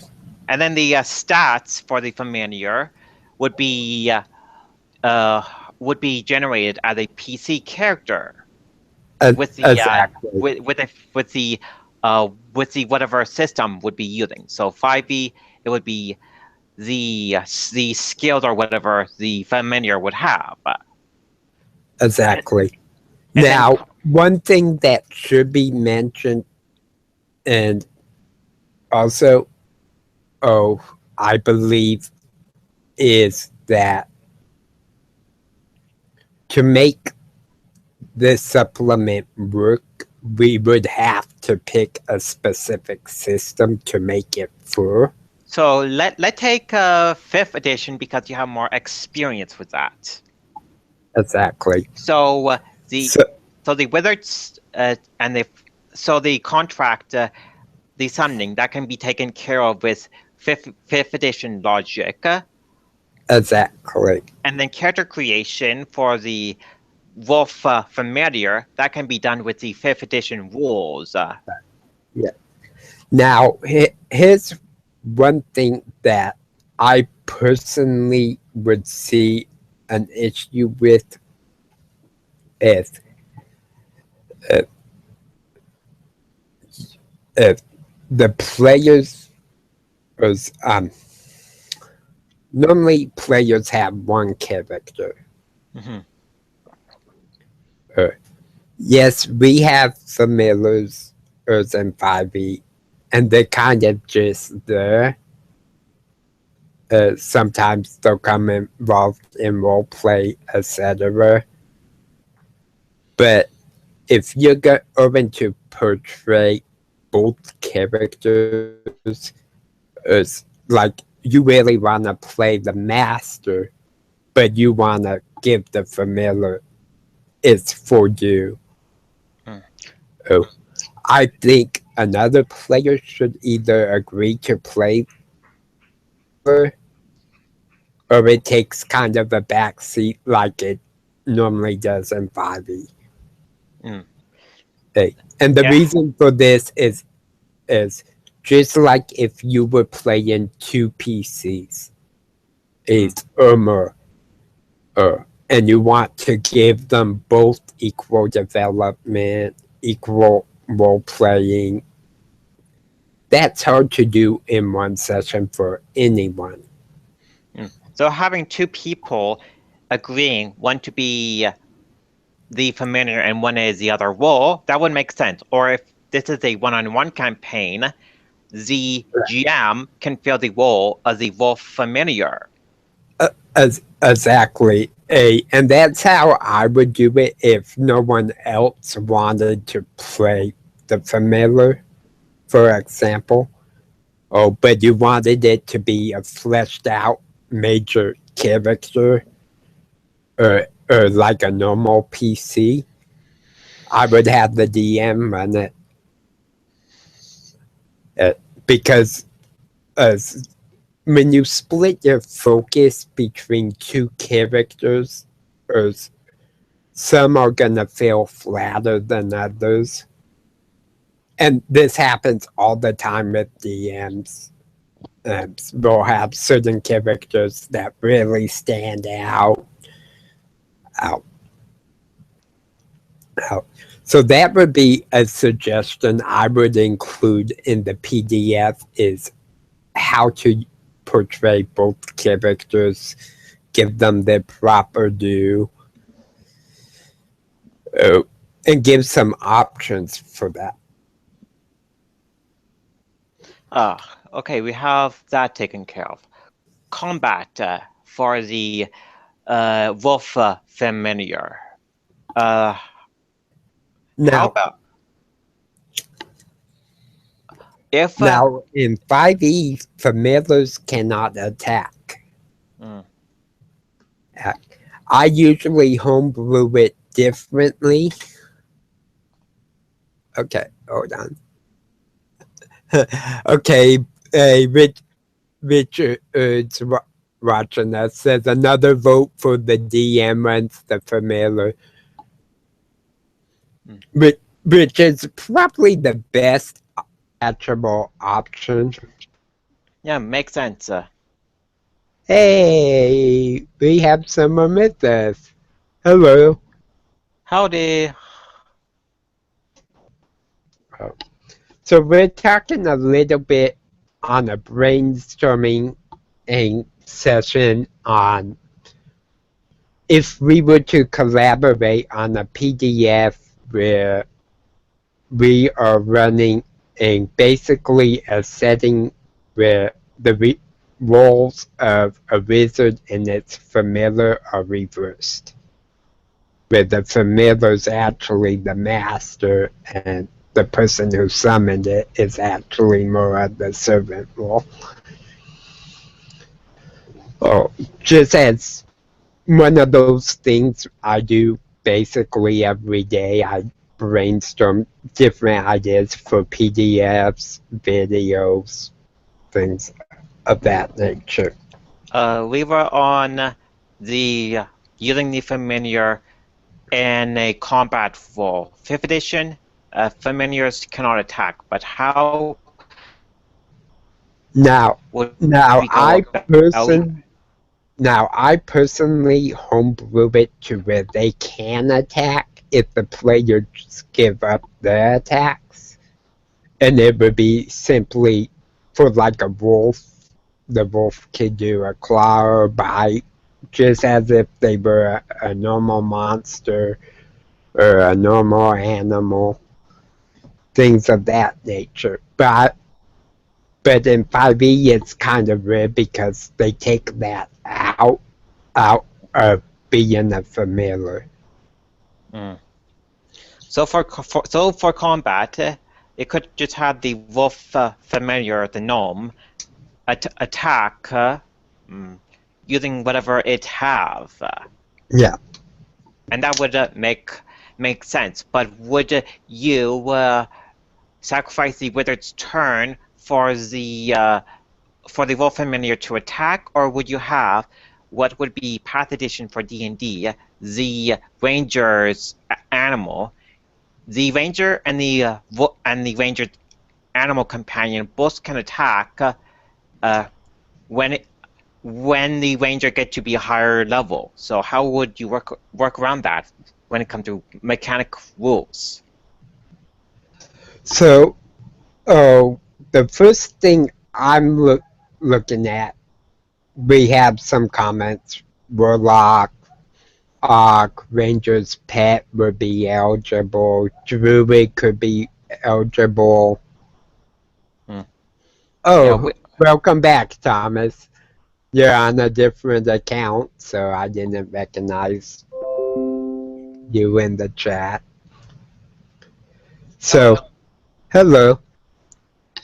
So, my first instinct is I do not like the idea of in 5e that a wizard or a ranger has to give up their full turn in order to have their familiar do something.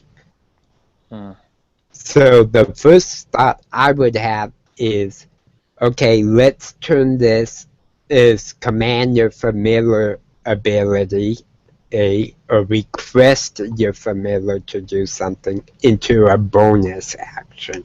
Okay, wait. first of all, you're saying that you want to do this in a reverse of the usual relationship. Yeah. Okay, so you summon the familiar, but now the familiar is in command. Yeah. What we would think of as the familiar is actually the master. Right. Okay, that's the sort of thing you get when you summon a demon. Yes, it is. But you get this with some ordinary creature somehow.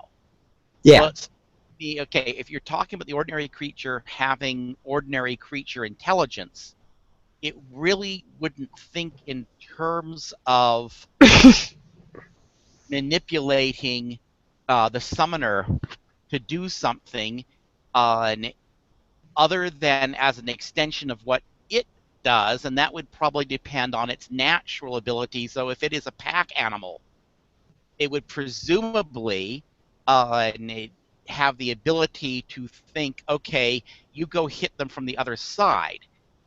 But other than that, I think you're more likely to only want to position someone in front of it as a screen.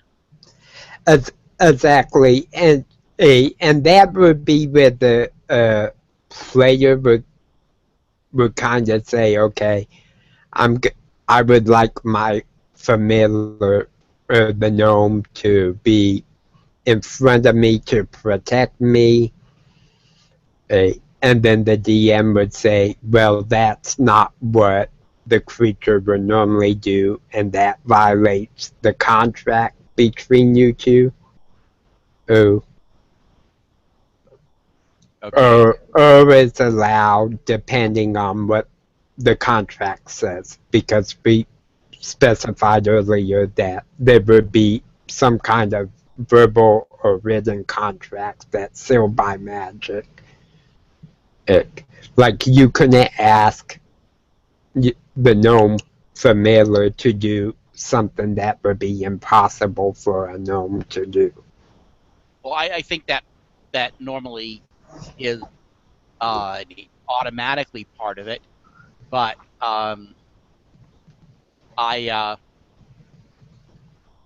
but again, I don't think you can have a contract with an ordinary creature. Yeah, and that's where we're kind of getting into our own homebrew stuff, because this would be a PDF that we would put out, and it would have all the rules for this. Perhaps the things that are summoned to be the familiars aren't considered normal or races, as perhaps they're all considered magical creatures. Before both of you continue, two comments which I'd like to point out is Pug Commander. He said, sounds cool if the entire party were pets or familiars or permanently summoned animal monsters. It could be called Familiar Game.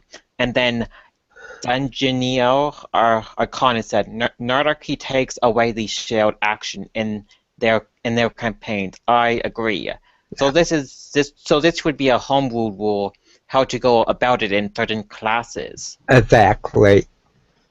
And I think either taking away the shared action or making it something more like a bonus action is better suited than the way it's commonly standard up. With the 5th edition, how it works, the bonus action, it would work for the bonus action, because the bonus action you can do a lot of you can do a lot with the bonus action. So having that per turn action would be a good idea.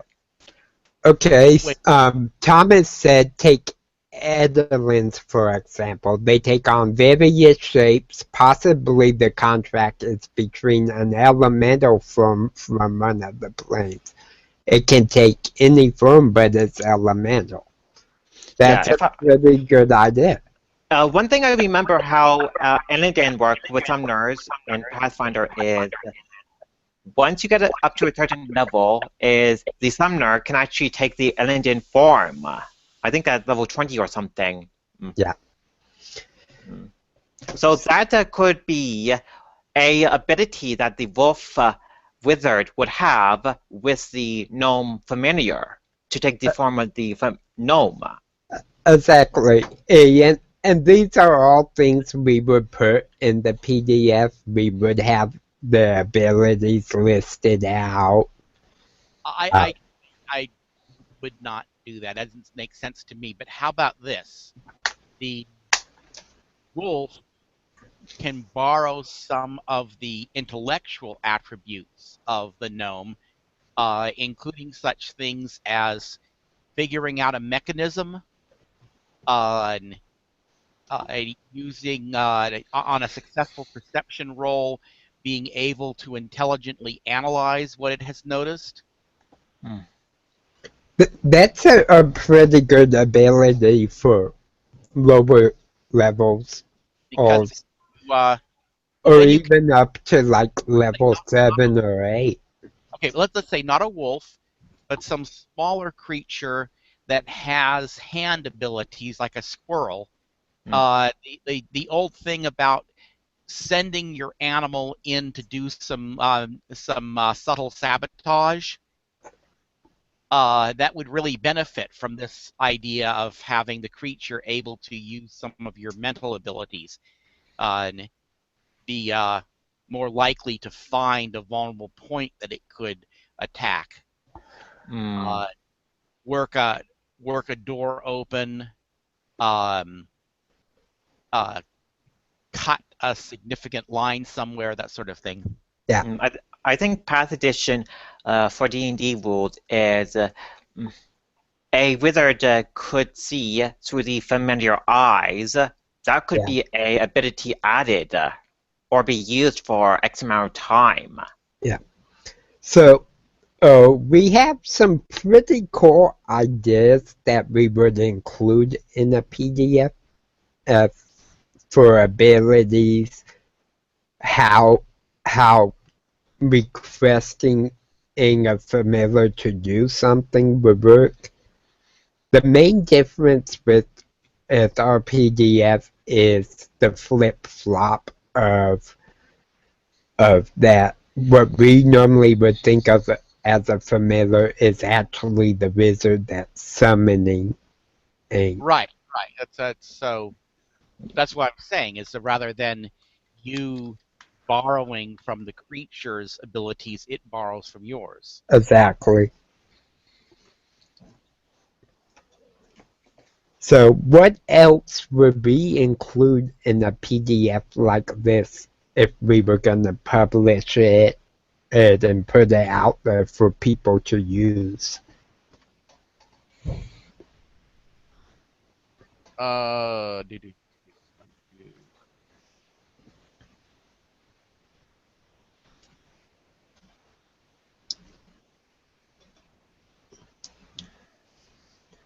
Okay. Yeah, we definitely would have an area for statistics. Languages. At least how Pathfinder and 3.5 have it is upon the familiar creation, you would have a shared language to be used. Yeah. I personally, in my own games, I have it with familiar speak Sylvan, and for me, the reason for that is because Druid speaks Sylvan, and so and Sylvan also is kind of the Elvish language in my own settings, and I also let them speak Common, which almost everything speaks Common in 5th edition. I can't see the text part. Okay.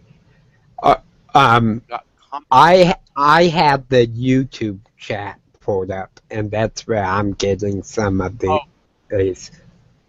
I see. Okay, I didn't get to the How do you get to the from this Hangout so I know I'm on the right one? Yeah, you actually would have to go onto our YouTube channel to pull up that chat. Okay, but how do I know I'm on the right one? The video name code is A Day in the Life of Jarin Dnd. Really? Okay. Yeah, Well, that's unique. that's that's the name for the live stream. So you I put it in the chat there for you. so you would go to that link and Okay. you can pop out that chat if you wish, Okay. which is what I did. A suggestion they had that I thought was pretty cool, or which is Richard per commander.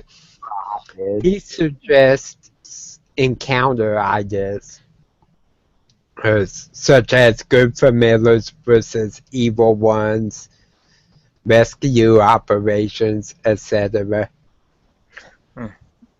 Oh, welcome, Jenny. No problem. Wait, is Jenny coming on? Cool. Yeah, Jenny's in our chat. The Rogue DM. One of my favorite people to just sit and talk to about nothing. Cool. We have a lot of fun in the chat. So to catch Jenny up, because I'm pretty sure she just hopped into the chat, we have several others. We're kind of brainstorming ideas on a PDF supplement in which it's what we would think of as the familiar is actually the wizard doing the summoning, such as a wolf animal, and then their familiar would be like a gnome wizard. One event for the wolf to go through is to find and locate his familiar. Let's say the evil familiar was tasked to kidnap the wolf familiar. So that would be an interesting event. Yeah. Now there are some things, so we're gonna finish up with this little aspect of building, and then I'm gonna kind of show something that I experienced in a live stream last night. I from Absolute Tabletop when they did Roll Up and Die, the like 50th episode using Microscope RPG, which I was lucky enough to be one of the winners to win the PDF. I do not have the PDF yet, but I want to take the basic concept of that and kind of do a little or kind of review of how it works. So to finish this part up, I think we should include some encounter tables into the PDF. Perhaps a little bit of lore and history of the setting and why things work the way it does. And I think that's really all we need to have a pretty solid PDF as far as ideas. Of course, we would want some good artwork, we would want a good layout, etc. before we produced it. But that's we just kind of brainstormed the whole concept.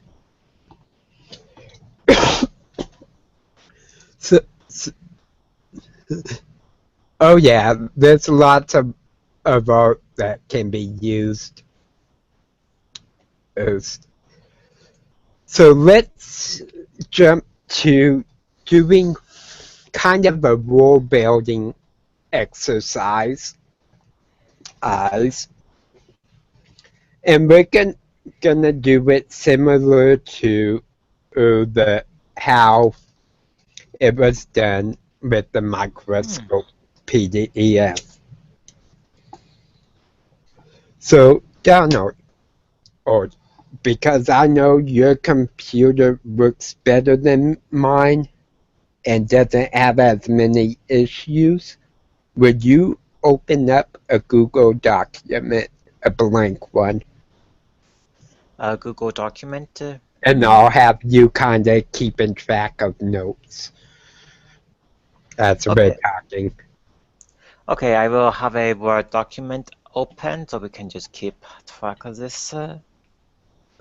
So the first step they do is they have what is called a lens or a focus, and that's basically the person who is in charge.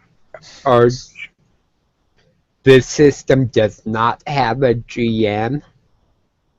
The GM is a normal player, but we're going to show how it's used for world building, not actually playing.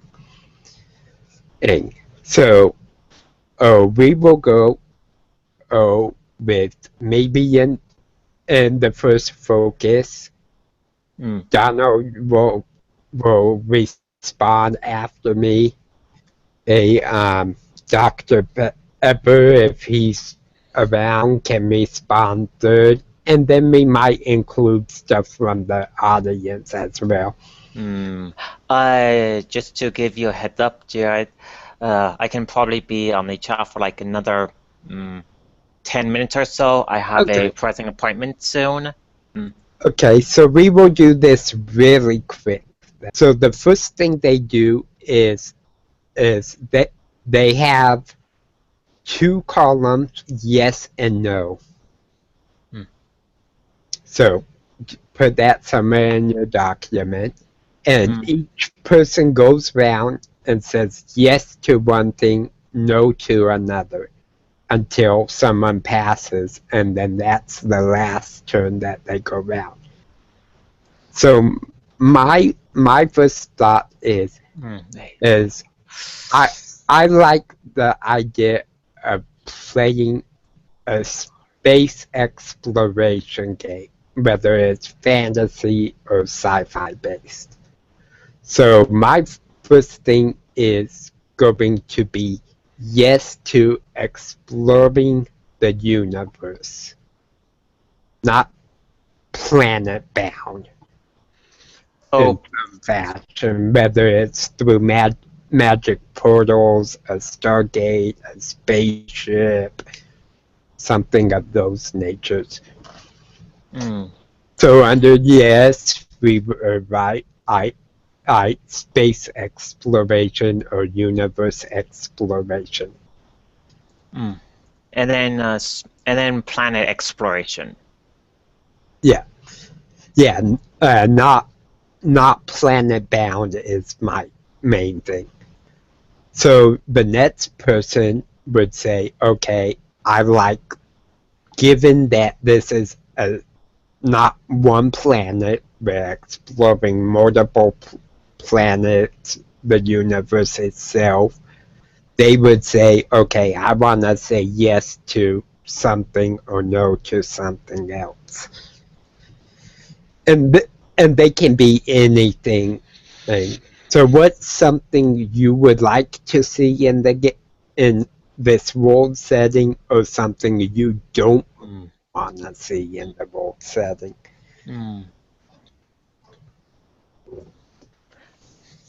If you're doing space exploration, it would be interesting to see the same animal, but have a bit of a different appearance, have a different fur color, skin color. Think of Pokemon having the same base creature, let's say the Pidgey, but through all of the addition of Pokemon game, you have different evolution of the Pidgey. Okay.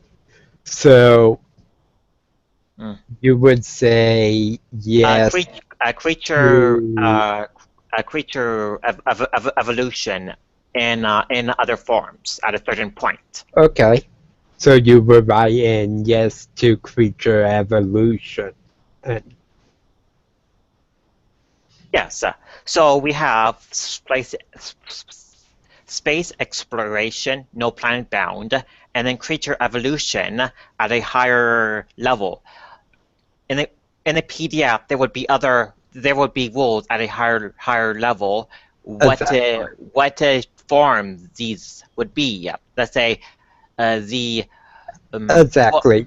Now, here's the thing. This is not for a PDF.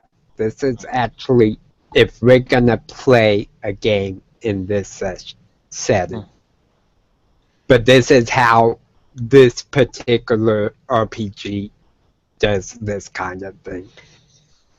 It's kind of a collaborative. So so now that you got into say something, the next person will go. So if Dr. Pepper's back, he could say something that he would like to see in the setting or that he doesn't want in the setting. I'm here, and frankly, I was thinking the opposite. I want to say that once you've met a creature, starting with the ones doing the exploring, that has a particular physiology, you never meet that again. That is to say, you're a human or a hominid or whatever you are from an Earth-like setting. You will never meet something out of the old Star Trek, what they used to call a rubber face alien. Yeah. So no primates anywhere else in space. Okay. And if you meet some particular creature, let's go back to Star Trek again. Let's say like the Hortas, the a crawling, burrowing creature made of rock. You don't find another one. That way, each new species you meet, somebody's got to make up something different from what came before. Cool.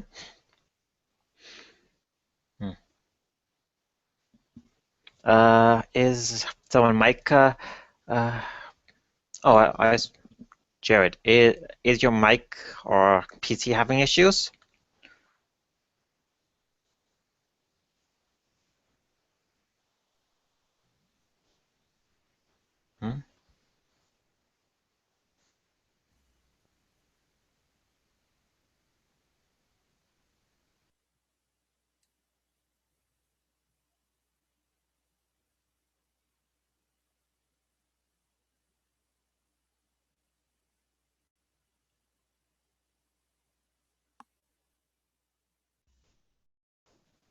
Okay, what were you saying, Doctor? I thought I had a PC issue on my end. Okay, I was saying that I wanted uniqueness, that each time you discover a new life form, starting with the ones doing the exploring, you never find another one with that overall look or concept. That way, each new species you find somebody's going to have to make up something different from whatever came before. Okay, so I have for that note, no primate elsewhere in the universe, uniqueness at each planet slash species. Yes, exactly. I have Yeah, we had a connection issue on my end. Okay, I have 4 more minutes on my end to spell. Is anything else being said in the comments? Okay. And so not at the moment. So let's kind of speed this up. We're gonna say I pass my turn and we put in everything under what we wanted. I know there's not much there, but since we only got a couple minutes, the next step is we would create a period of time. I'm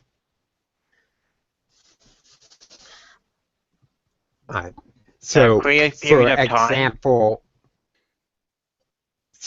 example, there should be two basic periods.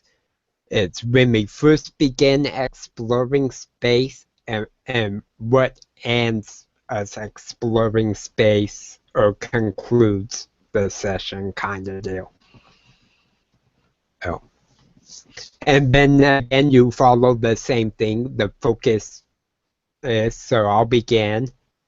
I'm going to create a period, and you can create a period, an event, or a scene. And normally they nest them together. I like the idea of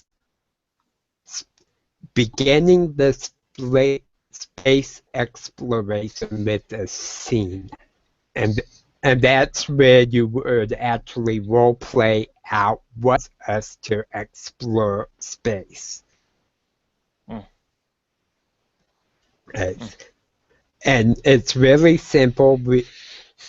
And we pick a question to answer, and that's gonna be my question: is what happened to cause us to leave our planet? Then each person comes up with a character that they want to play. And this could be basically anything. Someone might play a political leader, someone might play an admiral or in the army. So I would play I want to play a businessman and that is invested in the idea of setting up a colony on another planet in order for profit, to gain some kind of resource that isn't available on the Earth. So, we would write down scene. We would write down what it is, what causes us to leave the planet, and then we would have my character and what his interest is. Then Donald would pick a character and write that down. Same with Dr. Pepper. But because we're short on time before Donald has to leave, we're not going to do that. So after the Yeah. character creation process, how would we end this? So, for the scene, we would actually role play it out. There's no dice rolls. It's all narrative. And then that scene would end. And we keep repeating the process as over and over until we're done. Or we've played long enough. Very interesting way of doing something like world building with your players. I love the concept. I'm going to be looking at the PDF and learning how they do it better. And perhaps doing it in like a session 0 type thing. But I just think it's interesting in how they did it. I would love to see games actually run from it, because we can get some cool ideas off this. Like one idea I gave was they had the crucifix, which was artificial intelligence. They were turning people into robots, and my idea for them was that they thrived off of human blood, which no one expected, and the very first one was one of the characters' father. I'm getting off now. Have fun. Okay. A, glad to have you with us, Donald. Talk to you whenever next time is, and uh, whenever the campaign gets to begin. I will contact you later with the time that works for Brad. Okay, sounds good. Bye. So that's talk to you later, Donald. So that's kind of how that particular style of role building works. I think it's a fascinating idea for a collaborating effort where you have more than one person doing the role building.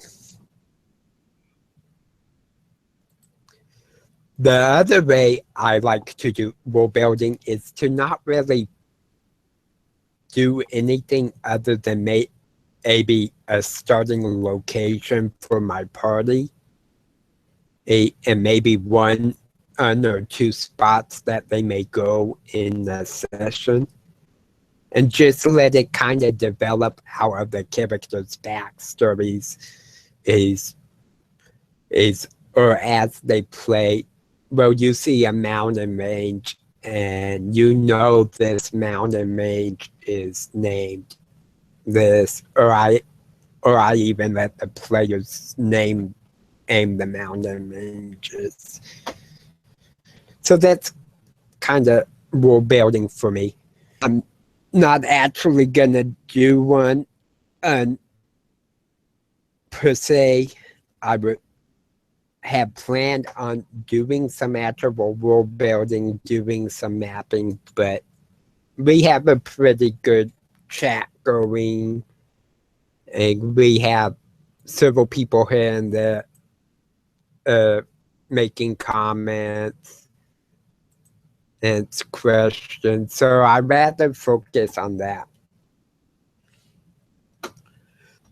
Oh, for those who are still watching, and what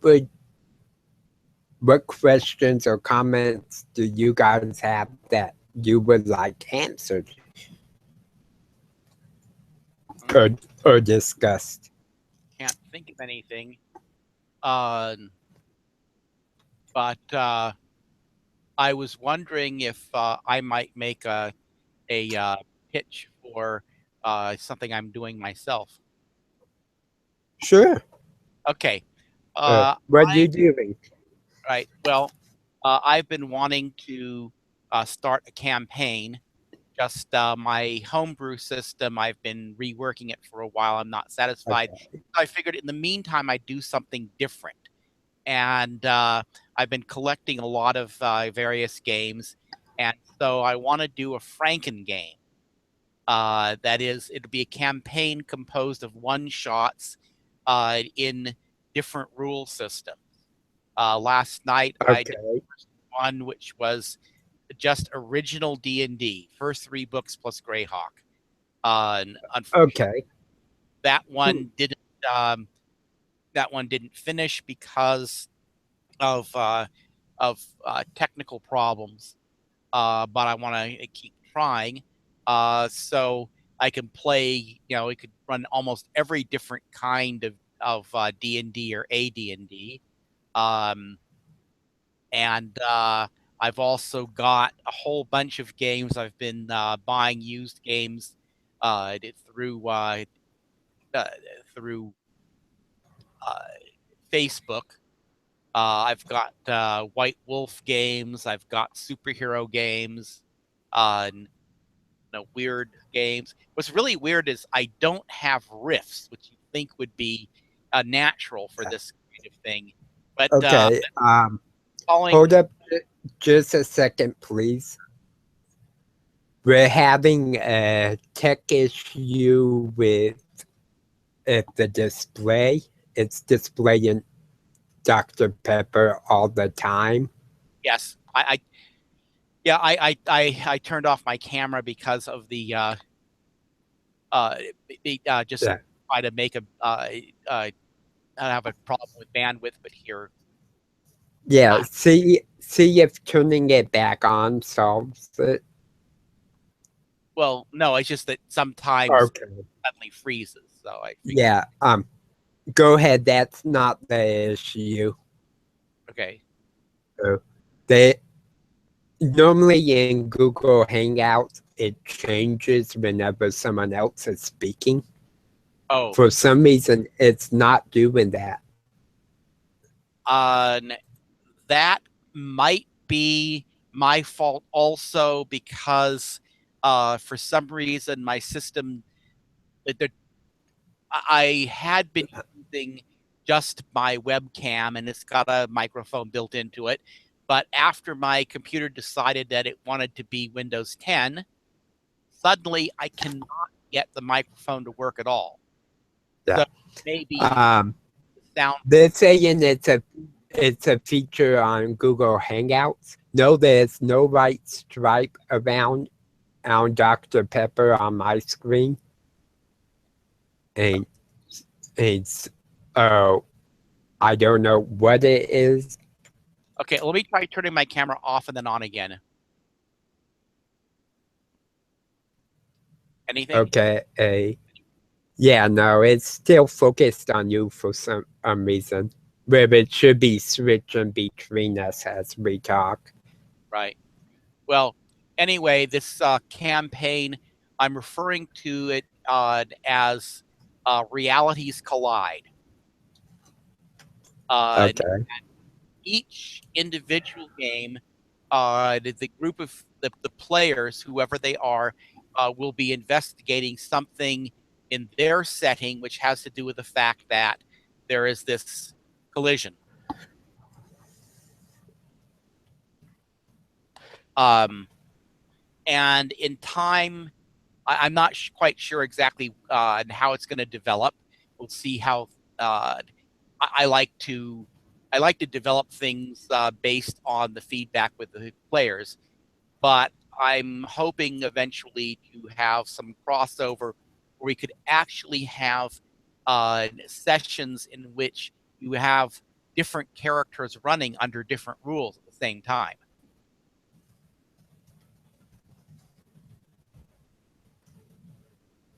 Okay. Hey, you'll have to give me a few minutes for trying to figure out the technical issue as well. Okay. And I'm not sure what's causing it. I know normally I could click on you and it would focus the camera like it's doing, but I'm not showing you as maybe in highlighted. I don't know.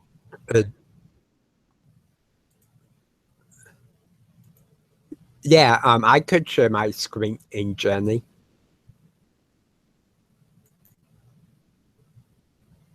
Just a second. Hey, so you'll see where I'm seeing is Dr. Pepper on screen. You can notice in the black that is his avatar and the icons. I'm gonna turn off the camera and see. Okay. And then if it says you, that would be me, except for right now I'm sharing my screen. Right. Yeah, it should respond to the fact that you're the one speaking. I've seen that happen before. I've just never been the beneficiary of it. Yeah, I've seen it too. I have no idea. But I prefer to play in the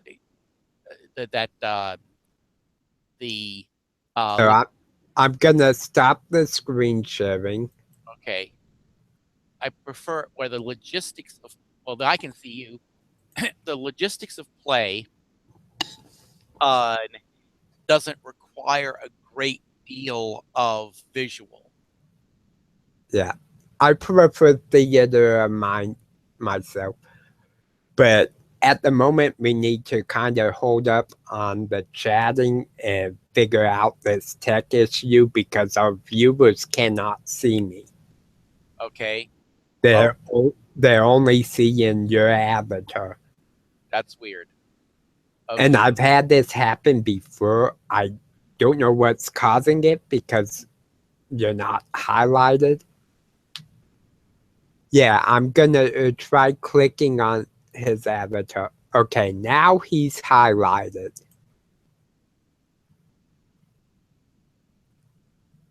So it should be doing what it's doing now. Thing is, Now the question is, how do we turn it off? okay. Because when I click on it again to turn it off, nothing happens. Okay. I can see you, however. Yeah, you can, our viewers can't. That is really weird. Yeah, I could focus on myself back and forth. So like now you'll see my viewers can see me and my messed up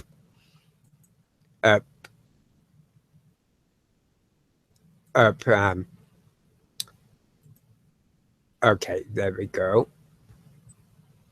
So let me try unclicking myself.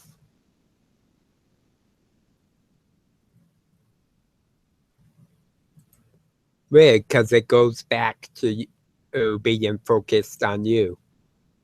That's So yeah, it's some kind of bug.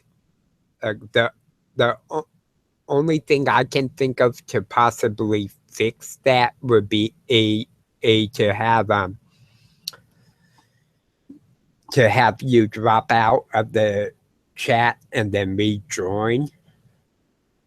If you want to try that real quick. well. In case this doesn't work, I just want to say, for my game, I will post sessions on Facebook, One Shot group, and other similar ones. So if you see the Franken game and you're intrigued by it, please, I could always use some more players. So, Awesome. okay, here we go. Backing out. So hopefully this works. Hurts.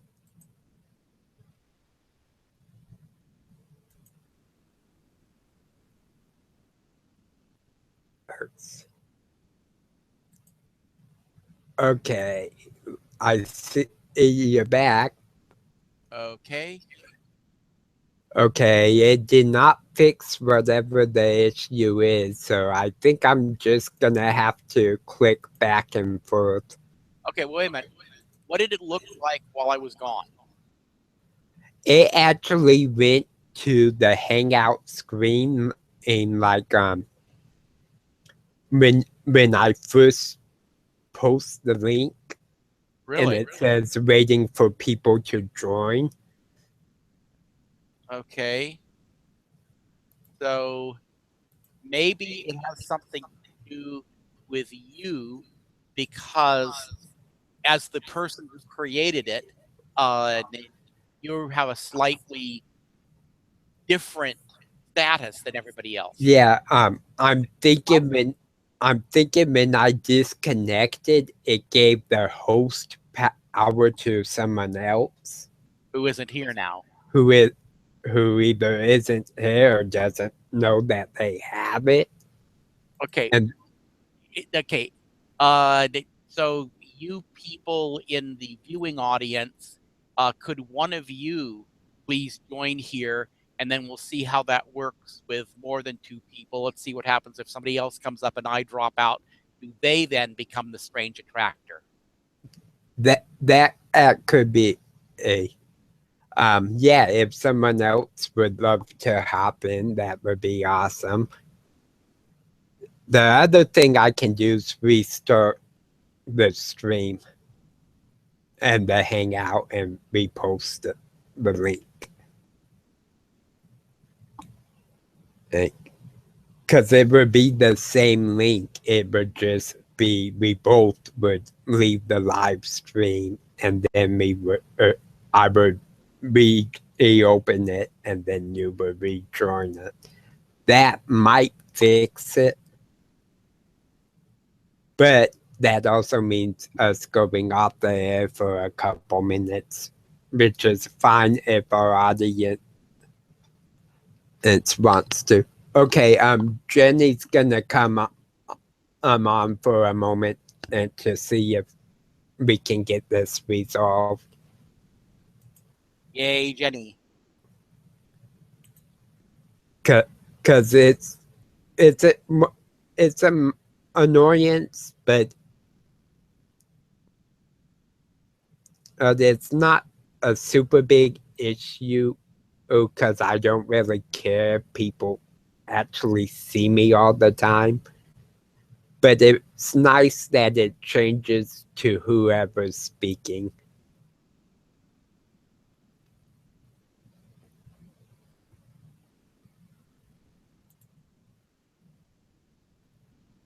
So we'll give Jenny a moment because I'm sure she has to look up the link. Right. From the event pages. Well, you could just post it again for her. Yeah, she'll contact me if she needs to. She knows my Facebook and all that. So I'm gonna pull up my Facebook in case she does try.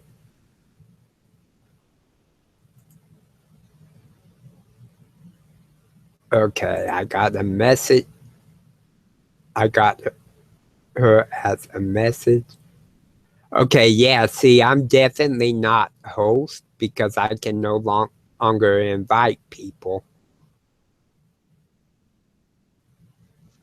Hey, Jenny. Hey. Good you found it. I just went back through my notes. Yeah, I just figured out I'm not the host because I can no longer invite people to the Hangout. Well, if you're not the host, then who is the host? The only thing I can think of it is when I disconnected, it might have gave it to either Dr. Pepper or Donald. But the thing is, I've been off while you were on, so it wouldn't be mine now. It should have gone back to me. What are you seeing right now? I'm seeing you talking. Okay, even when you're talking. Yeah, even when I'm talking. Okay. That actually seems to have worked. I'm just looking back on the video.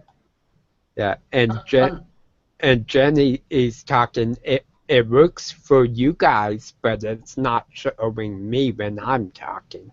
Okay, then you're the common denominator on this. By the way, Jenny, a request. When you I like to download videos to watch later, or watch and listen. It really helps when I have to do a lot of cleaning. But most of the people who make videos don't put the dates in the file name. If you could, that would help. And it's one thing to say like the Clockwork Opera that has episode numbers, but other things that you do, I don't know what order they are because, of course, the date on the file is the date that I downloaded. So just a request. Okay. Actually, this is a request for everybody, but as long as you're here, if you'll notice, my videos have dates on them. Not that I'm calling myself an expert. I'm just saying that I thought that I must not be the only one who downloads videos for watching later. Okay, that's useful to know. That could be a consideration. Would you be able to just look at my videos on my channel and download them in order? So from earliest to latest?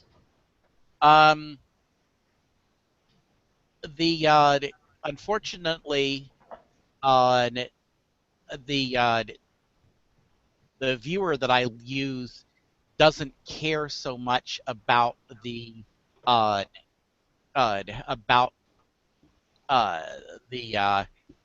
time.